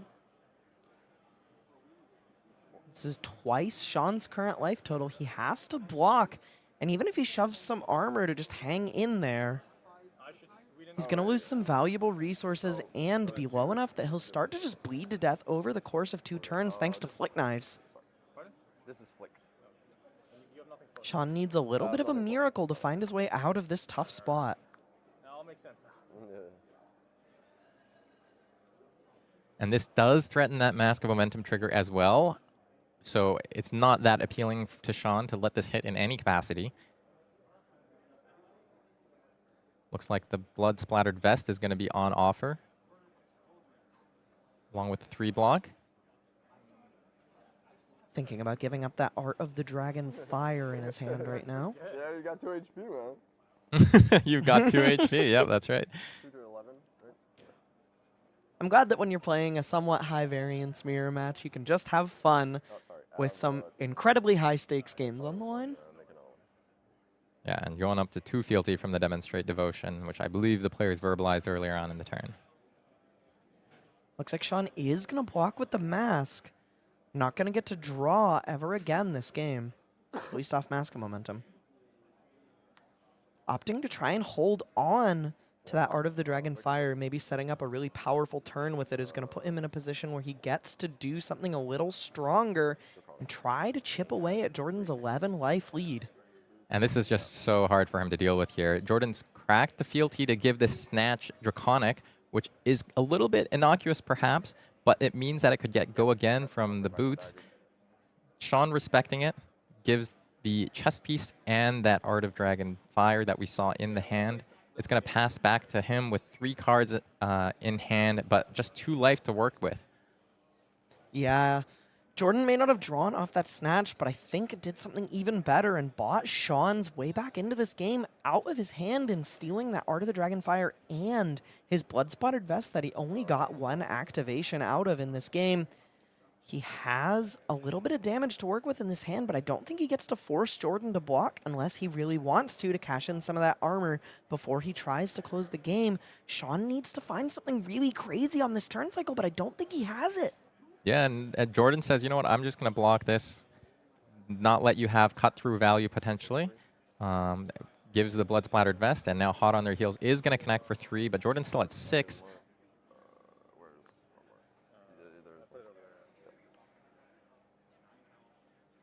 Shawn's last card is a Ravenous Rabble, likely coming in for 4. Flipping a Breaking Point, but still not enough. This does represent putting Jordan down to 1, but 1 is not 0, and he does have this Mask of Momentum. Yep, that Mask of Momentum has more than done its job. It's time for it to hit the combat chain, prevent 2 damage on this Ravenous Rabble. It's just literally not possible for him to hit 3 more times this game. Shawn's at 2. That's exactly true, actually. That is just Blade Break 2 at this stage of the game. Yeah, no, you're totally correct. He's got to be at least at 4 life to get anything. Shawn lamenting his loss of 2 value. If Jordan was 2 lower, he can at least take a card from hand there by representing that Flick Knives damage. That Art of the Dragon value lost earlier in the game really coming back to bite him. It might still be too little too late, though, because this is a big hand for Jordan. He has Oath of Loyalty, a Display Loyalty, a Ravenous Rabble, I believe, and a Rising Resentment, capable of plenty of damage. And now the Any Flick point Knives of and damage the here is breaking. lethal. Flick Knives and Breaking Point being given on the block to the Oath of Loyalty. Shawn folding the hand in sequence. Yeah, a bunch of head jabs here. And Ravenous Rabble for 4. Oh, we're going to reveal the red. Make sure. That is lethal. That is lethal damage. 2 going over the top. We have Jordan Jalbert-Ross, who's been on an absolute tear this tournament, taking down the semifinals against Shawn Dhaliwal. That was a good game, navigated well by both pilots. I think having the higher seed so important in these aggro mirrors. Being able to choose to go second and be the first person to send quote-unquote real damage because of that turn 0 mulligan mechanic is so crushing, and this is his reward for going on such an insane tear in Swiss. But Shawn really almost had it. That one mistake bit him, but he was so close to stealing this one from Jordan in spite of that turn order advantage. It was an incredible game played by 2 of the strongest players in the country. Yeah, and now we've got the bracket on the other side, so we're going to see who squares off in the other top 4. Not yet. Perhaps the longest game of all time on the other side of the bracket. Donghee Kim on Gravy Bones squaring off against one of the greatest players in the world, Aaron Shantz. 2 titans of the mind trying to punch their ticket to the semifinals and see who is going to get to square off against Lucas Ang for their spot in the Grands against Jordan Jalbert-Ross, who has crushed this tournament so far. I really want to see Aaron against Jordan just play the full rematch in the grand finals. Yeah, absolutely. I think I heard what Jordan said about that game, and it was, well, sometimes you win them, sometimes you don't, and maybe I'll get the next one. To quote a certain incredibly smart individual, you dim some, you lose some. That's right. This time we want to be dimming, not summing. I don't know. Alrighty, well, let's take a quick look at some of the gem packs that we have coming up, since we've got a little bit of a lull as the players get situated. You can get these at your local armory events. As I said earlier, you know, armory events are the life and blood of Flesh and Blood. Like, you go in person, you meet your local gang. This is like basically how every player gets into the game, right? Yeah, we saw my gorgeous Boltyn deck on Showcase on stream earlier today, and if you want to get your hands on some of those similar promos like that gorgeous full art Nimbalism or even a cold foil copy of the Claw Vincerikai Shawn wielded to great effect against Jakob Allan in the quarters, you just got to go down to your local armory and just show up. Just participate, play the event, and you'll get your chance at some real sweet sunken treasures found in Gem Pack 2 out now. Well, and I love going to the armory now because every time I open one of these packs, it's like the crowd of people that huddles around and says, "Did you open the card any? Did you open the card any?" Yeah, It's like yeah. putting the trading back in trading card game, right? I actually almost cannot express like how much gem packs have revitalized the armory scene. Everyone's just showing up because there's such cool stuff to find just in the participation pack. You don't have to crush people. You can just play something for fun. And then at the end of the day, everyone's opening some shiny cardboard and trading it around so that people can find what they want and have a good time. Maybe I'll trade one of those Cold Full Claw and Vincericais to Jordan at our local armory. Yeah, All right. maybe. End of sentence. That's it. That's the whole sentence. That's the whole sentence. Great job at Nats, buddy. Yeah, here, have this. Can I have your gold foil, actually? Yeah, can I have your gold foil? This is so good. I got it in the gem pack. Anyways, we're going to hit a very short break. Don't go anywhere, and we'll be back with the top 4.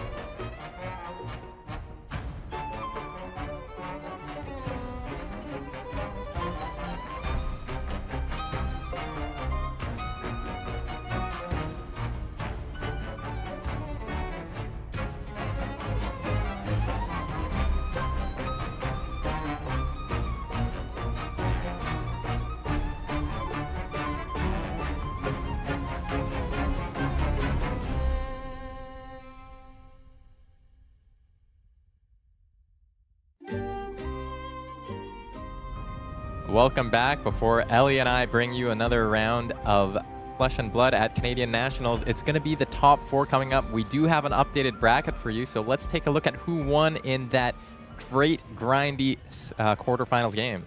I heard that this game was won by a Moray Lefay pumping a Whaler Humperdinck to like 20 and just repeatedly swinging to get through Aaron's final set of cards, and he just couldn't clear it on account of the 7 life. So pretty sweet tech by Donghee there to close out that 2-hour game, and now his reward for winning that 2+ hour game of Flesh and Blood is to immediately play the Gravy Bones Mirror against a friend from his hometown, Lucas Ang, in the semifinals. Yeah, they're both going to have to use their brains for that one. In the meantime, Jordan's reward for playing an aggro mirror on the other side is he gets to go have lunch, where hopefully he'll buy me a sandwich, because I'm starting to get a bit peckish. Me too. Yeah, but yeah, don't go anywhere, because we're gonna be tuning into that Gravy Mirror match in just a minute. I want to see if Moray Lefay actually comes in the mirror. It's just such a cool card. People are downplaying it. They don't think it's good. If there's going to be decks that are trying to kill all of your allies, fatigue you out. If a deck's win condition is to just run you out of allies, what better than to say, all right, dummy, here's the biggest one you've ever seen, and you can't kill it. Yeah, and it's an instant ability, so you could play that out, and then if you have another way to give an ally go again, you play that and an ally out. That ally attacks, gets the pump the very first turn that the Moray comes into play. You've got to clear both of these things. If you don't clear the Moray right away, she gives it to the other ally as well. It's just like, it's almost just zero-cost Cuddy Shark in a way, Yeah, you know? yeah, a little bit. Yeah. And 3 health, nothing to sneeze at. And it's a permanent pump. Yeah, for sure. Anyways, let's go to our quick break. The players are getting seated. We're going to make them start right away, so don't go anywhere.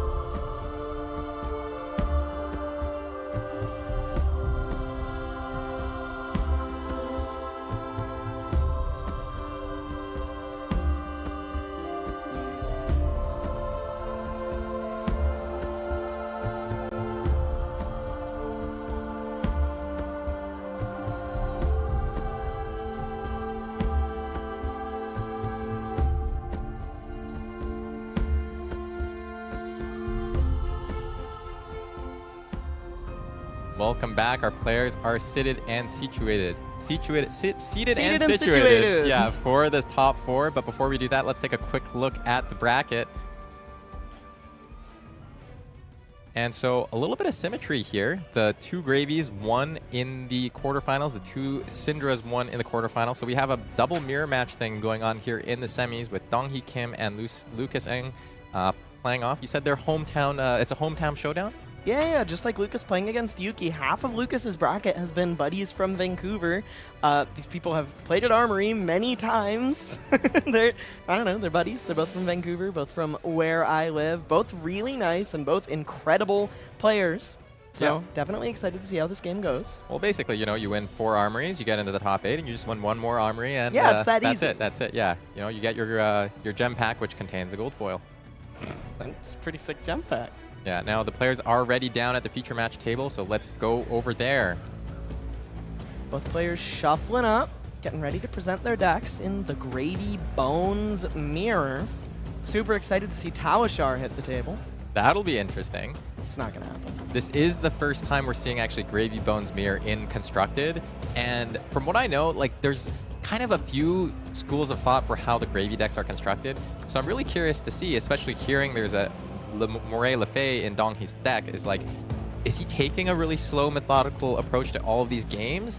Why don't you tell me? Look at how tall the deck he's presented is. That's got to be 70, 71 cards, friend. Is that the full stack, you think? I think that's the full stack. You know, I bet that if Donghee could shuffle in one of those extra equipment pieces, maybe that arcade might, barrier, he might might. do that. Yeah, just to discard it to like a golden tipple or like something. tuck it to E-Strike. Yeah, oh, that would be great. It's a non-block, right? So that's like balance then. Donghee's a sicko. He loves playing 70 cards. Yeah, and then on Lucas's side of the board, we can't quite get a glimpse of the size of the deck, but he's surely will have considered the fatigue angle, knows the game might go long depending on how that early game breaks out, how the blocking cards line up. Has elected to go first in the Gravy Mirror, might try to put some allies in the bin or even on the board depending on what he draws.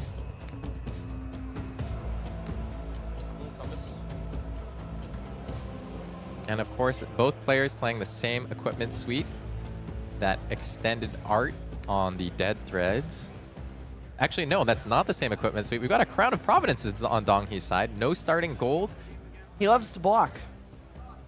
And you know what? There is a vulnerability where you can get your first gold hooked for almost no value early on in the game. So I see the value in that, especially knowing your opponent's also playing a bunch of Arsenal Disruption, right?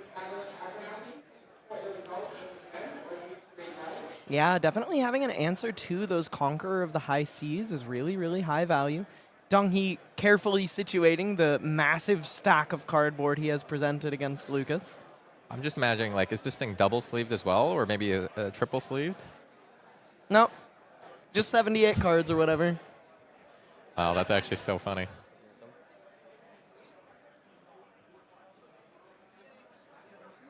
All right, looks like the players are just clarifying something with the judges before the game begins. So we're going to come back to the screen with Elly and I, and maybe let's just chat through a bit here. What do we think are the key cards in the matchup?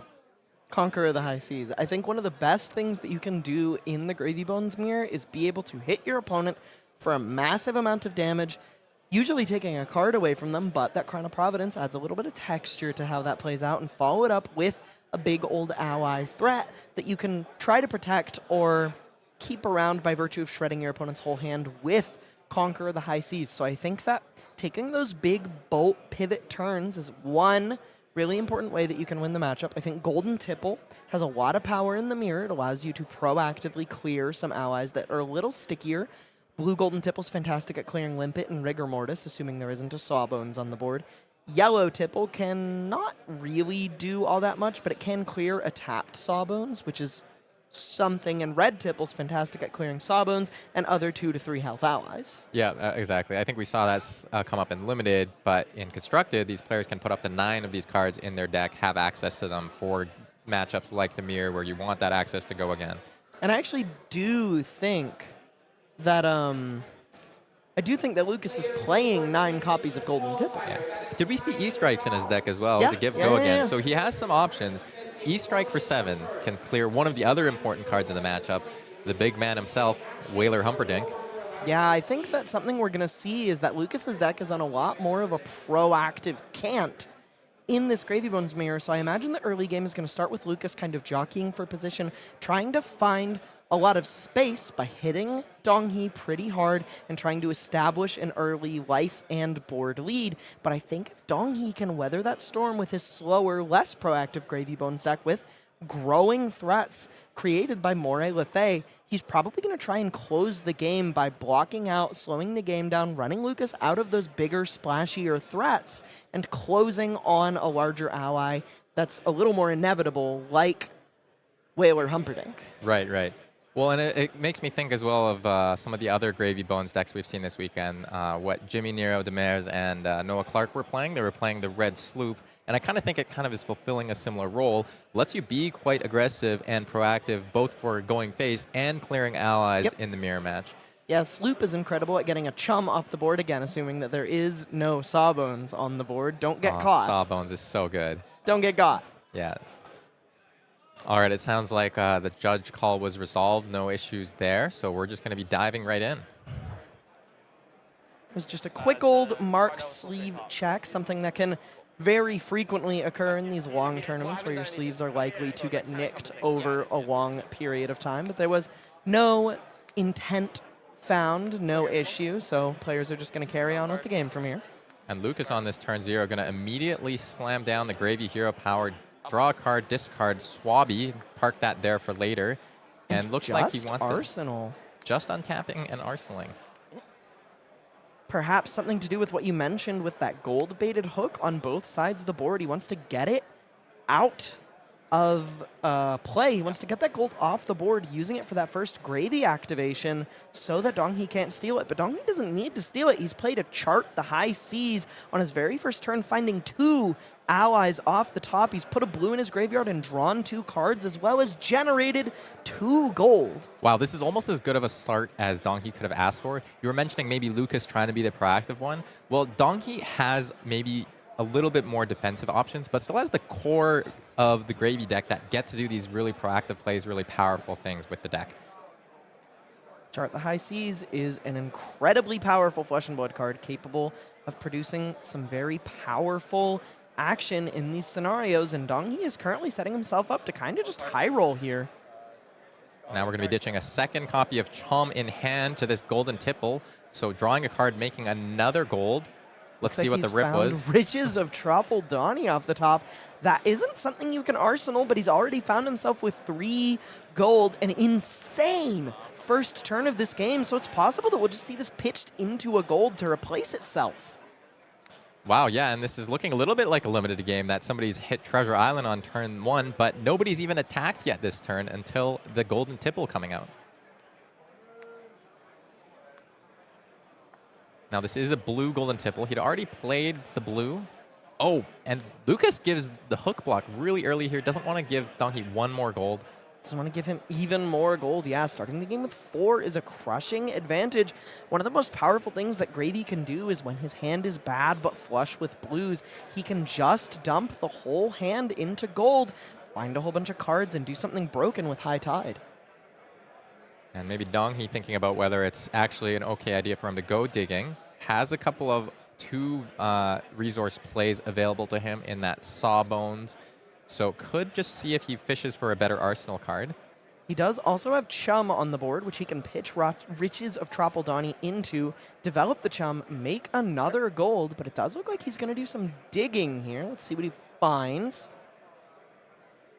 a port side exchange. Not what you're looking for when you have your Fabled in your hand, but perhaps we will continue to dig. Cracking another one. We're going to go net neutral on gold. Net neutral on resources as well. Drawing Acknowledgement of another triggers. tipple. That's not a bad card to see in this spot at all. We could park that in the arsenal. Blue tipple's a great arsenal, and now we might just see a Dead Threads activation and a blue hit the pitch zone to get one of these allies out of their watery grave and into play. We could also see a Mage Master's usage early on, though it doesn't seem quite as likely. Yep. Sorby's not in the field. Sorby's in the graveyard. Sorry, I'm separating. Yeah. You're good. Oh, and Donghee was thinking that because Lucas didn't have any other cards in the graveyard, thought the Swabby was in play. It is not. This Chum's just going to be coming in for 4 at face to Lucas, who's thinking about blocking with the card after having given up an armor piece to the Tipple earlier in the turn.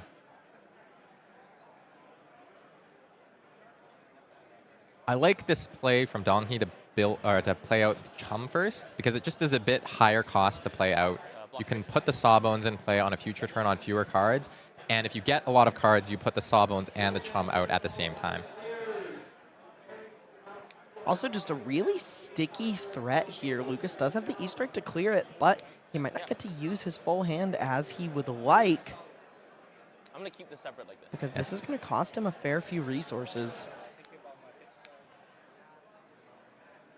And Donghee already thinking about the long game. This is going to be a pitch stack that we order. Looks like we're putting the Fabled furthest from the top of the deck. So getting that nice free gold value is good, but not so important to draw again in the end game. 3. Murderous Rabble for 3. Looking like it's going straight to Donghee's face, kind of asking Donghee the question of, are you going to activate Chum? I'm not going to give it to you for free. He has that Swabby in his yard, but doesn't presently have the resources to play and swing it. So curious what his plan is here.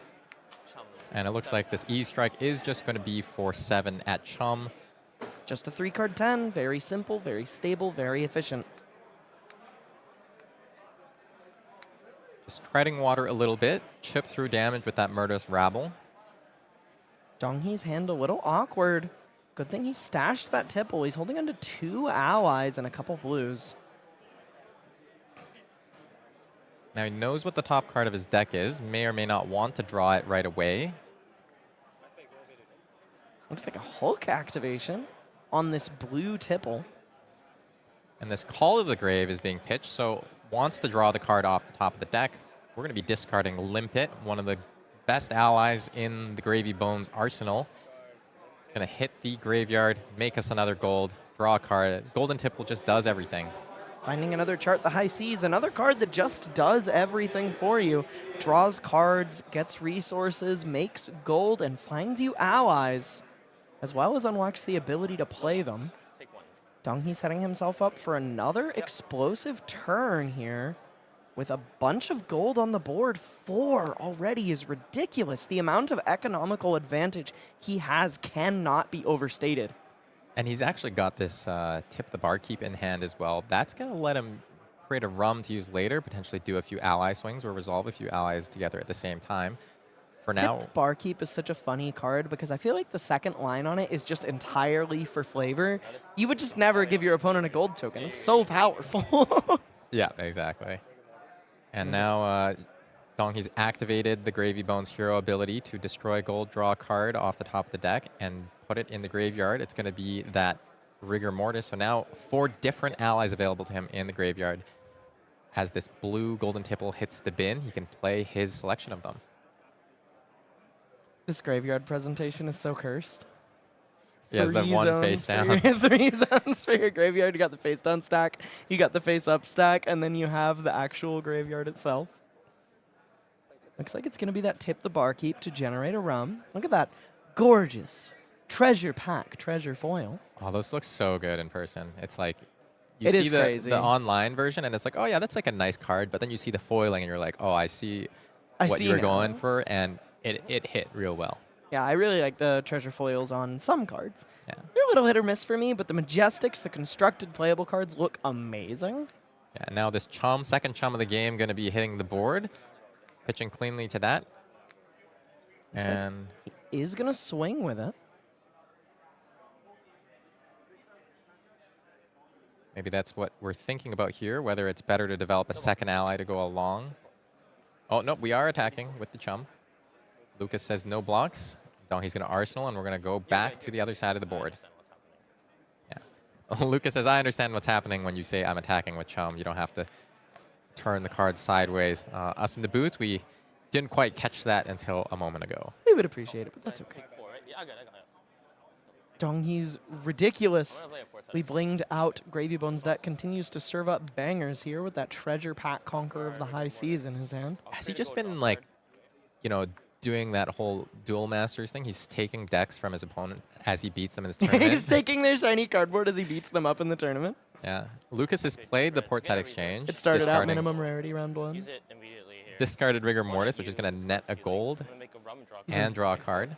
Dead Threads to fire off this tipple without having to pitch a card. A fantastic way to kind of get Draw a card. some proactivity going while not having to remove cards from your hand and yet limit your options before gaining more information. And discarding a sea leg, that's going to put a rum on his side of the board. Now the board state's starting to get a little bit more even. Gonna have to deal with that chum, though.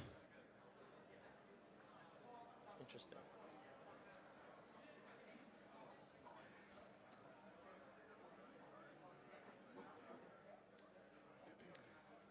Compass.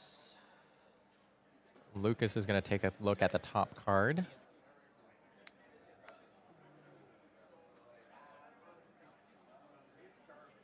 Maybe thinking about whether a Gravy Bones activation is in the future or whether this rum can do anything with a couple of allies available in the graveyard.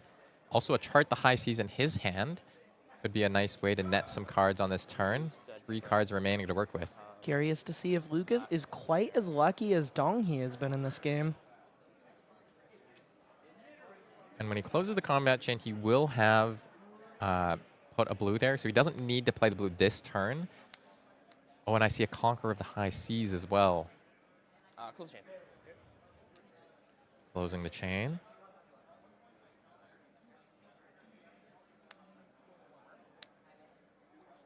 Lucas looking up in the sky, thinking about what he wants to do. Looks like it might be a pitch into something. He does have to deal with that chum. He'd probably like to put a threat of his own on the board. He's going to pitch this Conqueror the High Seas into Rigor Mortis and then swing, pitching another blue, maybe setting up a pitch stack of his own at the bottom of the deck. Wow, really impressive discipline there. Sees the red, sees that, you know, maybe Donkey's going to be able to play out a pretty efficient turn anyways, even if he sends this Conqueror of the High Seas. Wants to play towards those large turns you mentioned that are going to swing the game later on. Looks like we are in for the long haul. Both players playing towards the bottom of their decks. Yeah, and you know, if Donghee had resolved 2 allies there, I could see there's a bit more pressure on Lucas's side of the board to just do something, clear both allies. But with just 1, trading chum for some tempo, some cards, you can have your 5-card hand. I'm going to play a fair amount of those myself as well in this game, get that incremental engine advantage. And you know, now there's 2 fewer chums in Donghee's decks compared to Lucas's. Yeah, that is the downside of running out those powerful board state threats early on, is that because of the way Watery Grave works, they are gone forever when they are destroyed. On turn 4 of this game, honestly going at a pretty good clip. Both heroes very familiar with the hero. You're good. You're good. Yellow Golden Tipple also making an appearance in Donghee's deck. These two do play together a fair bit. It's possible their decks are maybe more similar than I anticipated, but Donghee is always known to cook a little bit with his own Donghee spice, which probably explains the Moray Lafay that we saw, or heard about in his game against Aaron Schatz. Well, and a red was pitched to play out that Golden Tipple. Here comes another Chart the High Seas, finding a blue and a yellow, though isn't an ally. Still going to make a gold, still going to find 3 resources, and still going to turn on Gravy Bones' ability to play those allies from the Watery Grave. And I believe a yellow was discarded that Golden Tipple previously. It ripped off the top the other red in hand. So we got a couple of reds in hand here. Yeah, he killed the rigor mortis. Yeah. Interesting. He does have the ability to send a Conqueror of the High Seas, utilizing his Dead Threads on this turn. Yeah. Yeah. But it won't have High Tide, only 1 blue in the pitch zone right now. I didn't catch that. You're very right. Unless he wants to go digging. He's got a pile of gold. He does have a whole freaking bunch of gold. Play to blue, taking stock of the options. You know, a little bit less amazing of a chart than the first one he played, but can't be too unhappy. You play the blue, you get the 3 resources. It's like a give no quarter in a way in that context, right? Very similar cards a little bit. They both kind of want to enable your ability to play some amount of allies while putting a blue in the graveyard. Looks like this is going to be a hook-activated Rigor Mortis swing, just IPing 1 on a card. No go again. Likely intending to get that blood in the water into his arsenal. Luke is going to look at the top card before deciding on the blocks here. The top card of his deck was Tip the Barkeep. He's holding onto an Eye of Ophidia in the hand. A lot of blues, a lot of resources. Has to deal with this Rigor Mortis. Probably doesn't want to take too incredibly much damage, but when you have a bunch of blues and you have at least 1 threat in the yard, you're usually looking to do some amount of board state establishment. If you can find something like a golden tipple, maybe using that Eye of Ophidia, he'd be pretty happy to clear that Rigor Mortis off the board and then finally establish that Suave he put in the yard on turn 0. Yeah, and so far, I'm not sure if either of these players have registered these cards. Haven't seen all of them yet in the deck. But, you know, there's cards like Seafloor Salvage lurking out there, or Sunken Treasure. Could be fun to see a blowout moment at some point in this tournament. I mean, maybe I'm wishing that evil on one of these guys in the active game. That's messed up, man. I want to see someone get screwed. I'm just saying there's nothing that feels better. I've been playing a bit of Marlin and Constructed. You know, they attack you with a golden tipple, they put a chum in the graveyard, and it's like, oh, snap block. Please give me a gold. I need to load an arrow. Yeah. Please, I beg you. And they look at the card, they look at their graveyard, they look at the card again. It's like, yep, that happens. I'm going to pass my turn. Yep. I'm going to pitch an eye. Let's Lucas take a look pitching the Eye of Ophidia. at what Lucas is opting here. Before I draw. Looking at that Tip the Barkeep and a Swiftwater Sloop. So we are seeing some of these proactive cards in the deck. Might be a good option for Lucas at some point later in the game, depending on what the board state turns out like. You know, being able to clear a couple allies or just go face if Donghee gets low enough on life.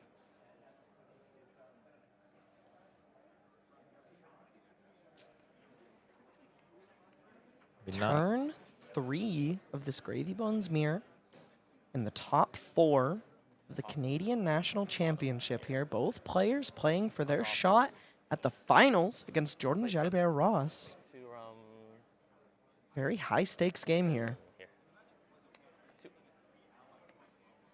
Knows the next card now is that Rigor Mortis. Going to draw it at the end of turn.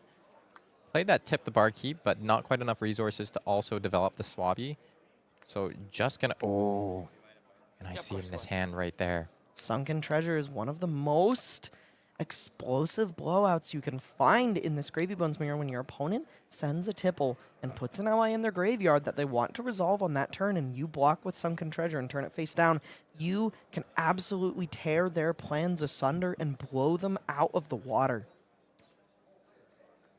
Yeah, and Donghee had Arsenal the defense reaction, thinking that, you know, Lucas might do something more proactive than make a rum on his turn. So now that's a little bit stranded and might just be playing something, playing out the cards in hand for a bit of value. He does, unfortunately, have a Conqueror of the High Seas in hand. There's always this nasty gamble against Gravy Bones when you just fully pass your turn. You don't have enough to do. Sometimes he has 4 blue block 3s that don't really do anything, and he can't dig to save his life to find anything more proactive, but sometimes he has Give No Quarter and Conqueror of the High Seas in his hand, and you are going to face some serious punishment for letting him go unchecked. And it's interesting here because I think he has a couple of options. He can develop both allies available to him if he wants to, but might be more of a resource in-deck commitment than he'd like. And of course, on Lucas's side of the board, we do know about that Sunken Treasure. That Sawbones is such a juicy target for me. It's just like I'm just tunnel visioning of the first attack. Yeah, if he sends that Conqueror, you are slam dunking that Sunken Treasure onto the combat chain. Yeah, I want to see Lucas's eyes pop out of his head when that happens. Looks like we're going to see Tip the Barkeep hit the table. And Conqueror Conqueror come in for 8 with go again. That's 2 blues being pitched. Not discard an ally. This has High Tide. Says has not discarded an ally. There's 2 resources floating though. Hasn't discarded an ally, but has put a blue in the graveyard.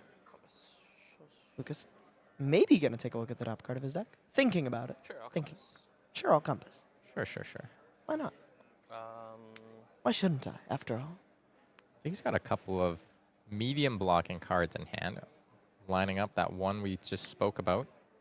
You've been so excited to see this happen, Frank. Let's go. Actually, you know what's Little interesting? nod of the head from Donghee. He does not want to see that Sunken Treasure hit the board when he's so clearly planning on establishing one of these allies in his yard. Oh, and I was tunnel visioning saying, let's get rid of Sawbones. But it's interesting. He did consider, you know, Reactions. is there a world where I get rid of the Limpet? And, of course, had the Blood in the Water in the arsenal. Interestingly, not trashing the Rigor Mortis in his hand. He wants to discard it to something else on his turn to turn on his Dead Threads. Perhaps the Golden Tipple. And, you know, that's also probably why he wanted to look at the top card, because if it's an ally, you can get a free 2 extra block out of your Blood in the Water. Normally, you might not want to do that if you're playing out a Golden Tipple, because you're going to draw that card anyways. In this case, there was good reason. You know, it's going to be a long game. Let's get our incremental value where we can. Draw card. Flesh and Blood is a game best played where the small decisions you make to grind out small amounts of value stack up and help you close the game in the end. Talking about small amounts of value gained, Lucas used that gold he had on the very first turn of the game immediately. The Crown of Dominion not getting up to much, but Donghee still has that Crown of Providence on the board to protect his arsenal, disincentivizing Lucas from playing out things like Command and Conquer or Conqueror of the High Seas. And this is Golden Tipple coming in for 2. Or sorry, actually, we had a couple things go on there. The Gravy activation discarded Anka Drag Under, which is a bit of a unique inclusion. You know, if your opponent draws a card, you can tap it and discard a card with Watergrave to make them discard a card after they draw their card. Yeah, it lets you trade a card for a card, which can be brutal in response to a Gravy Bones activation on your opponent's turn, basically forcing them to answer Mr. Drag Under before he drags a card from your hand straight to the Watery Grave. And then the Golden Tipple discarded a Rigor Mortis, so Lucas has stocked up his side of the graveyard now after sitting on just that Swabby for so long. You know, you say he used that Crown of Dominion right away, the gold went away, he didn't get that much value out of it. If you think about it, he started the game with a headpiece that said, start with Swabby in my graveyard, and that's basically all it did. Yeah, not really showing its chops in these longer games. Donghee finding his first Sunken Treasure of the game as well on the top of his deck at the moment. And this is going to be a sloop just for 6 damage. Fills out that curve okay. We're still pitching a card to it, but we get to put this Call to the Grave on the bottom of the deck for later. Sure, correct, yeah. Sloop, no go again. Just 1 blue in the pitch zone. And you know what? I think we did activate that gold-baited hook, so this sloop will steal one of Donghee's pile of gold if he chooses to let it hit. So that's the cool dynamic in these Pirate Mirrors is it's not just I make a gold, which is great. I actually take away 1 from you, which is even better. Can have some pretty brutal interplay in those Pirate Mirrors, like you said, where once one player gets ahead on gold, it can be incredibly hard to come back because they just keep hoarding yours for themselves. Kind of some cool pirate flavor going on there. Yeah, and when they let you hit on the last attack of a combat chain and they're holding their full grip, it's like, oh, I see what's going to happen here. You're going to just steal this gold back from me. Yep.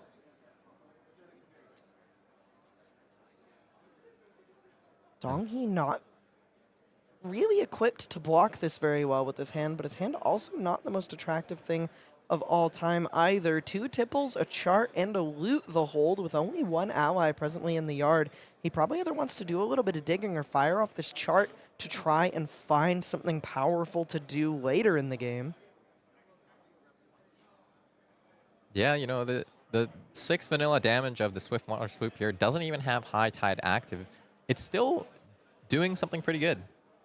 It steals a gold. And having cards like Golden Tipple that just insulate you from losing the hook, it's you know, the card is the engine for the whole deck, right?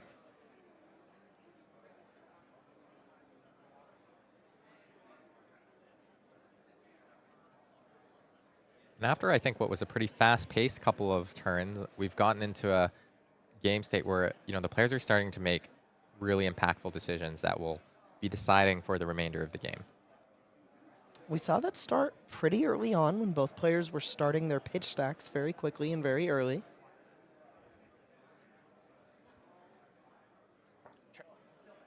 Six block presented here. Donghee stuck with 2 tipples in hand. Maybe we see him go digging a little bit. Oh, and one of our first big boys of the game on Lucas's side of the board. Mr. Whaler Humperdinck. Is free go again? 3 go again from a red tipple here. No ally to discard, net that gold for the engine of the deck. And I think that was the 3rd Chart the High Seas available to Donghee that just hit the graveyard, so he doesn't have access to that effect anymore.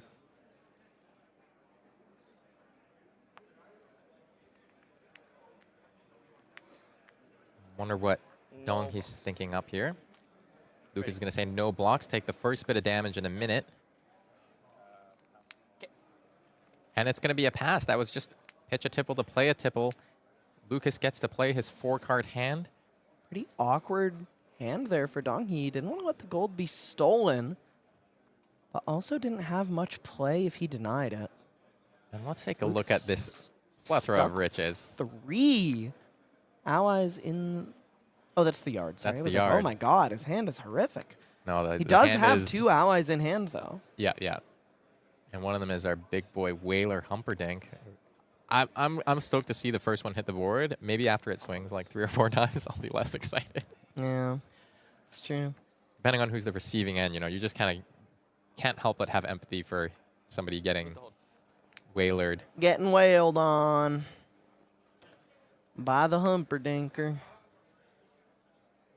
Maybe thinking about what card to pitch and which ally to put into play here. Also, maybe whether or not he wants to filter a card away to that Gravy Bones activation. It is one of the Sunken Treasure likely going to snipe something. Yeah, it is one of the nice ways to use the hero power. Just like keep stocking that graveyard up. You know, they only have so many of effects like Sunken Treasure. They might take one of your high priority targets right there and then, but still being able to, you know, fuel the engine for a couple turns down the line.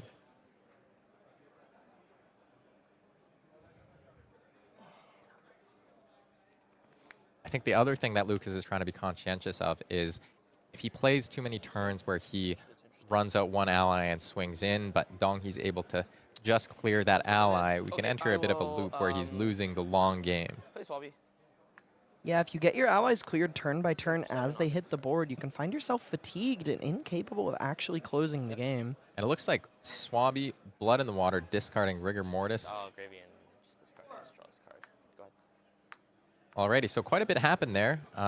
Donghee was able to discard to the Blood in the Water to block 6 with the Bloodstained Hook. That's going to cover up the full attack from the Swabby.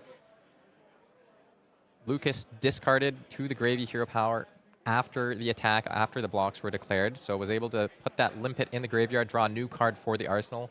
And that Whaler we saw did get pitched to the bottom next to a Murderous Rabble, so lots of gas for both players available in the second half of the deck. Maybe some allies played second cycle. Donghee thinking about the... To the side? Or do you want another graveyard? No, under the graveyard. Sure. Oh yeah, just a bit of board state management as we start having so many permanents of items and artifacts available.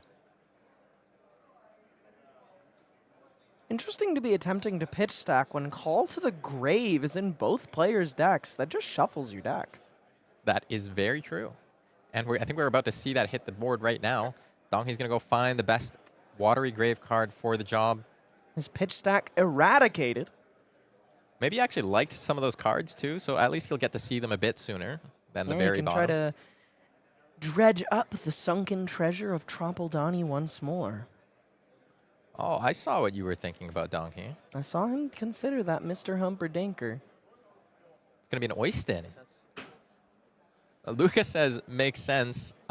This card isn't included in every Gravy Bones deck either, but is a good value card worth consideration. When it Just dies, a good it old creates a 0 gold. for 3. Very reasonable to play off of just one card when you have Call to the Grave. Also just very easy ally to establish, but occasionally a little bit difficult to make use of in some of your larger hands. You don't always have the action points to actually bother swinging with Oyston. And one of the nice things here is it does cleanly kill the Swabby that's in play on Lucas's side of the board. Wonder if that was a consideration. If he wants to do something with the other 2 cards in hand or arsenal one of them, he can play out the Oyston and kill the Swabby with pretty minimal additional resources committed to this line. So that is going to be the first thing he does, is playing out the Oyston.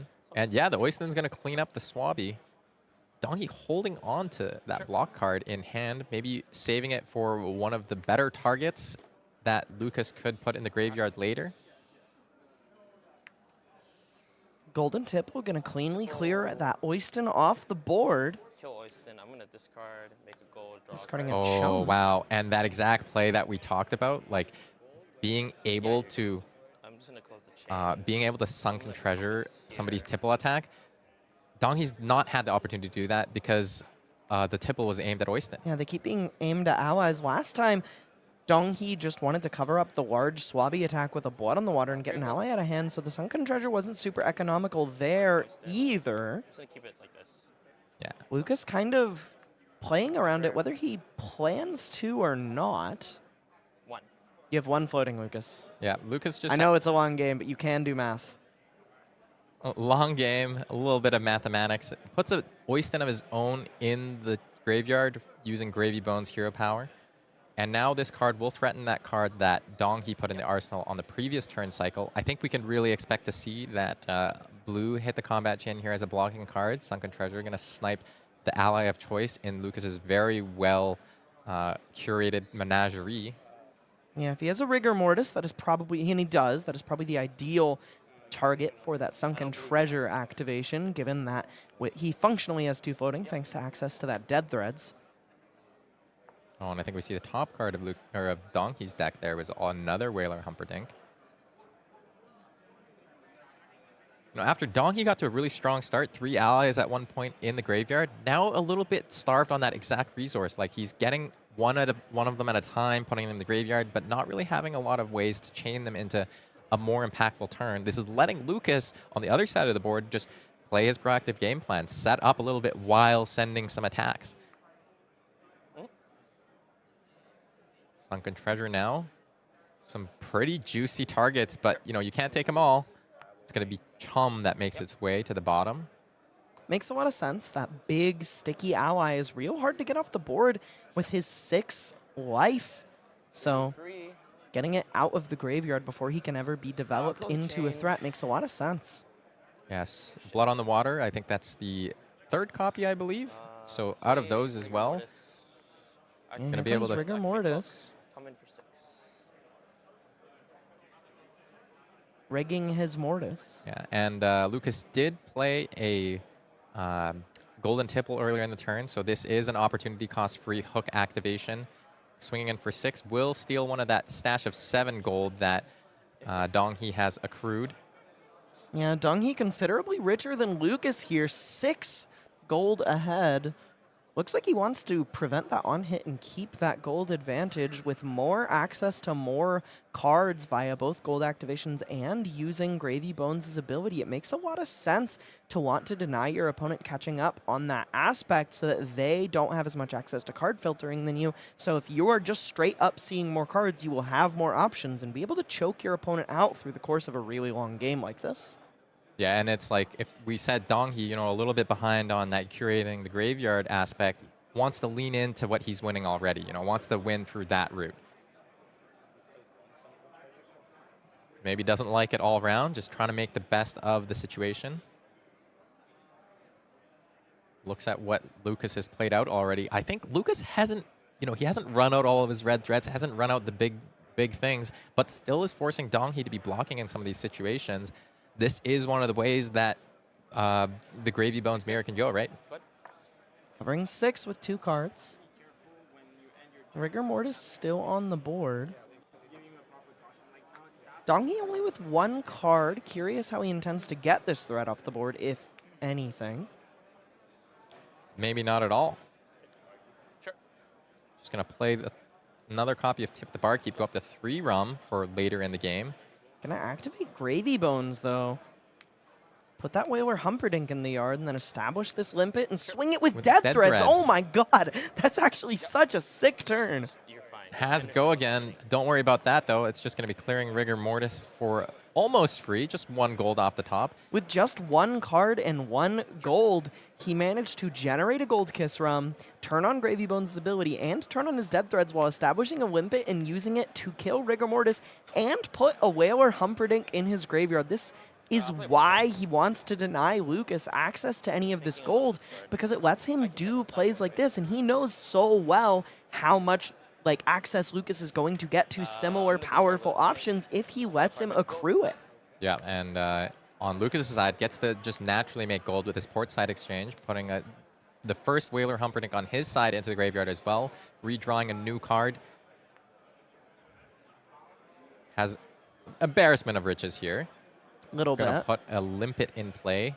Might be walking into a bit of a trap. We see that sunken treasure in Donghee's hand. As well as 3 allies. Wow, that hand really does not block. That's not what you want to see. I suspect some amount of playing 71 cards kind of pads the impact of playing a whole bunch of allies, but you can still get punished with hands like this when there's a certain density of them in your deck. Well, and you know what? Maybe maybe Lucas can sidestep that sunken treasure a little bit with Limpet as well, because if he's going to be swinging into Limpet, that's not the end of the world for him.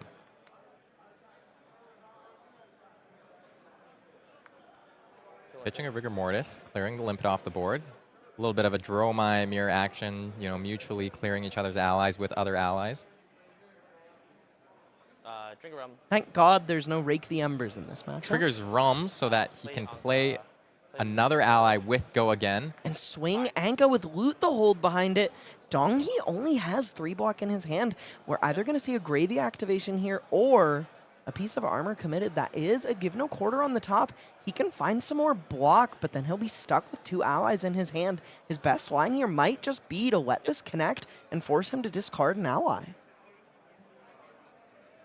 Can still give that singular block card, get rid of the high threat allies that are in Lucas's graveyard right now, but will still need to contend with what he's doing on the next turn.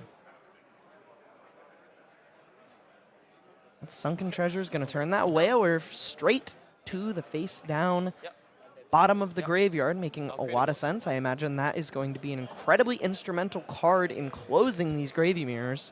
And does get the gold off to Loot the Hold, so this will force Donghee to discard 1 card and get Lucas a little bit closer to maintaining that access of the matchup. I like how Donghee started to look at the other allies available in graveyard and then said, actually, no, it's definitely just this top one. Yeah. He's like, why would I look? There's a Whaler in there. It's got to go. Yeah, and so Donghee now activating Gravy Bones' hero ability. Going to draw that card off the top. Activating Anka in response. This is exactly what we talked about, where he's going to force Donghee to discard some cards. It will be very interesting. Yeah, there's going to be a double discard here. Funny enough, I don't know that Donghee will be super punished for it. Might, just a little bit. It might actually just help. He has double ally in hand. Yeah.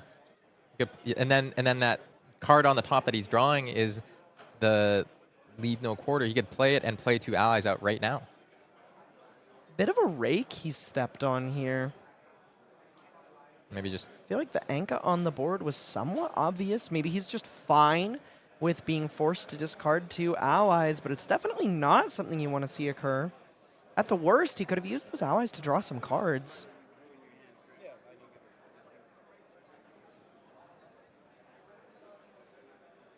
Let's see how we feel about this line.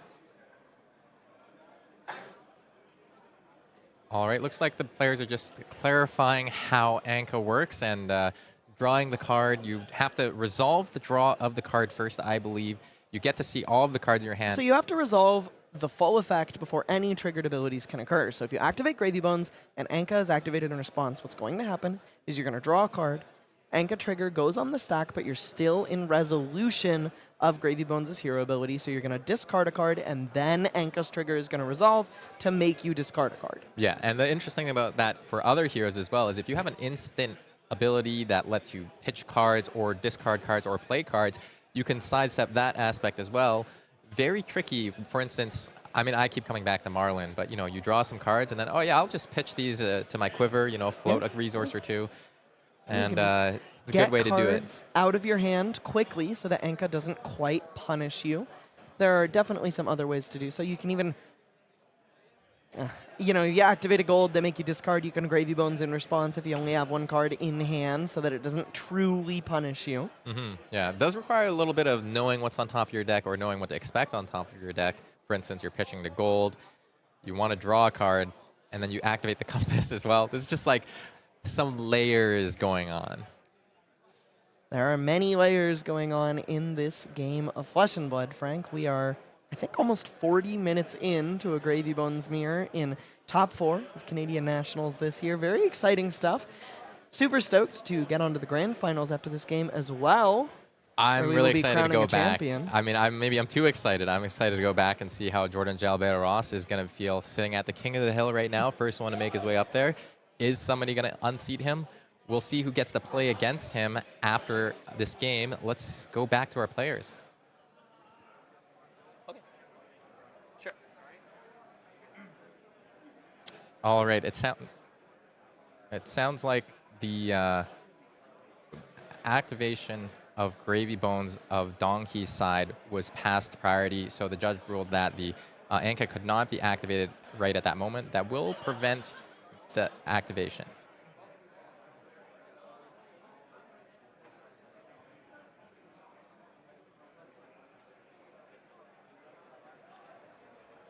So Sawbone's going to be the card discarded to the Gravy Bones ability.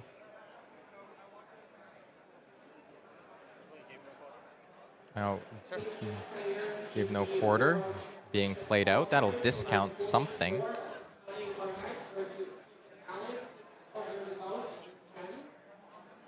It's going to be our good friend Rigor Mortis. We've seen that one come on the board a couple of times already on either side. Curious if we're going to see the Mage Masters deployed on this turn, or the Give No Quarter is just going to buy him an Arsenal.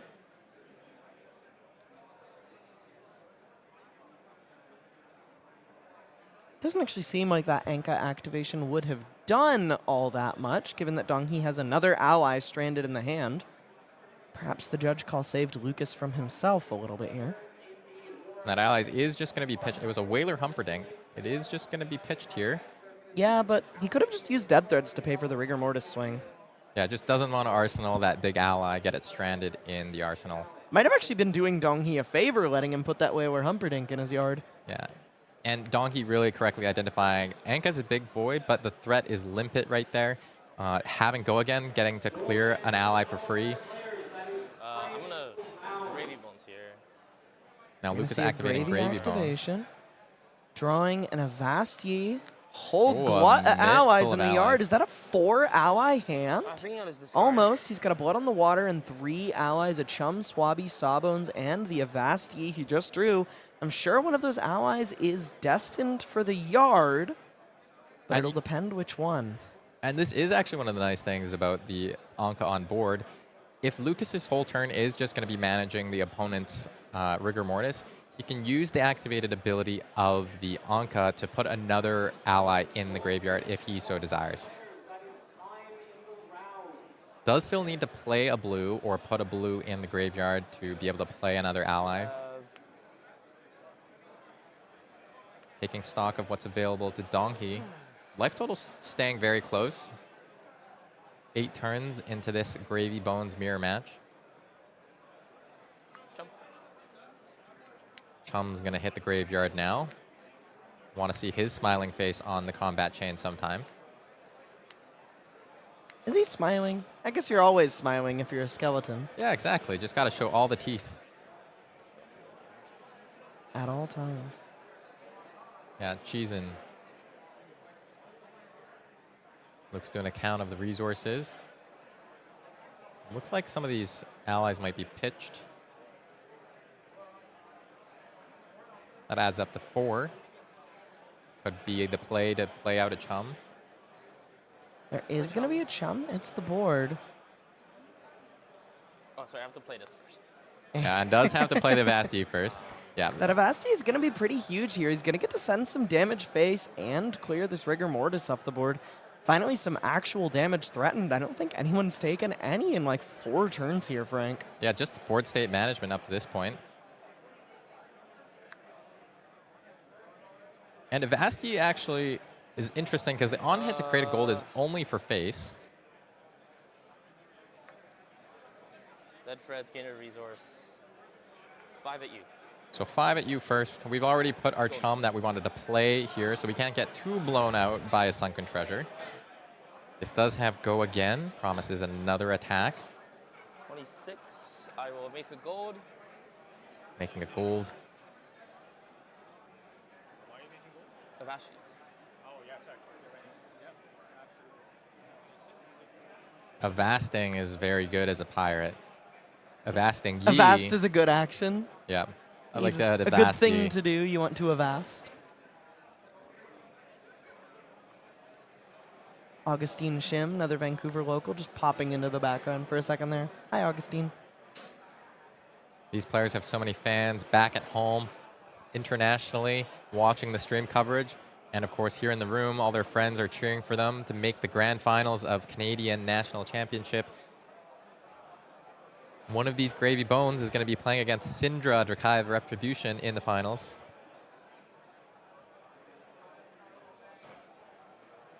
And no rush to get there with this incredibly, I mean, how do I put it? This game is so That was fucked up. That's okay. granular. You have to make some really, really tough We'll just kill the Rigor Mortis. and small-scale decisions while also managing the resources left in your deck and the resources left in your yard and the resources left on the board between gold, allies, your limited access to Gold Kiss Rum, and just getting fatigued. Yeah, Lucas already haven't drank one of the rum for an earlier turn. Donghee with access to 3, potentially fueling a double ally clear turn later, or double ally attack turn later, or double play out ally turn later. That rum does a lot of things. Sure. Blue flying high, a card we've seen in some Gravy decks, but I don't think it's in Lucas's. Gonna do its best to block a Vasti impression here. Let this Rigor Mortis hit the board, though it won't have a gold on hit on this attack. It is going to come in for 6 with go again, which is pretty nice. Gonna cleanly kill that chum. Yeah, no sawbones to speak of, unfortunately. Can't be protected that way. So our second chum on Lucas's side also going to go to the bottom of the graveyard. Both players only with one more chum in the deck somewhere. You know, for all the power level of that card, hasn't you know, materialized to the ceiling performance of it quite yet in this game. Yeah. Another thing to consider here is that Donghee is ahead on Whaler Humperdinks left in the game because Lucas got his first one turned down by that Sunken Treasure. Lucas's Sunken Treasure just turned down. I think it was a Sawbones. It was the Sawbones, yeah. So Donghee's turned down 2 allies, a Chum and a Whaler, with 2 Sunken Treasures so far in this game, I believe. A little bit more high impact than Lucas's Sunken Treasures so far. I think Lucas is actually running behind a fair bit on allies, and Donghee's big ol' stack of cards he presented in this game is actually proving to be, like, quite an advantage. Yeah, and what happened right there is Donghee activated that Rom, tap the hero, gives the next action go again, was able to play out the Sawbones from the graveyard and pitch the last copy of Chum to attack with it into Lucas's Anka. So that's going to clear off the whole board and develop double ally here. Lucas has got to do something if he wants to maintain this board state and any sort of advantage that he has in other assets. Looks like just 2 allies available in graveyard to him now. He's activated Gravy to discard a Sawbones of his own. Would love to have had that last turn. 26 to 30 on turn 9 of this Gravy Bones mirror in the top 4 of Canadian Nationals. And finally, we're starting to see a little bit of action here with this give no quarter. Donghee just developed double ally, and Lucas is looking to do that himself as well with this Mage Master Boots activation hitting the table, and Limpet and coming Limpet out of the from the arsenal. That's a sneaky one. You can't sunken treasure me. I'm hiding in the arsenal. 2 go again is going to get rid of that rigor mortis quite cleanly, whether Sawbones tells Mr. President to get down or not, and he's going to use his own Sawbones to clear out Donghee's. Oh, and this is so clean for Lucas because he gets to put a defensive card, I believe, in the arsenal if he wants to, or maybe he's held it in hand, doesn't want that arsenal clunked up. Super high value usage of his Mage Masters on Lucas' side of the board. I imagine Donghee's is actually, for more of a setup play, I think what he wants to do is establish Whaler, Humperdinck, and a Moray, or I don't think we've seen the Morays so far in this matchup, maybe double Whaler, Humperdinck. And now Portside Exchange being played to get rid of a Limpet from hand, draw a new card, create a gold. Donghee sitting at a pretty 8 gold on board. This man's rich. Using the compass. Sawbones on the top. Another ally there. He can use Gravy Bones and some of his glut of 8 gold on the board there to get Sawbones straight into the yard. Still has that Crown of Providence up too, should he be attacked. A lot more onboard resources for Donghee than Lucas has access to. Been a pretty consistent theme of this game. And now these trading Limpets yet again. They're going to let Donghee cleanly take down at least the Limpet.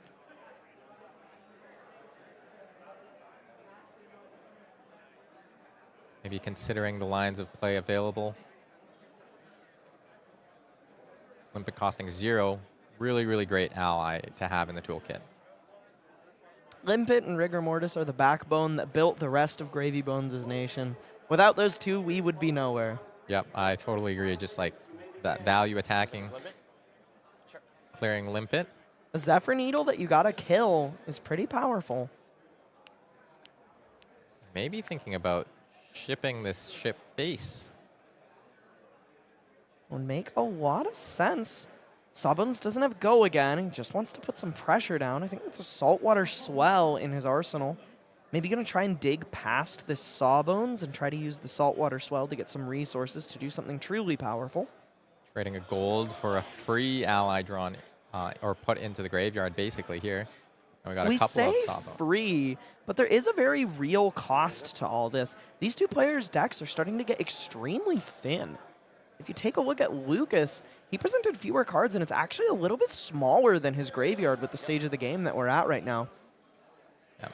And Donghee seeing the Mage Masters use on the other side, trying to push for the tempo, activates Mage Masters himself, and uses his own Sawbones to clear the Sawbones that Lucas put on the board. Going to hold that card for next turn in hand. Maybe send something after Lucas is forced to commit and clear some of these allies again. Shades of the Dromai here, Dromai mirror here a little bit, where the player who uses their resources first kind of ends up a little bit disadvantaged. The same way that Rake the Embers was the best way to answer a Rake the Embers, it kind of feels like double allying with Mage Masters is the best way to answer double ally with Mage Masters. And like both situations, your opponent is now out a resource that you still have on the board. Lucas trying to do something about this, using multiple cards to clear Limpet and Sawbones, but he isn't going to actually get to reasonably clear or reasonably establish some allies of his own while on janitorial duty here. And now that he's left Donghee with 5 cards, since he didn't put anything on the board, he has access to Eye of Ophidia and a Conqueror of the High Seas, likely to see that High Tide triggered, even if that Blood in the Water is stuck in Donghee's hand. And Lucas just using all 4 cards to clear both allies, pitching the red defense reaction to Tipple because he didn't really want to keep it around, and then bottoming the last card to E-Strike for 5 into the Sawbones that was on board. Not the best way to use all of your cards, but at least he had a way to clear both allies. Didn't have to take much damage to do that at all because the attacks were only directed at his allies as well. And by much, I mean any. Found a Sea Legs off the top. A little bit awkward when you activate either gold or gravy to try and find something that you want to put in the yard, or get rid of something that you want to put in the yard and just find more yard fodder. Yeah, and he's activated the Gravy Hero ability now, cracking a gold, so he's going to be able to just discard that Sea Legs, go up on one more rum. Gravy Bones is a social drinker, as in him and all his allies get together and have a good time. Yeah, just like the art on Yo Ho Ho, the whole pirate crew can have a nice drink together. Carousing. That is my favorite piece of art in, I think I've mentioned this on stream before actually, but this is my favorite piece of art in High Seas. I love the pirates just happily drinking and having a good time, and the two alive humans on the deck scared for their lives. Yeah, and I think we caught a peek of the top card of the deck. That's the third Limpet from Donghee. Pretty good card, but maybe not one he's in a rush to develop. Yeah, your last Limp Skibbity Biscuit is going to be an incredibly important resource to close out this game. Cracking a gold to draw into that card. Probably wants to discard it or one of the other allies in hand to the golden tipple as well. Sequencing a little bit awkward for him because if he had one more resource or access to a non-red here, he'd be able to activate Dead Threads to pay for this tipple. But as it is, no free value for you, Mr. Necromancer. You're going to have to pay for this the old-fashioned way.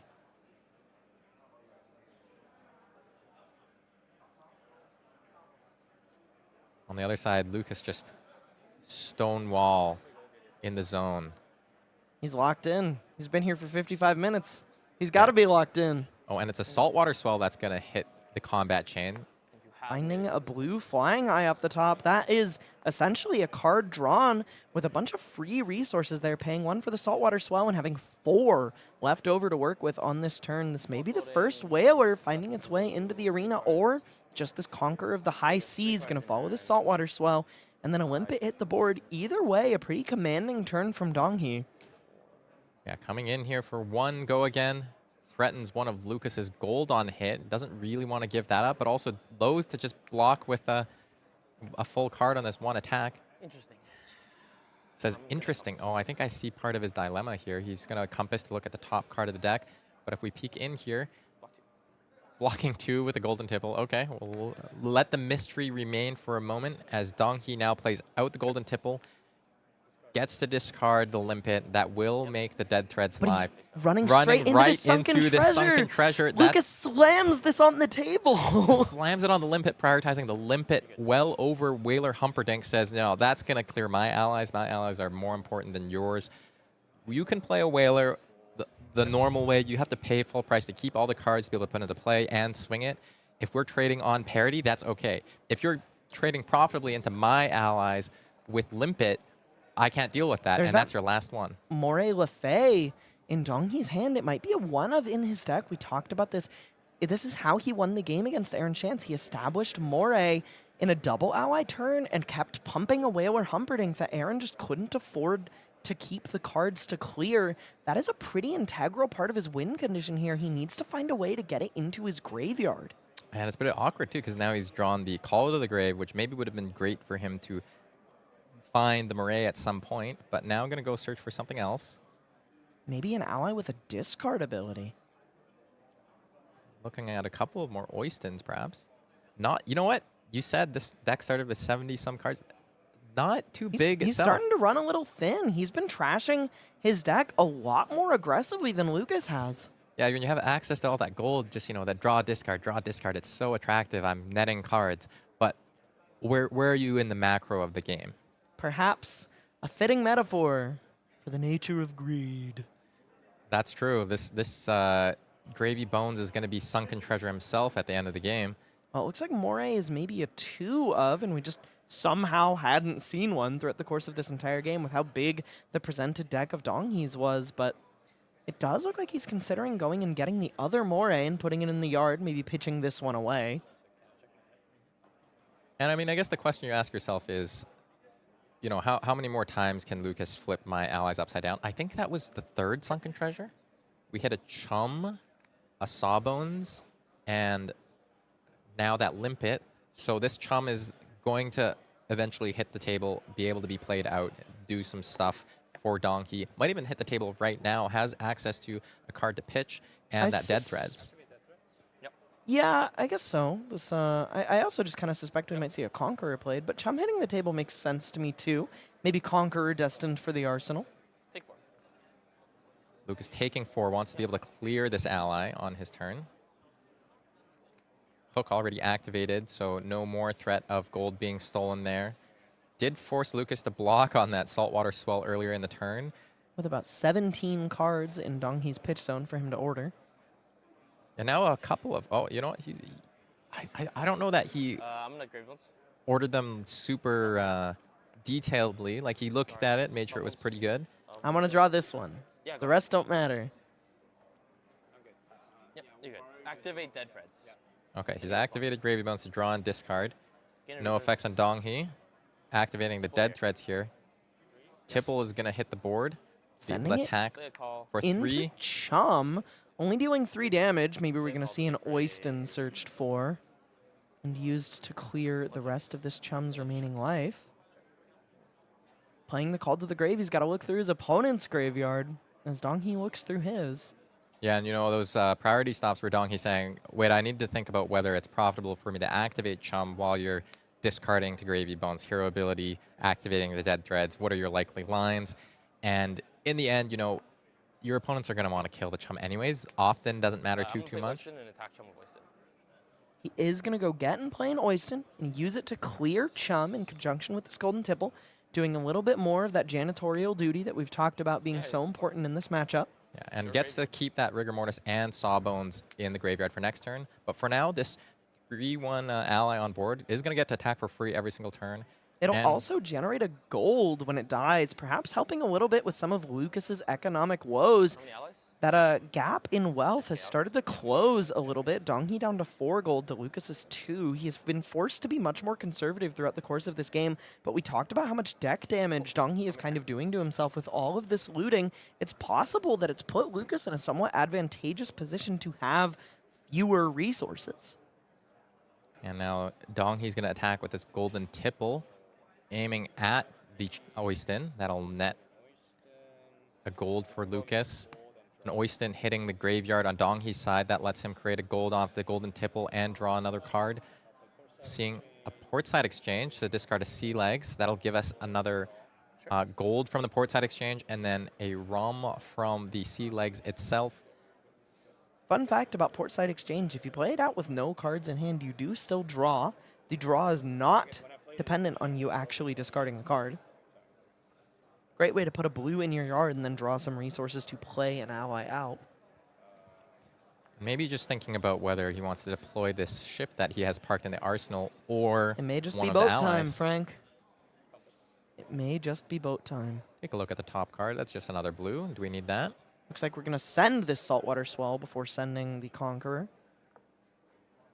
First, they're going to count decks. We're going to listen in. 21. 22. Pretty close to even, but Donghee with 1 card in hand, 1 in arsenal. Lucas still a full grip. Yeah, Donghee actually behind on total cards despite presenting such a big stack. Like I mentioned, you know, he's been drawing and discarding cards so aggressively, so much more aggressively than Lucas that he is actually behind in terms of fatigue.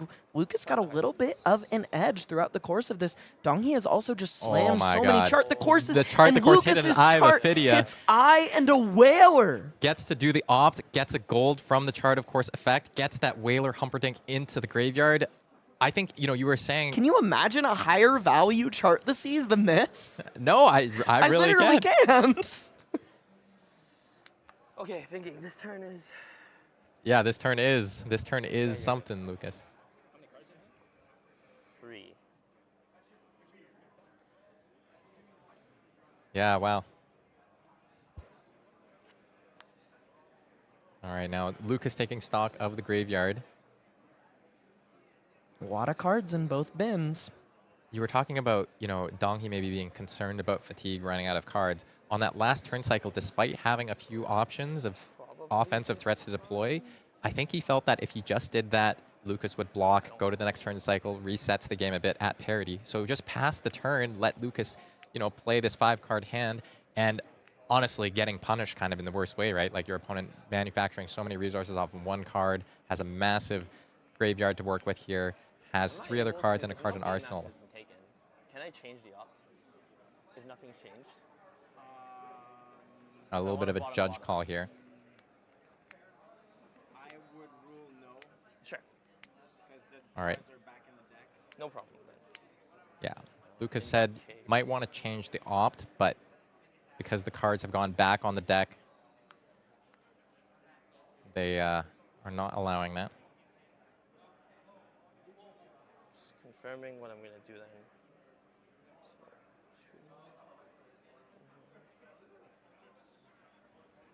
Maybe thinking about the high tide consideration.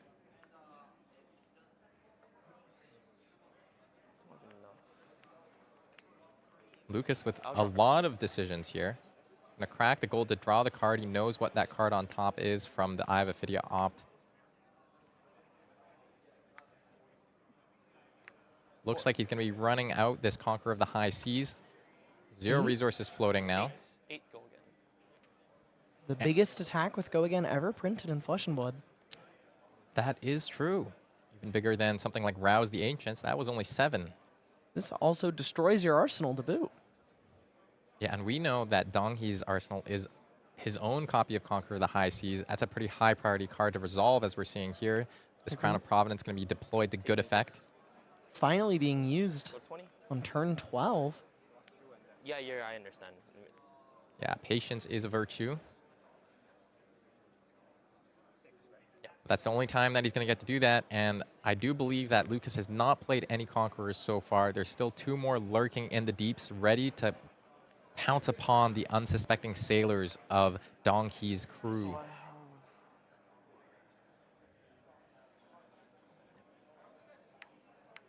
We're going to play a Swiftwater Sloop. This is going to be 6 go again. Really powerful turn that Lucas has set up here. I got it.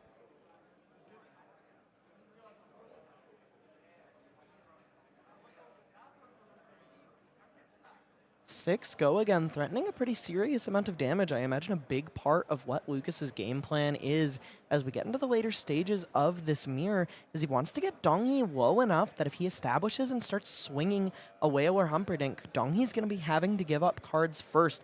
If your Whaler shreds cards first and your opponent doesn't get to play one as well, you're going to start smothering them because they're just never going to have the cards and resources available to establish and swing a Whaler Humperdinck for the rest of the game. Yep, exactly. And Lucas might even be able to resolve another ally here at the end. I think there's a Rigor Mortis in the graveyard available to him. Has he put an ally? Is Death Threats online? Yeah, Death Threats is online. Oh my god, this turn is colossal. Yeah, exactly. Remember, he played the chart, the High Seas. That Right, yeah, the chart, yeah. the chart that found the Whaler. Yeah. I was thinking about that too. I'm like, did I?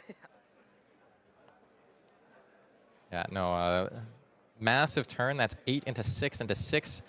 I think he's activating the hook here. He's saying, you know what? I've gotten enough gold off this gold-tipped hook. You're just going to keep blocking it out anyways. Might as well try to take cards away from your power play or get a free gold if you want to keep all those cards. Yeah, his goal is really clearly to make Donghee pay with his life here if he wants to actually have a 5-card hand on this coming turn. But if he takes all this down to 8, it might be pretty hard for Donghee's turn to be good enough to actually close that massive life gap. Boat into Rigor Mortis swing is pretty back-breaking at this stage of the game. And really off of 2 pitched blues here. Oh, no, sorry, that's still 3. 3 pitched blues here. We had the Eye of Ophidia, Murderous Rabble, and the Call to the Grave still lurking in the deck. That is the power of Chart the High Seas. I can't believe he hit a Eye of Ophidia off of the Eye of chart. Chart is crazy. I've never seen that. No, I haven't. That's awesome. Sure, I'm gonna steal a gold. Gonna steal a gold.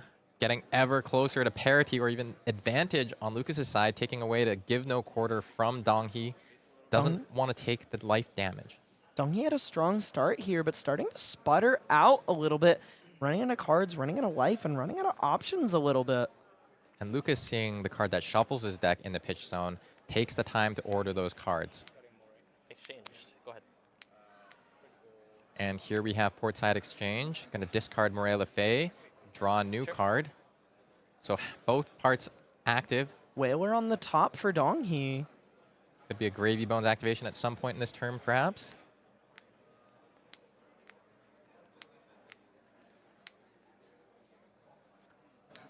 Thinking about pitching here to something. Call to the Grave, maybe hitting the pitch zone for that saltwater swell in his hand. Oh, he's just going to activate a gold to get that whaler in his hand. No, not so fast in this constructed format yet. Oh, you really chomping at the bit for Adult Scurv, Frank? It would be cool, but I'm not going to be upset if it doesn't show up, you know. The saltwater swell. Oh, going to hit a back Flipping a alley break back line. alley That's going to break make an line. action point. Both players getting the benefit of these off the top of deck effects. That's 3 resources. The saltwater swell clears the rigor mortis.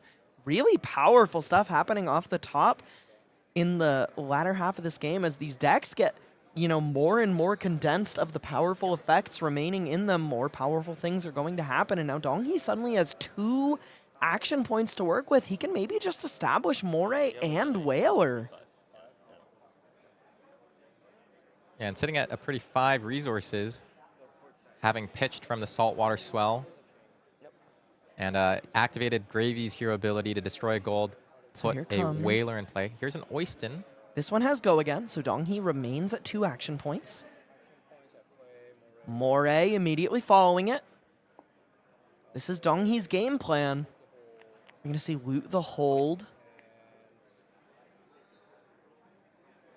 Moray is an instant speed ability, so he can use this as an attack reaction to try and force a card out of Lucas's hand.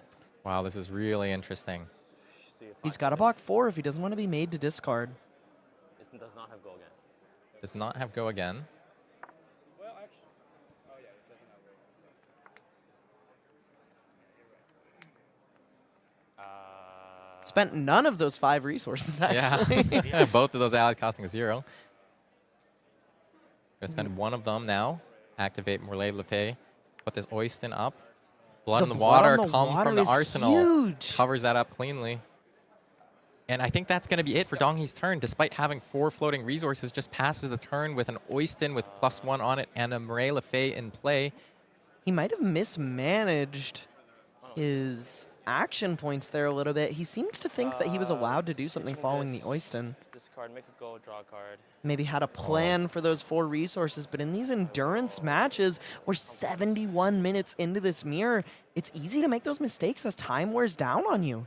And Golden Tipple taking out the Oyston there. Only has 1 life. Got to discard a Chum. Gravy. Draw a new card. We're going to activate Gravy Bones. Draw a card, discard. Finding a sloop off the Discarding top. the 3rd Limpet on Lucas's side. That card will be critical in the final stages of this game. First, it seems like Sawbones is going to come and join us. 6 Another blue. And the Swiftwater Sloop going face is going to be 6 from the Sloop into an attack from Sawbones. Likely going to clear that Moray. We're finally starting to reach the conclusion of this game. Both players have gotten everything they want into their graveyard and stacked the bottoms of their decks with everything that they want to have for later. Also, Donghee has found, I believe, his last conqueror of the high seas, but Lucas doesn't have an arsenal and is threatening half of Donghee's present life total. Yeah, at times when your best card becomes just a 3 block, it's pretty tough to stare down. Donghee just going down to 6 here, I believe. Should be 5, right? 6 at you. It says 6 at face. Please give me a card. Please give me 2 cards. Sorry, should be 5 on that life total. Already created a gold from that Golden Tipple. Sawbones Dockhand coming in for 6. What a powerful, powerful ally. Stealing a gold on hit. If it connects, it'll actually put Lucas in the advantage on the economy. Donghee, maybe, like you said, just being forced to block 3 with his last boat. Yeah, really putting Donghee in that vice grip at the end of the game. No easy decisions for him. No easy path to victory. And Lucas just riding on his cruise ship, that Swiftwater Sloop. Gonna have all the tempo going into this next turn. Let's see what he draws up. 2 allies. I see a blue in there as well, at least. Gonna be able to play out an ally from Graveyard if he so desires. An activation of Gravy Bones hero ability from Donghee. Draw a card, discard Oyston.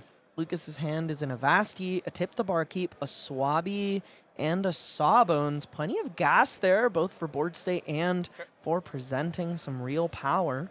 Avasti is just so good in this spot. It's actually just so good. Having that extra action point on an ally swing can do some really powerful stuff. And I'm just trying to find the line that Donghee's going to take to clear out this Sawbones, because that does still represent lethal damage just sitting on the board. Drawing a Saltwater Swell. Blue, not going to be super good at clearing Sawbones out. Is a fine start. Sunken Treasure off the top, finding those free resources. It's going to be For 1 goal again, right? No blocks. no blocks. Lucas taking the 1. That will be a blue that enters the graveyard. Allows him to play out another ally like this Oyston here. Has another Tipple in the yard as well. Gonna need 3 power to get the Sawbones off the board, and his deck is starting to run dry on threats. Mostly blues left.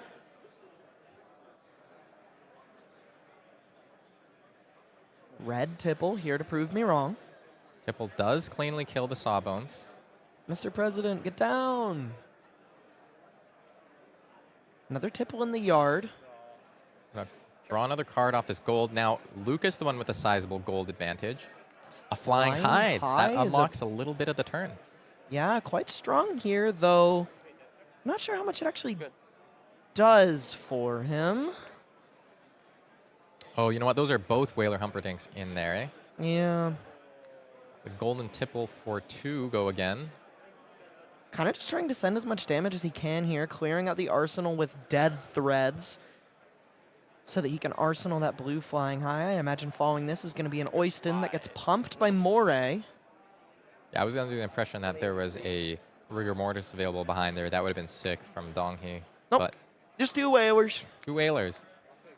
Still haven't seen one of those cards hit the board so far. No blocks. No blocks. Lucas says, you know, I took a gold from you last turn. You can have one back. So now, Lucas, small lead on gold, large lead on life, and maybe trying to construct a way to win this game from this board state before Murray Lefay accrues a bunch of value on these +1 counters. Lucas is going to draw a card, discard 2 Gravy Bones. It's going to be Swabby hitting the bin. Now some branching decision paths here. Has 4 cards in hand, a lot to work with. He has a Sawbones, a back alley Breakline, and a Vasti, and a Tip the Barkeep. His hero is tapped, so he can't actually draw on any of that rum that he has here, but he does have a plethora of gold to activate and maybe purchase some extra cards. Make a rum. Makes another rum that also lets him play out allies from the graveyard. We do know of a Limpet in there. Looks like it's going to be Chum that hits the board. Very sticky, as you said.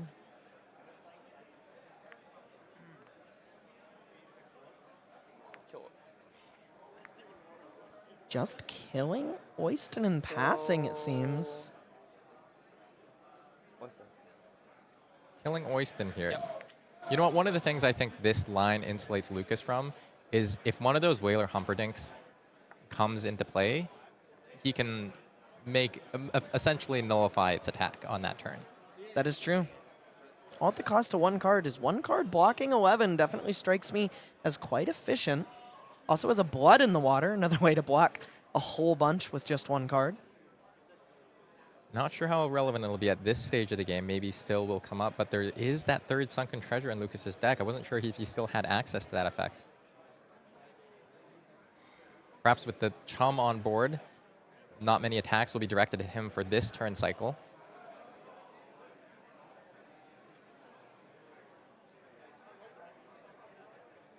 And Donghee does have some breathing room. Going to crack a gold with this Eye of Ophidia. Look at the top 2 cards of the deck. Moray and a Blood on the Water. Not necessarily what you want to draw on your turn. Yeah, sending them both to the bottom and drawing another card. Finding an Avasti. That's a pretty good card. Much better than the other 2. Does already have the Flying High, but at least the Vasti is a blue in hand that can do something. Pitching the Riches of Trobaldani to crack a gold, draw a card, and make another gold. Finding that last Conqueror of the High Seas. You know, maybe we will see some damage go face. Lucas still not activating the Chum in response to all of these actions. Gravy Bones being activated. Drawing another card. Lucas now considering fatigue. Not many cards left there at all. But 3 Whaler Humperdinks in the yard that he's got to deal with before Donghee can be considered truly fatigued. That is quite a bit of damage for Lucas to deal with. Lucas's deck also looking pretty thin, but nowhere near as thin as Donghee's. Yeah, and I think it really depends on whether, if Lucas is able to construct an offensive turn and ignore some of what Donghee's doing on this particular turn, then he can start shredding that deck, taking cards away by forcing Donghee to block. Maybe was thinking about pitching the Conquer of the High Seas, but decided against it. He can turn it on this turn and does present a pretty significant amount of damage. I'm curious if Donghee is actually ever going to have the cards and resources to both establish and swing a Whaler Humperdinck. He's at 5. These might have come a little too late. Might be trying to pitch while using the Sending Conquer of the A High at Seas. Chum. Get that Chum out of here. And then doesn't have the resources to play the Whalers on this turn cycle. He's just going to pass. He's only at 5. He needs to get pretty lucky to actually have the life total to resolve the Whalers. Lucas looks at the top card with the compass. Donghee going to activate Gravy Bones, it looks like. No, I think he might have missed untapping his hero, and there's a judge call about this? Yeah. Judge rules that Donghee is allowed to untap his hero. Thank you, judges. Thank you to the great Oscar Ojeda Gomez, who's keeping this tournament running so smoothly and is our present table judge. Shout out to all the judges of Wraith and all they do for the community. Thank you all so much. Sunken We Treasure literally could not do it without you. Going to draw a card, which we knew was Conquer the High Seas from the compass. So now this is going to be coming in for 8. Go again with Donghee at 5. That is 3 more than his current life total. He does have a Sunken Treasure to turn down one of Lucas's eminent threats in the graveyard, but there are 3 there. Donghee wants to protect this arsenal. Again, he might have found these Whalers too little too late. He's almost fully fatigued from starting with, I think, 70, 72 cards. Gonna just say, yep, the Swabby's going down. That's gonna be able to deal the most damage to me this turn. Breaks the chain. I'm playing a Vashti. Here comes a Vashti. Let's Limpet come out. Coming for 2 with Go again. Pretty funny. Lucas concealing information there, maybe being helpful. If Donghee knew that the last card was just a red and this Avasti, you know, maybe would have chosen the Limpet over the Swabby.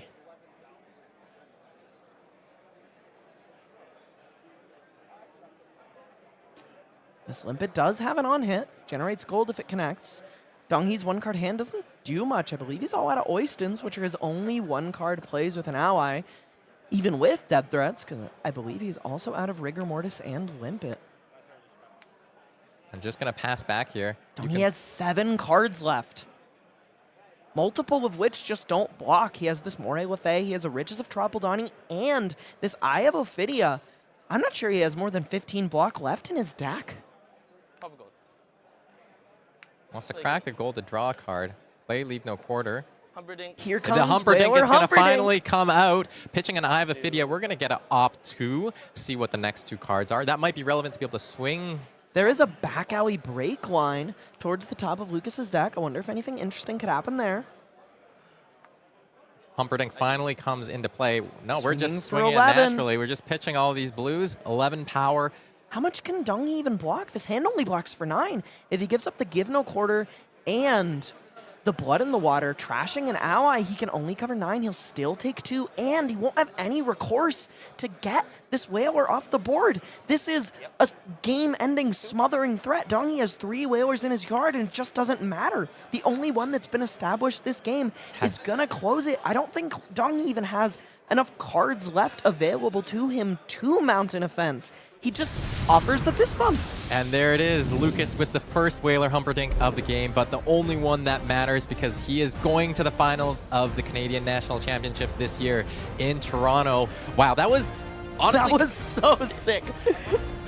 I think both players played that so well, but just Lucas really showed he had the macro game plan down, knew he was the proactive deck, set some stuff up, but also was chipping through and making plays throughout the game. He really just dismantled Donghee's whole like fatigue endgame Whaler Humperdinck Moray Lefay game plan. He knew what to do going in, and he went with his proactive threats, like you said, whittled through, worked through the deck, and found the way to close it. He had a game plan, and now he's going to have to find another one because he's going straight into the finals after an hour and a half. Gravy Bones Mirror, what an incredible game from two of Vancouver's best and brightest. Oh, that was such an awesome game to see and cast. Now let's look at the bracket overall. Path to the finals for both of these players now. Lucas having played through a Verdance Thorn of Rose. That Gravy Bones Mirror we just saw now facing off against Jordan Jalbert-Ross on Cindra, who played against a Gravy Bones in the top 8 in the quarterfinals, beat Cindra in the mirror match, and now gets to play another Gravy Bones. One of the matchups I think he's trying to target with this aggressive ninja. Yeah, for Lucas, the last meter of the mountain is the toughest to climb, and he's got to get through a pretty unfavored matchup if he wants to be Canada's national champion this year. Super excited to see how that goes. I'm really excited to see Jordan Jalbert-Ross try to be king of the hill, try to stay on top, but I'm also excited to see what Lucas tries to do, because the more aggressive the Gravy deck, I think the more capable they are. Yeah, exactly. Like, you're more able to deal with kind of what the ninja's doing. You are just trying to kill them still. Yeah, you're still just trying to kill him. Gravy's good at that. He has a bunch of boats. Yeah, and so all of these players in the top 4 and top 12 actually have punched their way through to the World Championships this year. But before that, we've got Pro Tour Singapore coming up just next month, where I think a lot of the players are going to be already qualified for just July 17th to 20th. What do we have going on at Singapore? Well, the first thing that we've got going on here are these beautiful alt art summer fun promos for Kasai, Cindra, and Victor Goldmane. An inflatable form of him wrapped around with a strange blonde man. Very cool stuff. So there are tickets available for all sorts of these cool souvenir packages that'll let you get your hands on all 3 of these hero cards, and Pro Tour players will receive one at random. But if that's not enough for you, if you want the full collection, there are also sealed events throughout the weekend that give you access to these promos if you just show up and play. Souvenir package, beautiful, with that cool playmat, a box of Mastery Pack Archive, a little Japan-only product, as well as a deck box of all the high seas heroes on display. Yeah, Cindra and Kasai, some of the heroes we saw performing pretty well in this tournament. They'll get some bling upgrades through this event. And of course, the Fabled event package comes with Sea Lace Strong sleeves and playmat. I really like the promo card that you can get, one for each of the High Seas heroes. Of course, Chart the High Seas. Just what an absolute house of a card. Yeah, I'm looking forward to getting my hands on a playset of those Golden Sky Wardens. Yeah, for your Puffin deck, so that you can block with it. Yeah, maybe so I can block with it. Your, you know. Maybe you can just block with it and galvanize a whole bunch of cogs. It's a great card. And of course, we've got the heroes, which are promos for the Calling, one of 3 here. Promos for the Battle Hardened as well. And of course, Pro Tour competitors. This is one of my favorite things. It's like the Fabled playmat is always what the Pro Tour players get as their reward for qualifying. My favorite playmat I own is still my Pro Tour Baltimore. My first Pro Tour, the Arc Knight Shard, the Fabled belonging to my favorite class. Yeah, just such an awesome playmat. And this is the very unique, awesome thing they're doing for the Pro Tour this year in Singapore. They're going to have a beach party after the Pro Tour Sunday night. Just walk down the beach, and entry includes food, drink, entertainment. It's going to be going late. LSS is going to be there. You can have conversations with your favorite devs, designers, maybe James White, and of course the promotional stuff that you're getting, a treasure pack and a commemorative beach towel, which I'm sure that TCG will grade for you. I don't think that's going to happen. I'm going to keep making that joke until they do. Until they grade your beach towel? Yeah, so we're going to catch you all at World Tour Singapore on the broadcast, and of course a few of us there in person as well. All right, I'm hearing that after that pretty good game of Gravy Bones, Lucas is just getting set up to be at the finals area again, or so the feature match area again for the finals. So don't go anywhere. We have a very short break, and then we'll be back.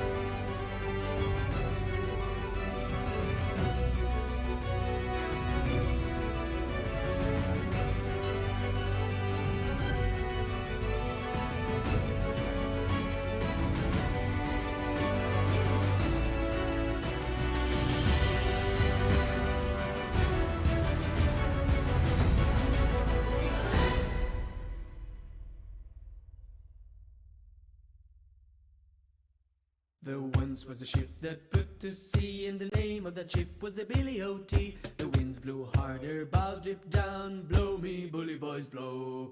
Soon may the weatherman come to bring us sugar and tea and rum. One day when the tagging is done, we'll take our leave and go. She had not been 2 weeks from shore when down on her a right whale bore. The captain called all hands and swore he'd take that whale in tow. Soon may the weatherman come to bring us sugar and tea and rum. One day when the tagging is done, we'll take our leave and go. Welcome back before we go to the grand finals. Look at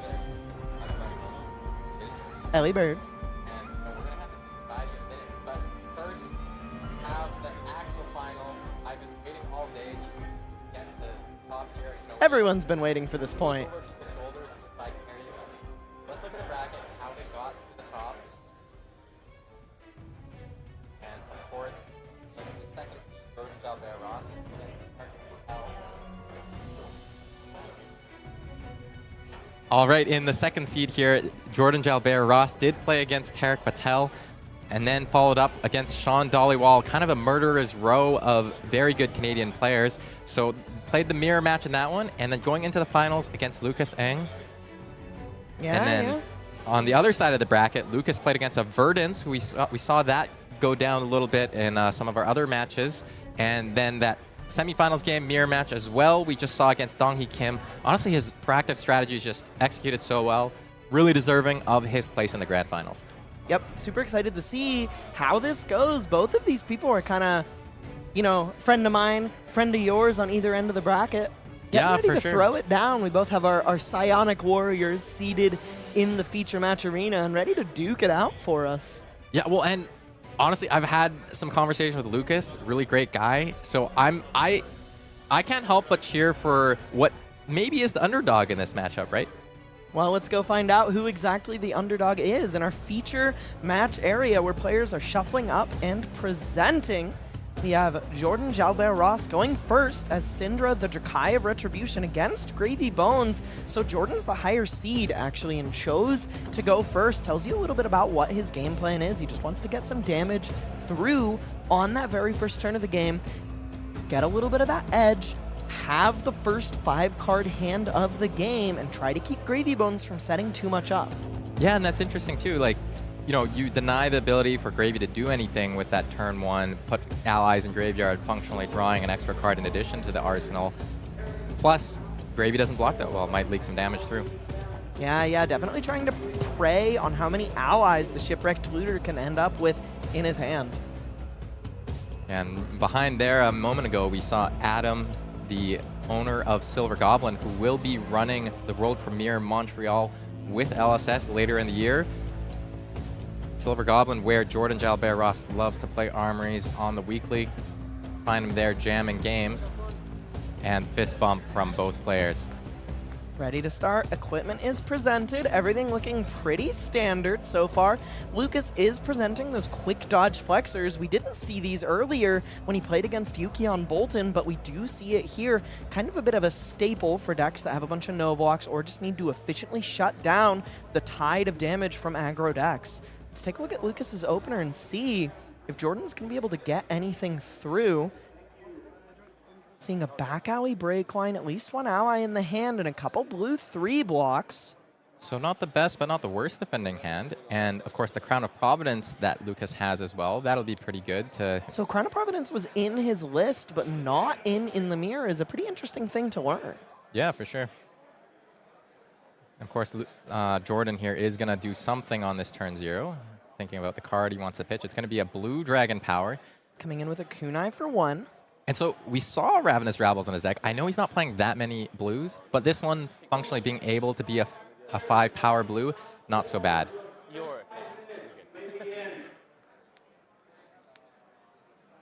Dragon Power is kind of the ideal Draconic Ninja blue. Yeah, one of the better ones. Attacking with both daggers here. Going to be able to flick one. Lucas taking both kunai hits here. A little bit of free damage for Jordan.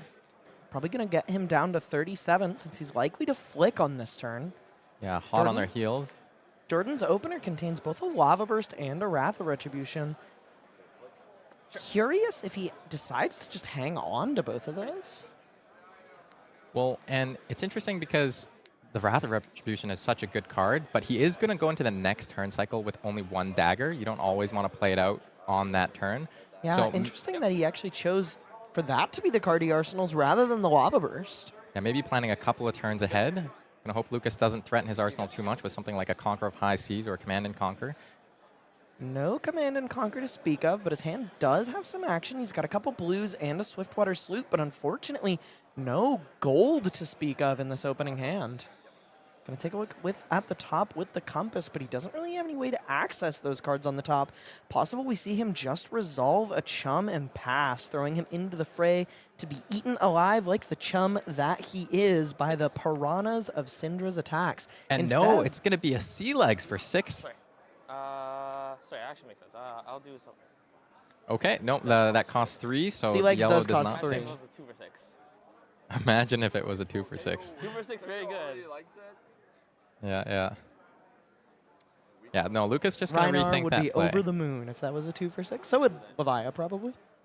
You know, there were some top players in this tournament that talked about potentially bringing Levia. I think decided against it, seeing the raw power available in some of these other heroes like Cindra and Gravy Bones. And Sea Legs honestly, is secretly a really big pickup for Brute. yeah, absolutely. It doesn't matter that you're not a pirate, so you don't untap your hero right away. If you only do the rum effect a few times a game, just getting to discard that to something like a Blood Rush Bellows, give a different attack, go again, or better yet, activating the rum later on a Scabskins roll. Looks like he is just going to pitch 2 cards into shipping that Sea Legs, threatening 6 damage rather than putting the Chum on the board. I can't imagine Jordan has any interest in blocking this. Paying 6 life to go to have that first 5-card hand definitely seems within his expected range. Lucas also not arsenaling. Bit of a tough opener. Stuck with that Sunken Treasure in hand that it does have a target in the Sea Legs, but not fantastic. You'd Yeah, much rather have a card in your arsenal. Jordan going to lead on the Ignite. The Sunken Treasure going to be slammed out. He said, yup. Will actually strip a card from Jordan here to protect that other kunai. Yep. Thinking about his life choices, knows that Arsenal card is pretty good. Threatening to take a kunai away from Jordan here, which is why they're pausing on this trigger. You'd think he might just turn a yellow over for a gold, but if he can take one of Jordan's daggers away for the rest of the game, he can put him in a tough spot. He's asking Jordan the question of whether or not he wants to just pitch into activating Cindra in response to Sunken Treasure's defense trigger here. With the Ignite discount, it would cost him 1. But trading a Sunken Treasure for an entire card out of your opponent's hand is pretty good. Means this card blocked 6. And since you don't have to choose until the resolution of Sunken Treasure's trigger, he gets to put Jordan in a little bit of a vice. If he chooses to protect his kunai by re-equipping it here, not only is he not going to be able to buy it back and be put in a similar position the next time he draws a Sunken Treasure, he's also just going to get to choose his yellow Sea Legs for a gold in his yard anyways. I think it'll cost him 1, right? Because it has to fully resolve. Yeah, the players are clarifying. Fully resolve. The on-attack trigger does have to fully resolve before we go to the block step, so the next Draconic action that Jordan takes will be discounted. That includes a hero ability, so he will only have to pay 1, which is still a fairly high cost to taking get the a dagger. card out of Jordan's hand here is brutal. And the interesting thing is, you know, does Jordan's game plan in this matchup revolve around having 2 kunai? Well, it sure does when he arsenals Wrath of Retribution on the first turn of the game, Frank. That's true, that's true.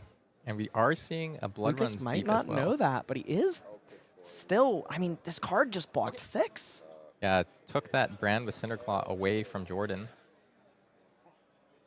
Oh, we got him in a tough spot. Well, and it's interesting because, you know, Lucas actually could have pitched that to play out the Sea Legs and Arsenal the other card, but didn't really like the cards, didn't want to Arsenal a Chum. So despite IPing, he's kind of made up for that value on the previous turn cycle. And this is the grand finals of Canadian National Champions. Both players hard fought to be here.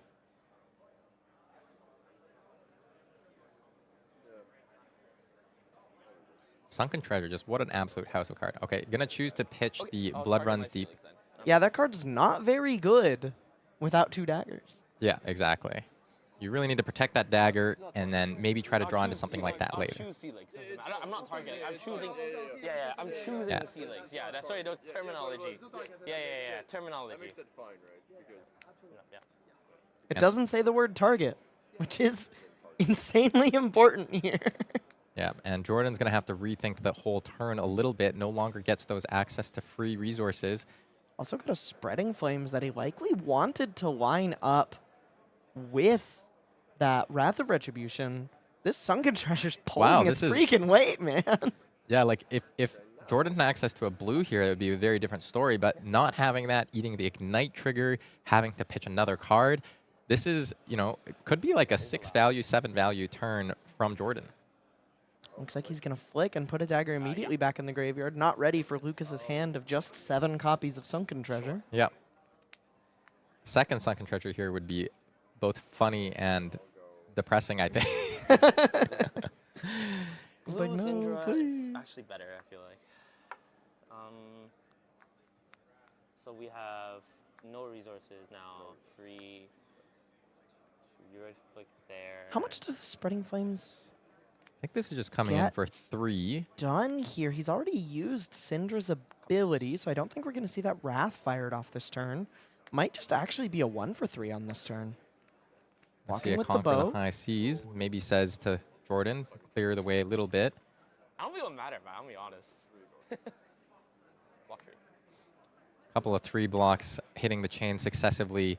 Jordan just going to pass the turn here. Lucas keeps his pick of the litter to Arsenal.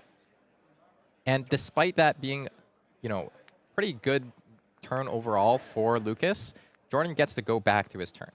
Jordan with a pretty tough hand here. He has that Wrath in his arsenal, but he's stuck with an Oath of Loyalty and 2 non-draconic cards here with no fealty on the board. And a blue, which kind of prices him into doing some amount of dagger swinging here. Not really at all what you want to see in a 4-card hand off the top, especially after buying so much tempo from your opponent.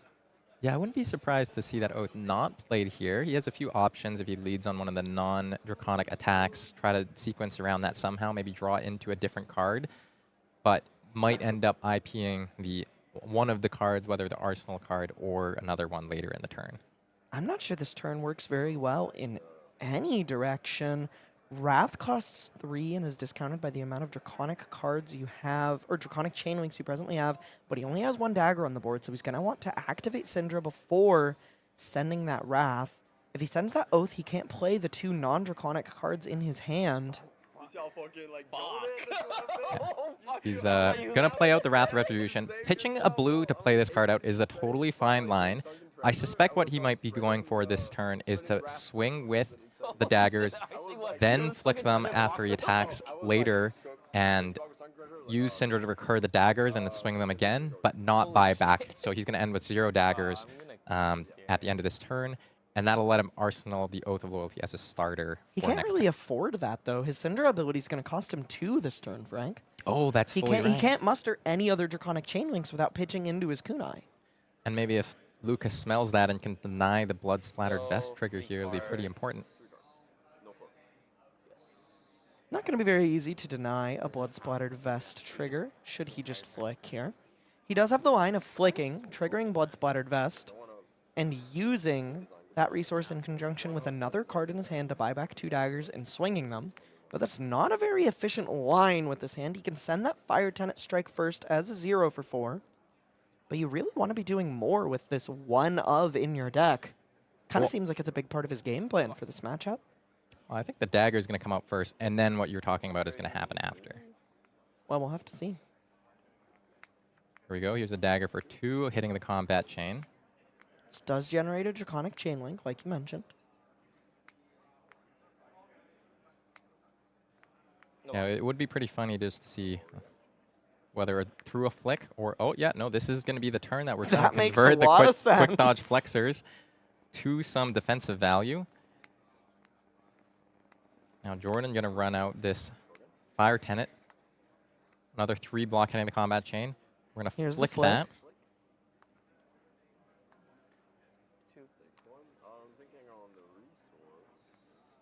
Thinking about the line here. Maybe considering that blood-splattered vest will make the resource. Now can't afford to activate Cindra.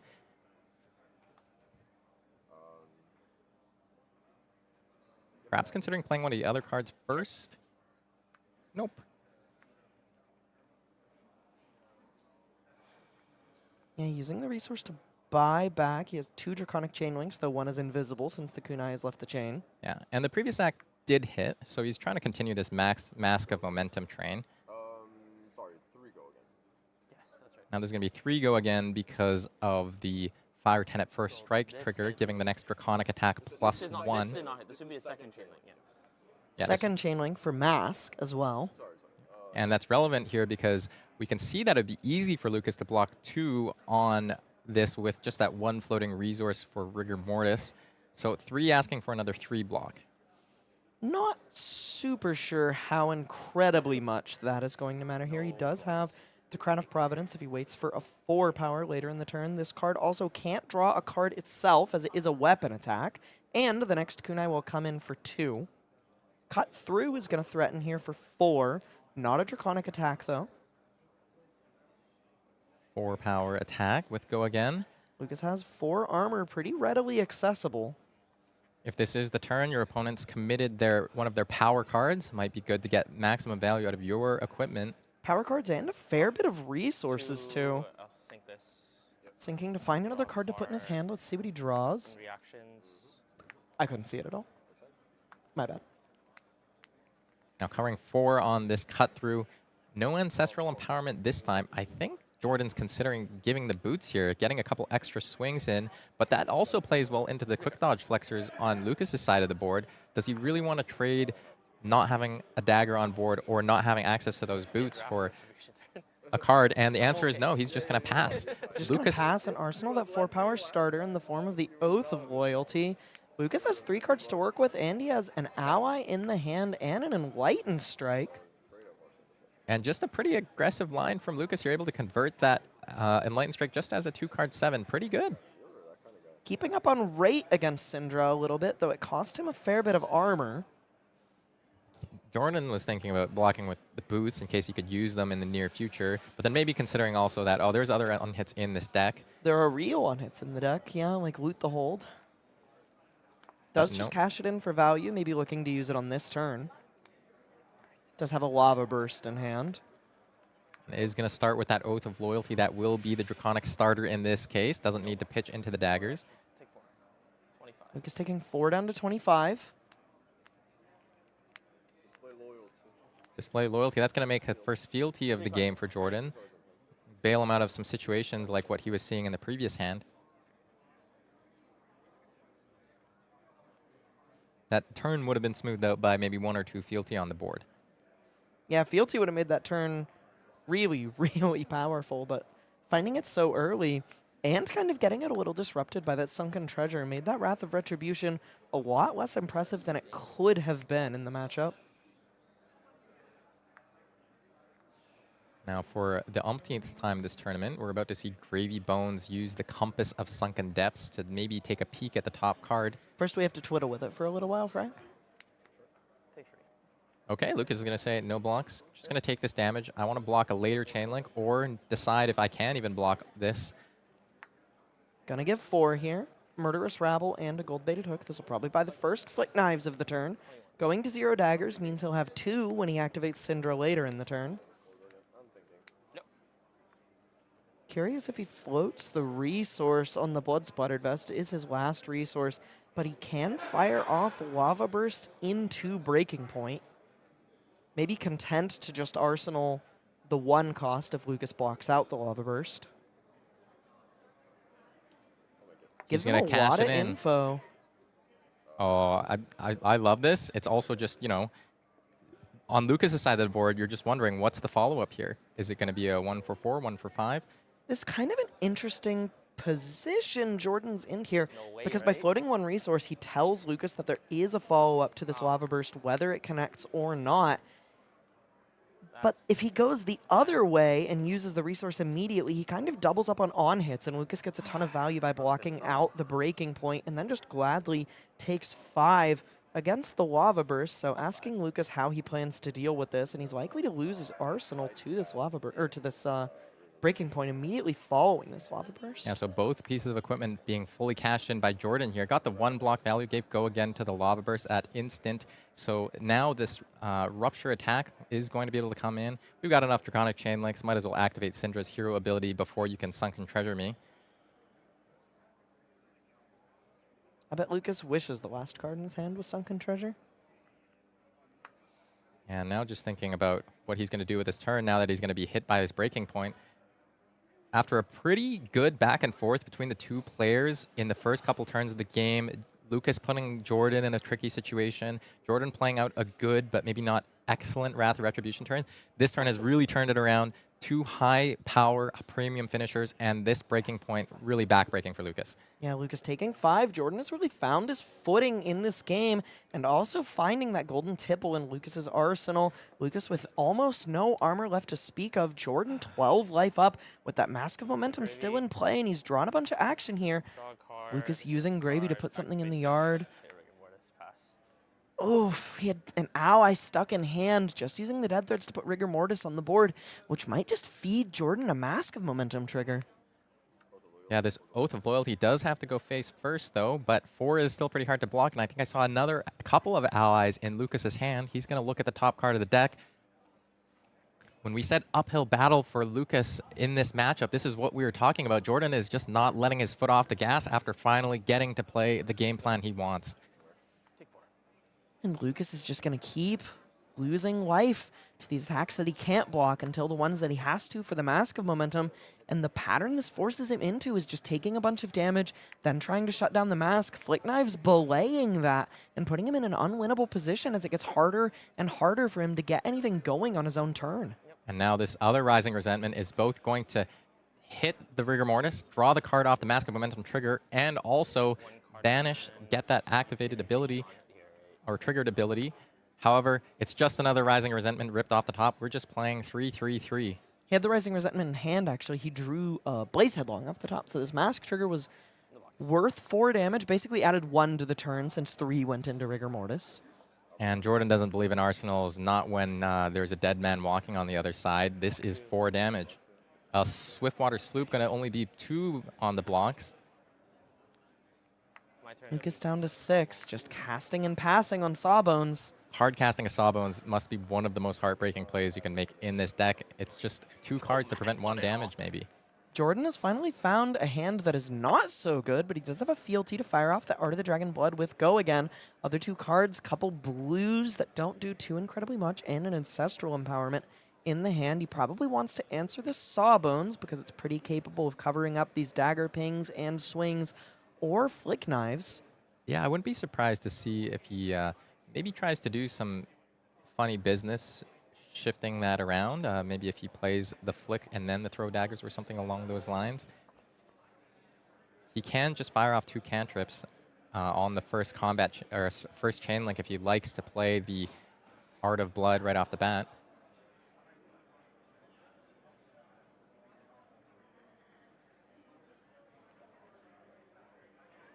And now all the viewers are on the edge of their seats. A small crowd has gathered around both the feature match table and the stream area. 4 Go again. 4 Go again being presented. This does present a valid target for Jordan to get that cantrip out of his hand, get 1 value, and see what he's working with. Lucas does have a Blood in the Water in his hand here, and knows the top card. Just nods This along. is lethal right now. Goes to 5. You draw first. Yeah, go ahead.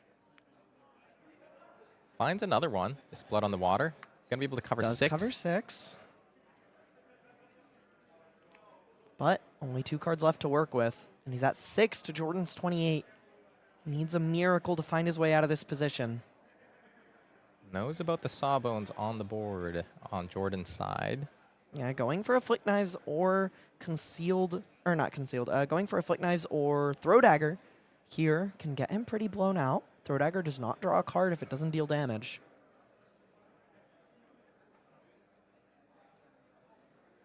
And notably, only one Draconic Chain Link so far. I think Jordan knows that he's got a pretty good lead. He doesn't need to make mistakes. He's going to take his time, navigate this situation the best way he can. Already taken 2 cards away from Lucas functionally. His Concealed Blade going to pitch for the Kodachi. Kodachi? Yeah, Kodachi of Retribution. Kodachi of Retribution. 1 go again. Does seem like it's targeted at face here. Pretty tough for Jordan to actually deal with the Sawbones with this hand without sending a pretty huge amount of damage just into Sawbones. He has another Art of the Dragon Blood that will likely clean up Sawbones at the end of the chain. I was Sawbones. Oh, and the Sawbones here to prevent the dagger from hitting. This will also shut down the Mask of Momentum chain. This is going to be interesting because that damage is going to be prevented, but that means Throw Dagger is live for the next thing that hits, and Jordan can cantrip, potentially draw into a better card. Sure. Yeah, Lucas not really able to play around his opponent having that type of effect at this point of the game. Let's see what the rip is on the Hunter.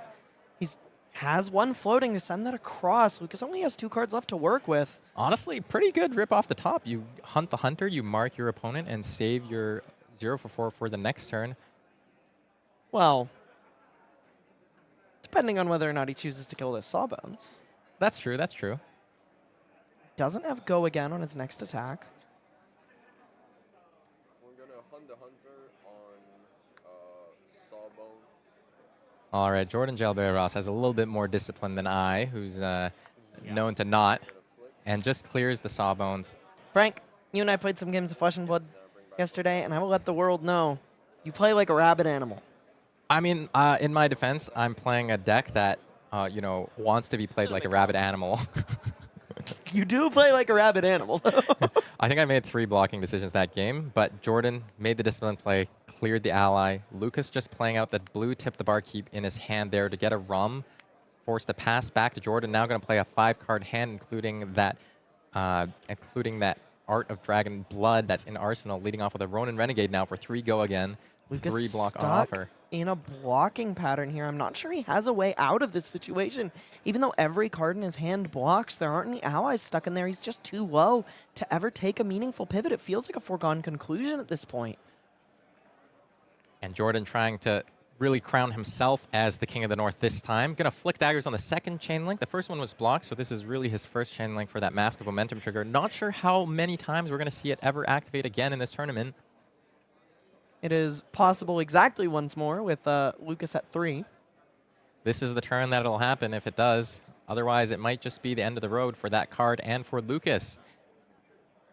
Looks like Ravenous Rabble is going to be the follow-up. Actually firing off the Blood Runs Deep here instead, but it's only going to throw 1 dagger. Throwing the other dagger. Yeah. So Lucas going to take 1 more damage, more or less unpreventable here. This does set up the next attack to be both, I mean, lethal, but also still have a Mask of Momentum trigger no matter how Lucas blocks on this chain link. Golden Tipple going to be the block here for 2. This should just do it. And the Ravenous Rabble hits a red off the top. This is a 4 power attack with go again. We know what's in Jordan's arsenal.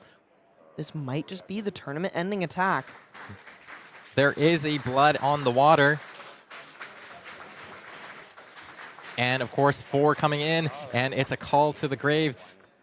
Blocking 3, 1 damage leaking through. Lucas down to 1 with flick knives on Jordan Jalbert-Ross's side of the board. Gonna draw up. If he doesn't find some sort of prevention, he's dead to flick knives. He doesn't have it. Jordan just gonna make sure he makes the right play here. Pitches his spreading Can't mess it up. flames. You've come so far, you just can't mess it up. We saw him all weekend. Just make the right play over and over again. Think about the macro. He's gonna do the same thing he's done. It's going to be a 3 go again, another 3 go again. He's really slow rolling him here. And you know what? The call to the grave comes out. That's 2 block. 1 goes over the top for lethal. Lucas has decided he's had enough. Jordan Jalbert-Ross crowned as the next champion of Canada. Yeah, he went on an absolute tear through this tournament. He lost 2 games in the entirety of Swiss and then tore his way through the bracket. He drafted incredibly well, fatiguing almost every single person he played against, and ran real hot in CC on Cindra, the Dracai of Retribution. Congratulations to your 2025 Canadian national champion, Jordan Jalbert-Ross. Your warrior has defeated mine, Frank. I mean, I'm getting a bit emotional. I didn't even play the game. I'm getting a bit emotional looking at it. Jordan, just such a great guy, been playing for so long. And, you know, you said he was running red hot. It's like he was rolling out the red carpet for himself in that finals. Let's go look at that bracket before we get to an interview with the winner. Look at that. Jordan playing Gravy Bones against Tarek Patel in the quarterfinals. Semifinals, that game we watched. Amir in the Cindra variety, and then of course against Lucas Eng in the grand finals. Yeah, fought his way through some of the titans of Canadian flesh and blood, Tarek Patel and Jonathan Dhaliwal in the Cindra mirror and the Gravy Bones matchup, just to run back the Gravy Bones matchup in finals. And the venue going absolute crazy as they're announcing it officially over the loudspeaker. I'm looking forward to talking to Jordan in a minute here, but like, he played 3 rounds of CC, won all of them, played 6 rounds of draft in a very different style of gameplay, different style of deck than he was playing in CC, won all of them, only dropped the 1-2 games in Classic Constructed before making this absolute tear to the finals, winning it all. What a tournament. Yeah, that was super duper fantastic. And like you said, you're going to get to talk to him in a sec with that winner's interview. This is going to be it for me for the weekend, and Frank's going to close out the show from there. He did such an incredible job hosting this weekend. I'm so proud of you for your first official cast, man. Bring it in. It's been an honor working with you, Elly, and of course Ethan, who's in the production booth over there. He doesn't get a hug from me quite yet. But he can wait. Yeah, I'm really excited to chat with Jordan, so nobody go anywhere. We're about to have the winner's interview, and thanks for tuning in.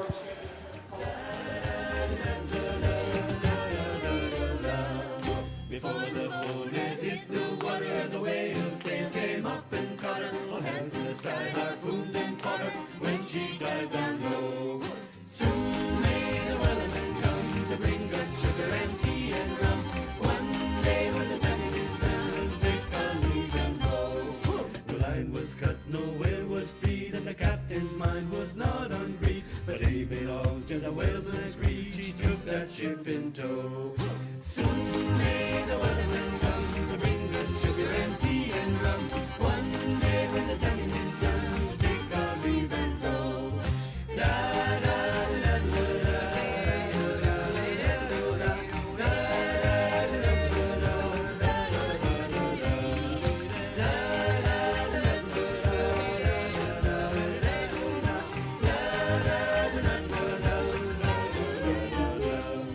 For 40 days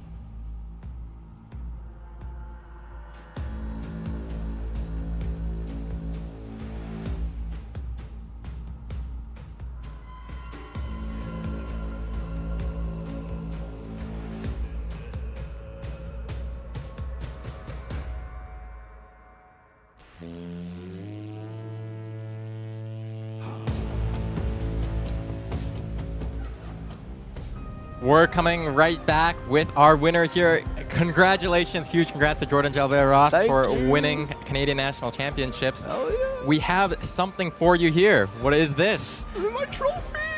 Give my trophy. You want to open that up for all of us to see? Let's go.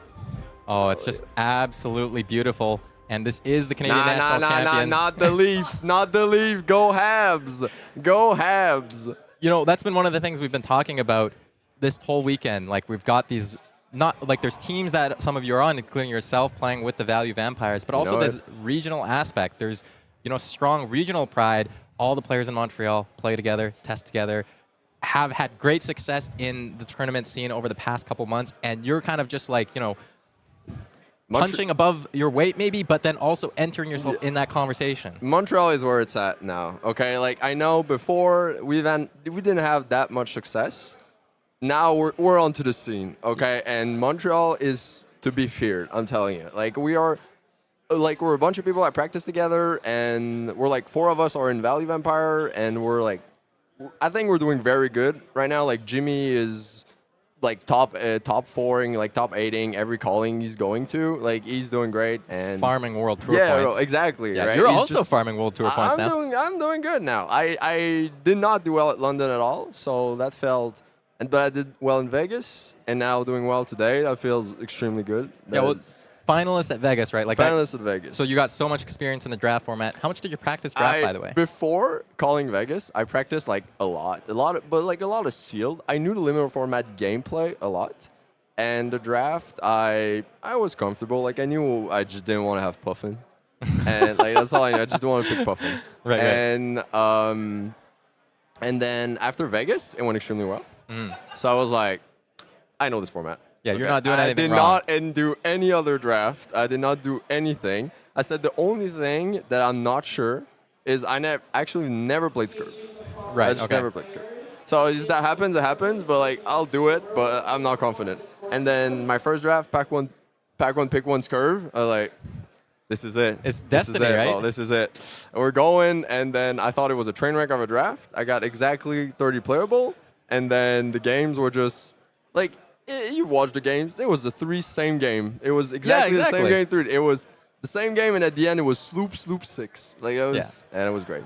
That's exactly like you drew it up, right? Yeah. Like, coming out of the draft, you're like, I don't know, maybe this will piece together in the game. Yeah, and then it did. I had a bunch of big attacks, and Go Against is pretty good. Go Against is pretty good. No, that's awesome. Okay, so why don't you tell us then about the classic constructed portion? Because you and I played against each other at an armory a little while ago. You were playing Phi, different Draconic Ninja. And who won that game?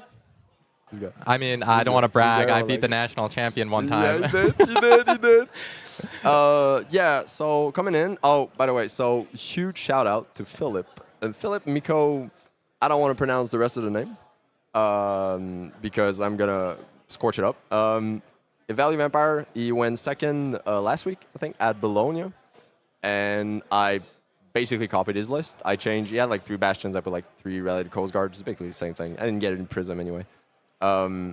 So it's his exact list, which I think is absolute gas. I think it destroys Gravy like it should, and it's great. I feel like I lost only one game that I felt like I could not have won that game, and I lost another game in like my last game of Swiss, but I think I punted. I should have won it. I think the deck is amazing, and I think it's weird.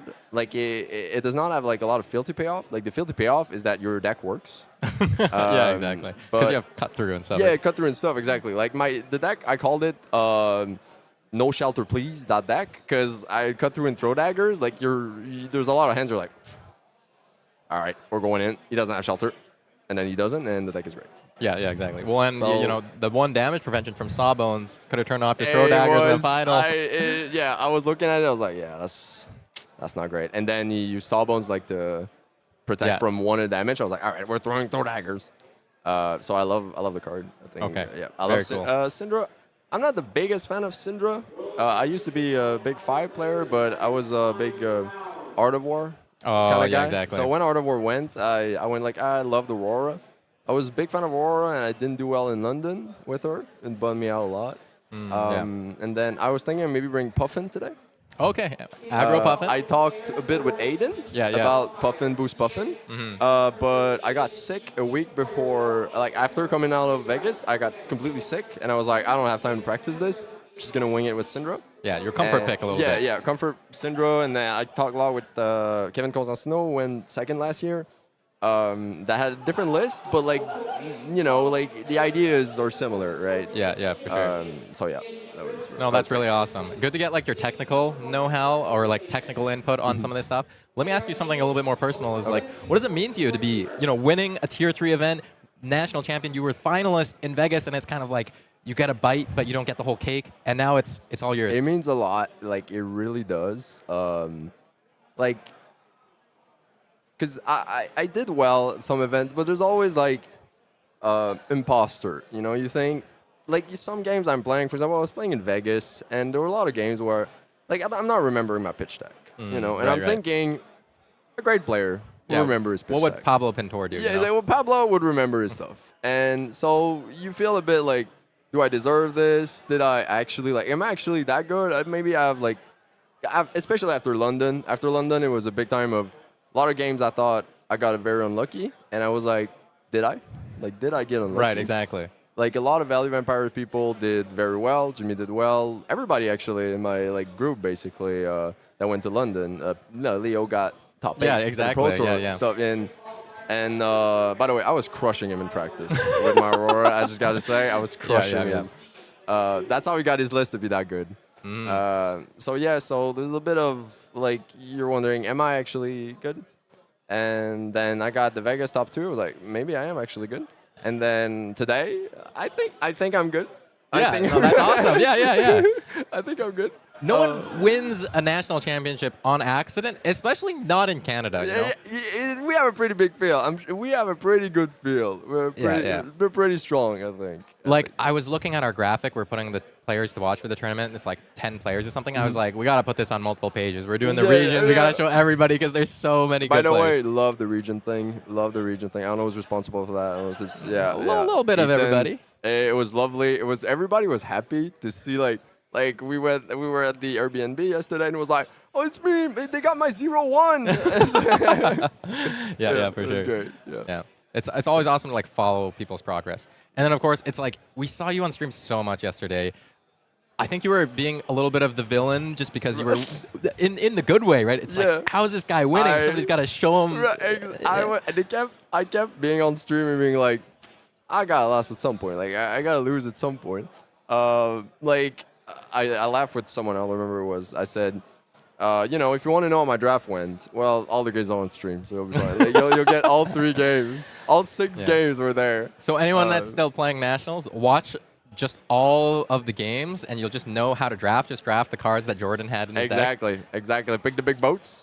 It's important. You pick the big boats. You pack one, pick one scurv every time. Doesn't matter what happening. You pack one, pick one scurv. And because he's way too good. And then you pick the big boats. Like all of draft 2, all of the second draft, I did not know where I was playing first pack.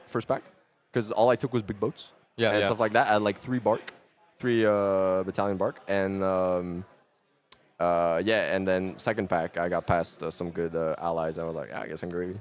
Yeah. So take big boats if you want to do well in draft. Okay, and then moving on to a little bit of a different topic. So now you've got the national championships under your belt. You had that finals placement at the Calling in Vegas. You got some World Tour points now to your name.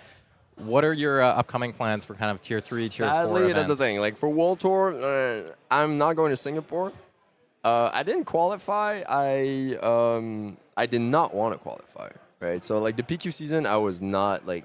I played like 2 events to play Aurora, and then I scooped a friend so that they could go to Singapore because I did not care. Did not want to go. Yeah, fair enough. Far away. It's expensive.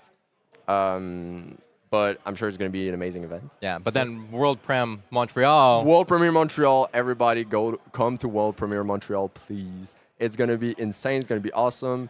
There's going to be a nice ice brute hero. You heard it first. You heard it first. It's going to be a Yeti. Okay? It's going to be a Yeti. Jordan's confirming this live on stream. And I'm going to play it, and it's going to be amazing.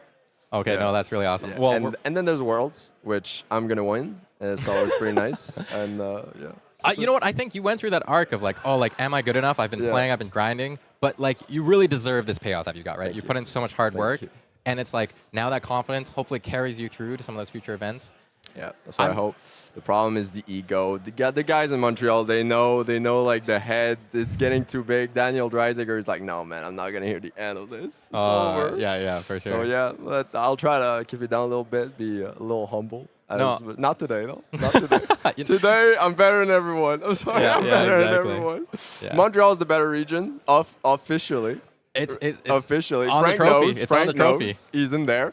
The champion loses to him in armories. Okay, that's how like.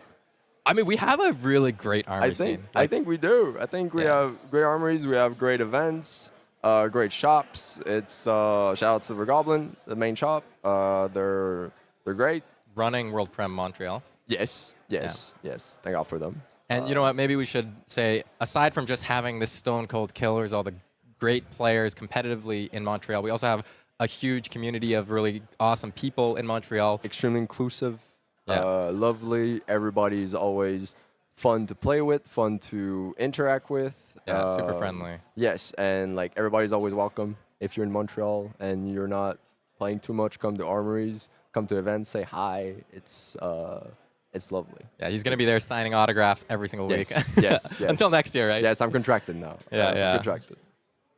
Right. Cool. All right. Any last words that you want to say to the broadcast before we all go home? Well, shout out again to the Team Matchup Practice team, which is my little Montreal crew.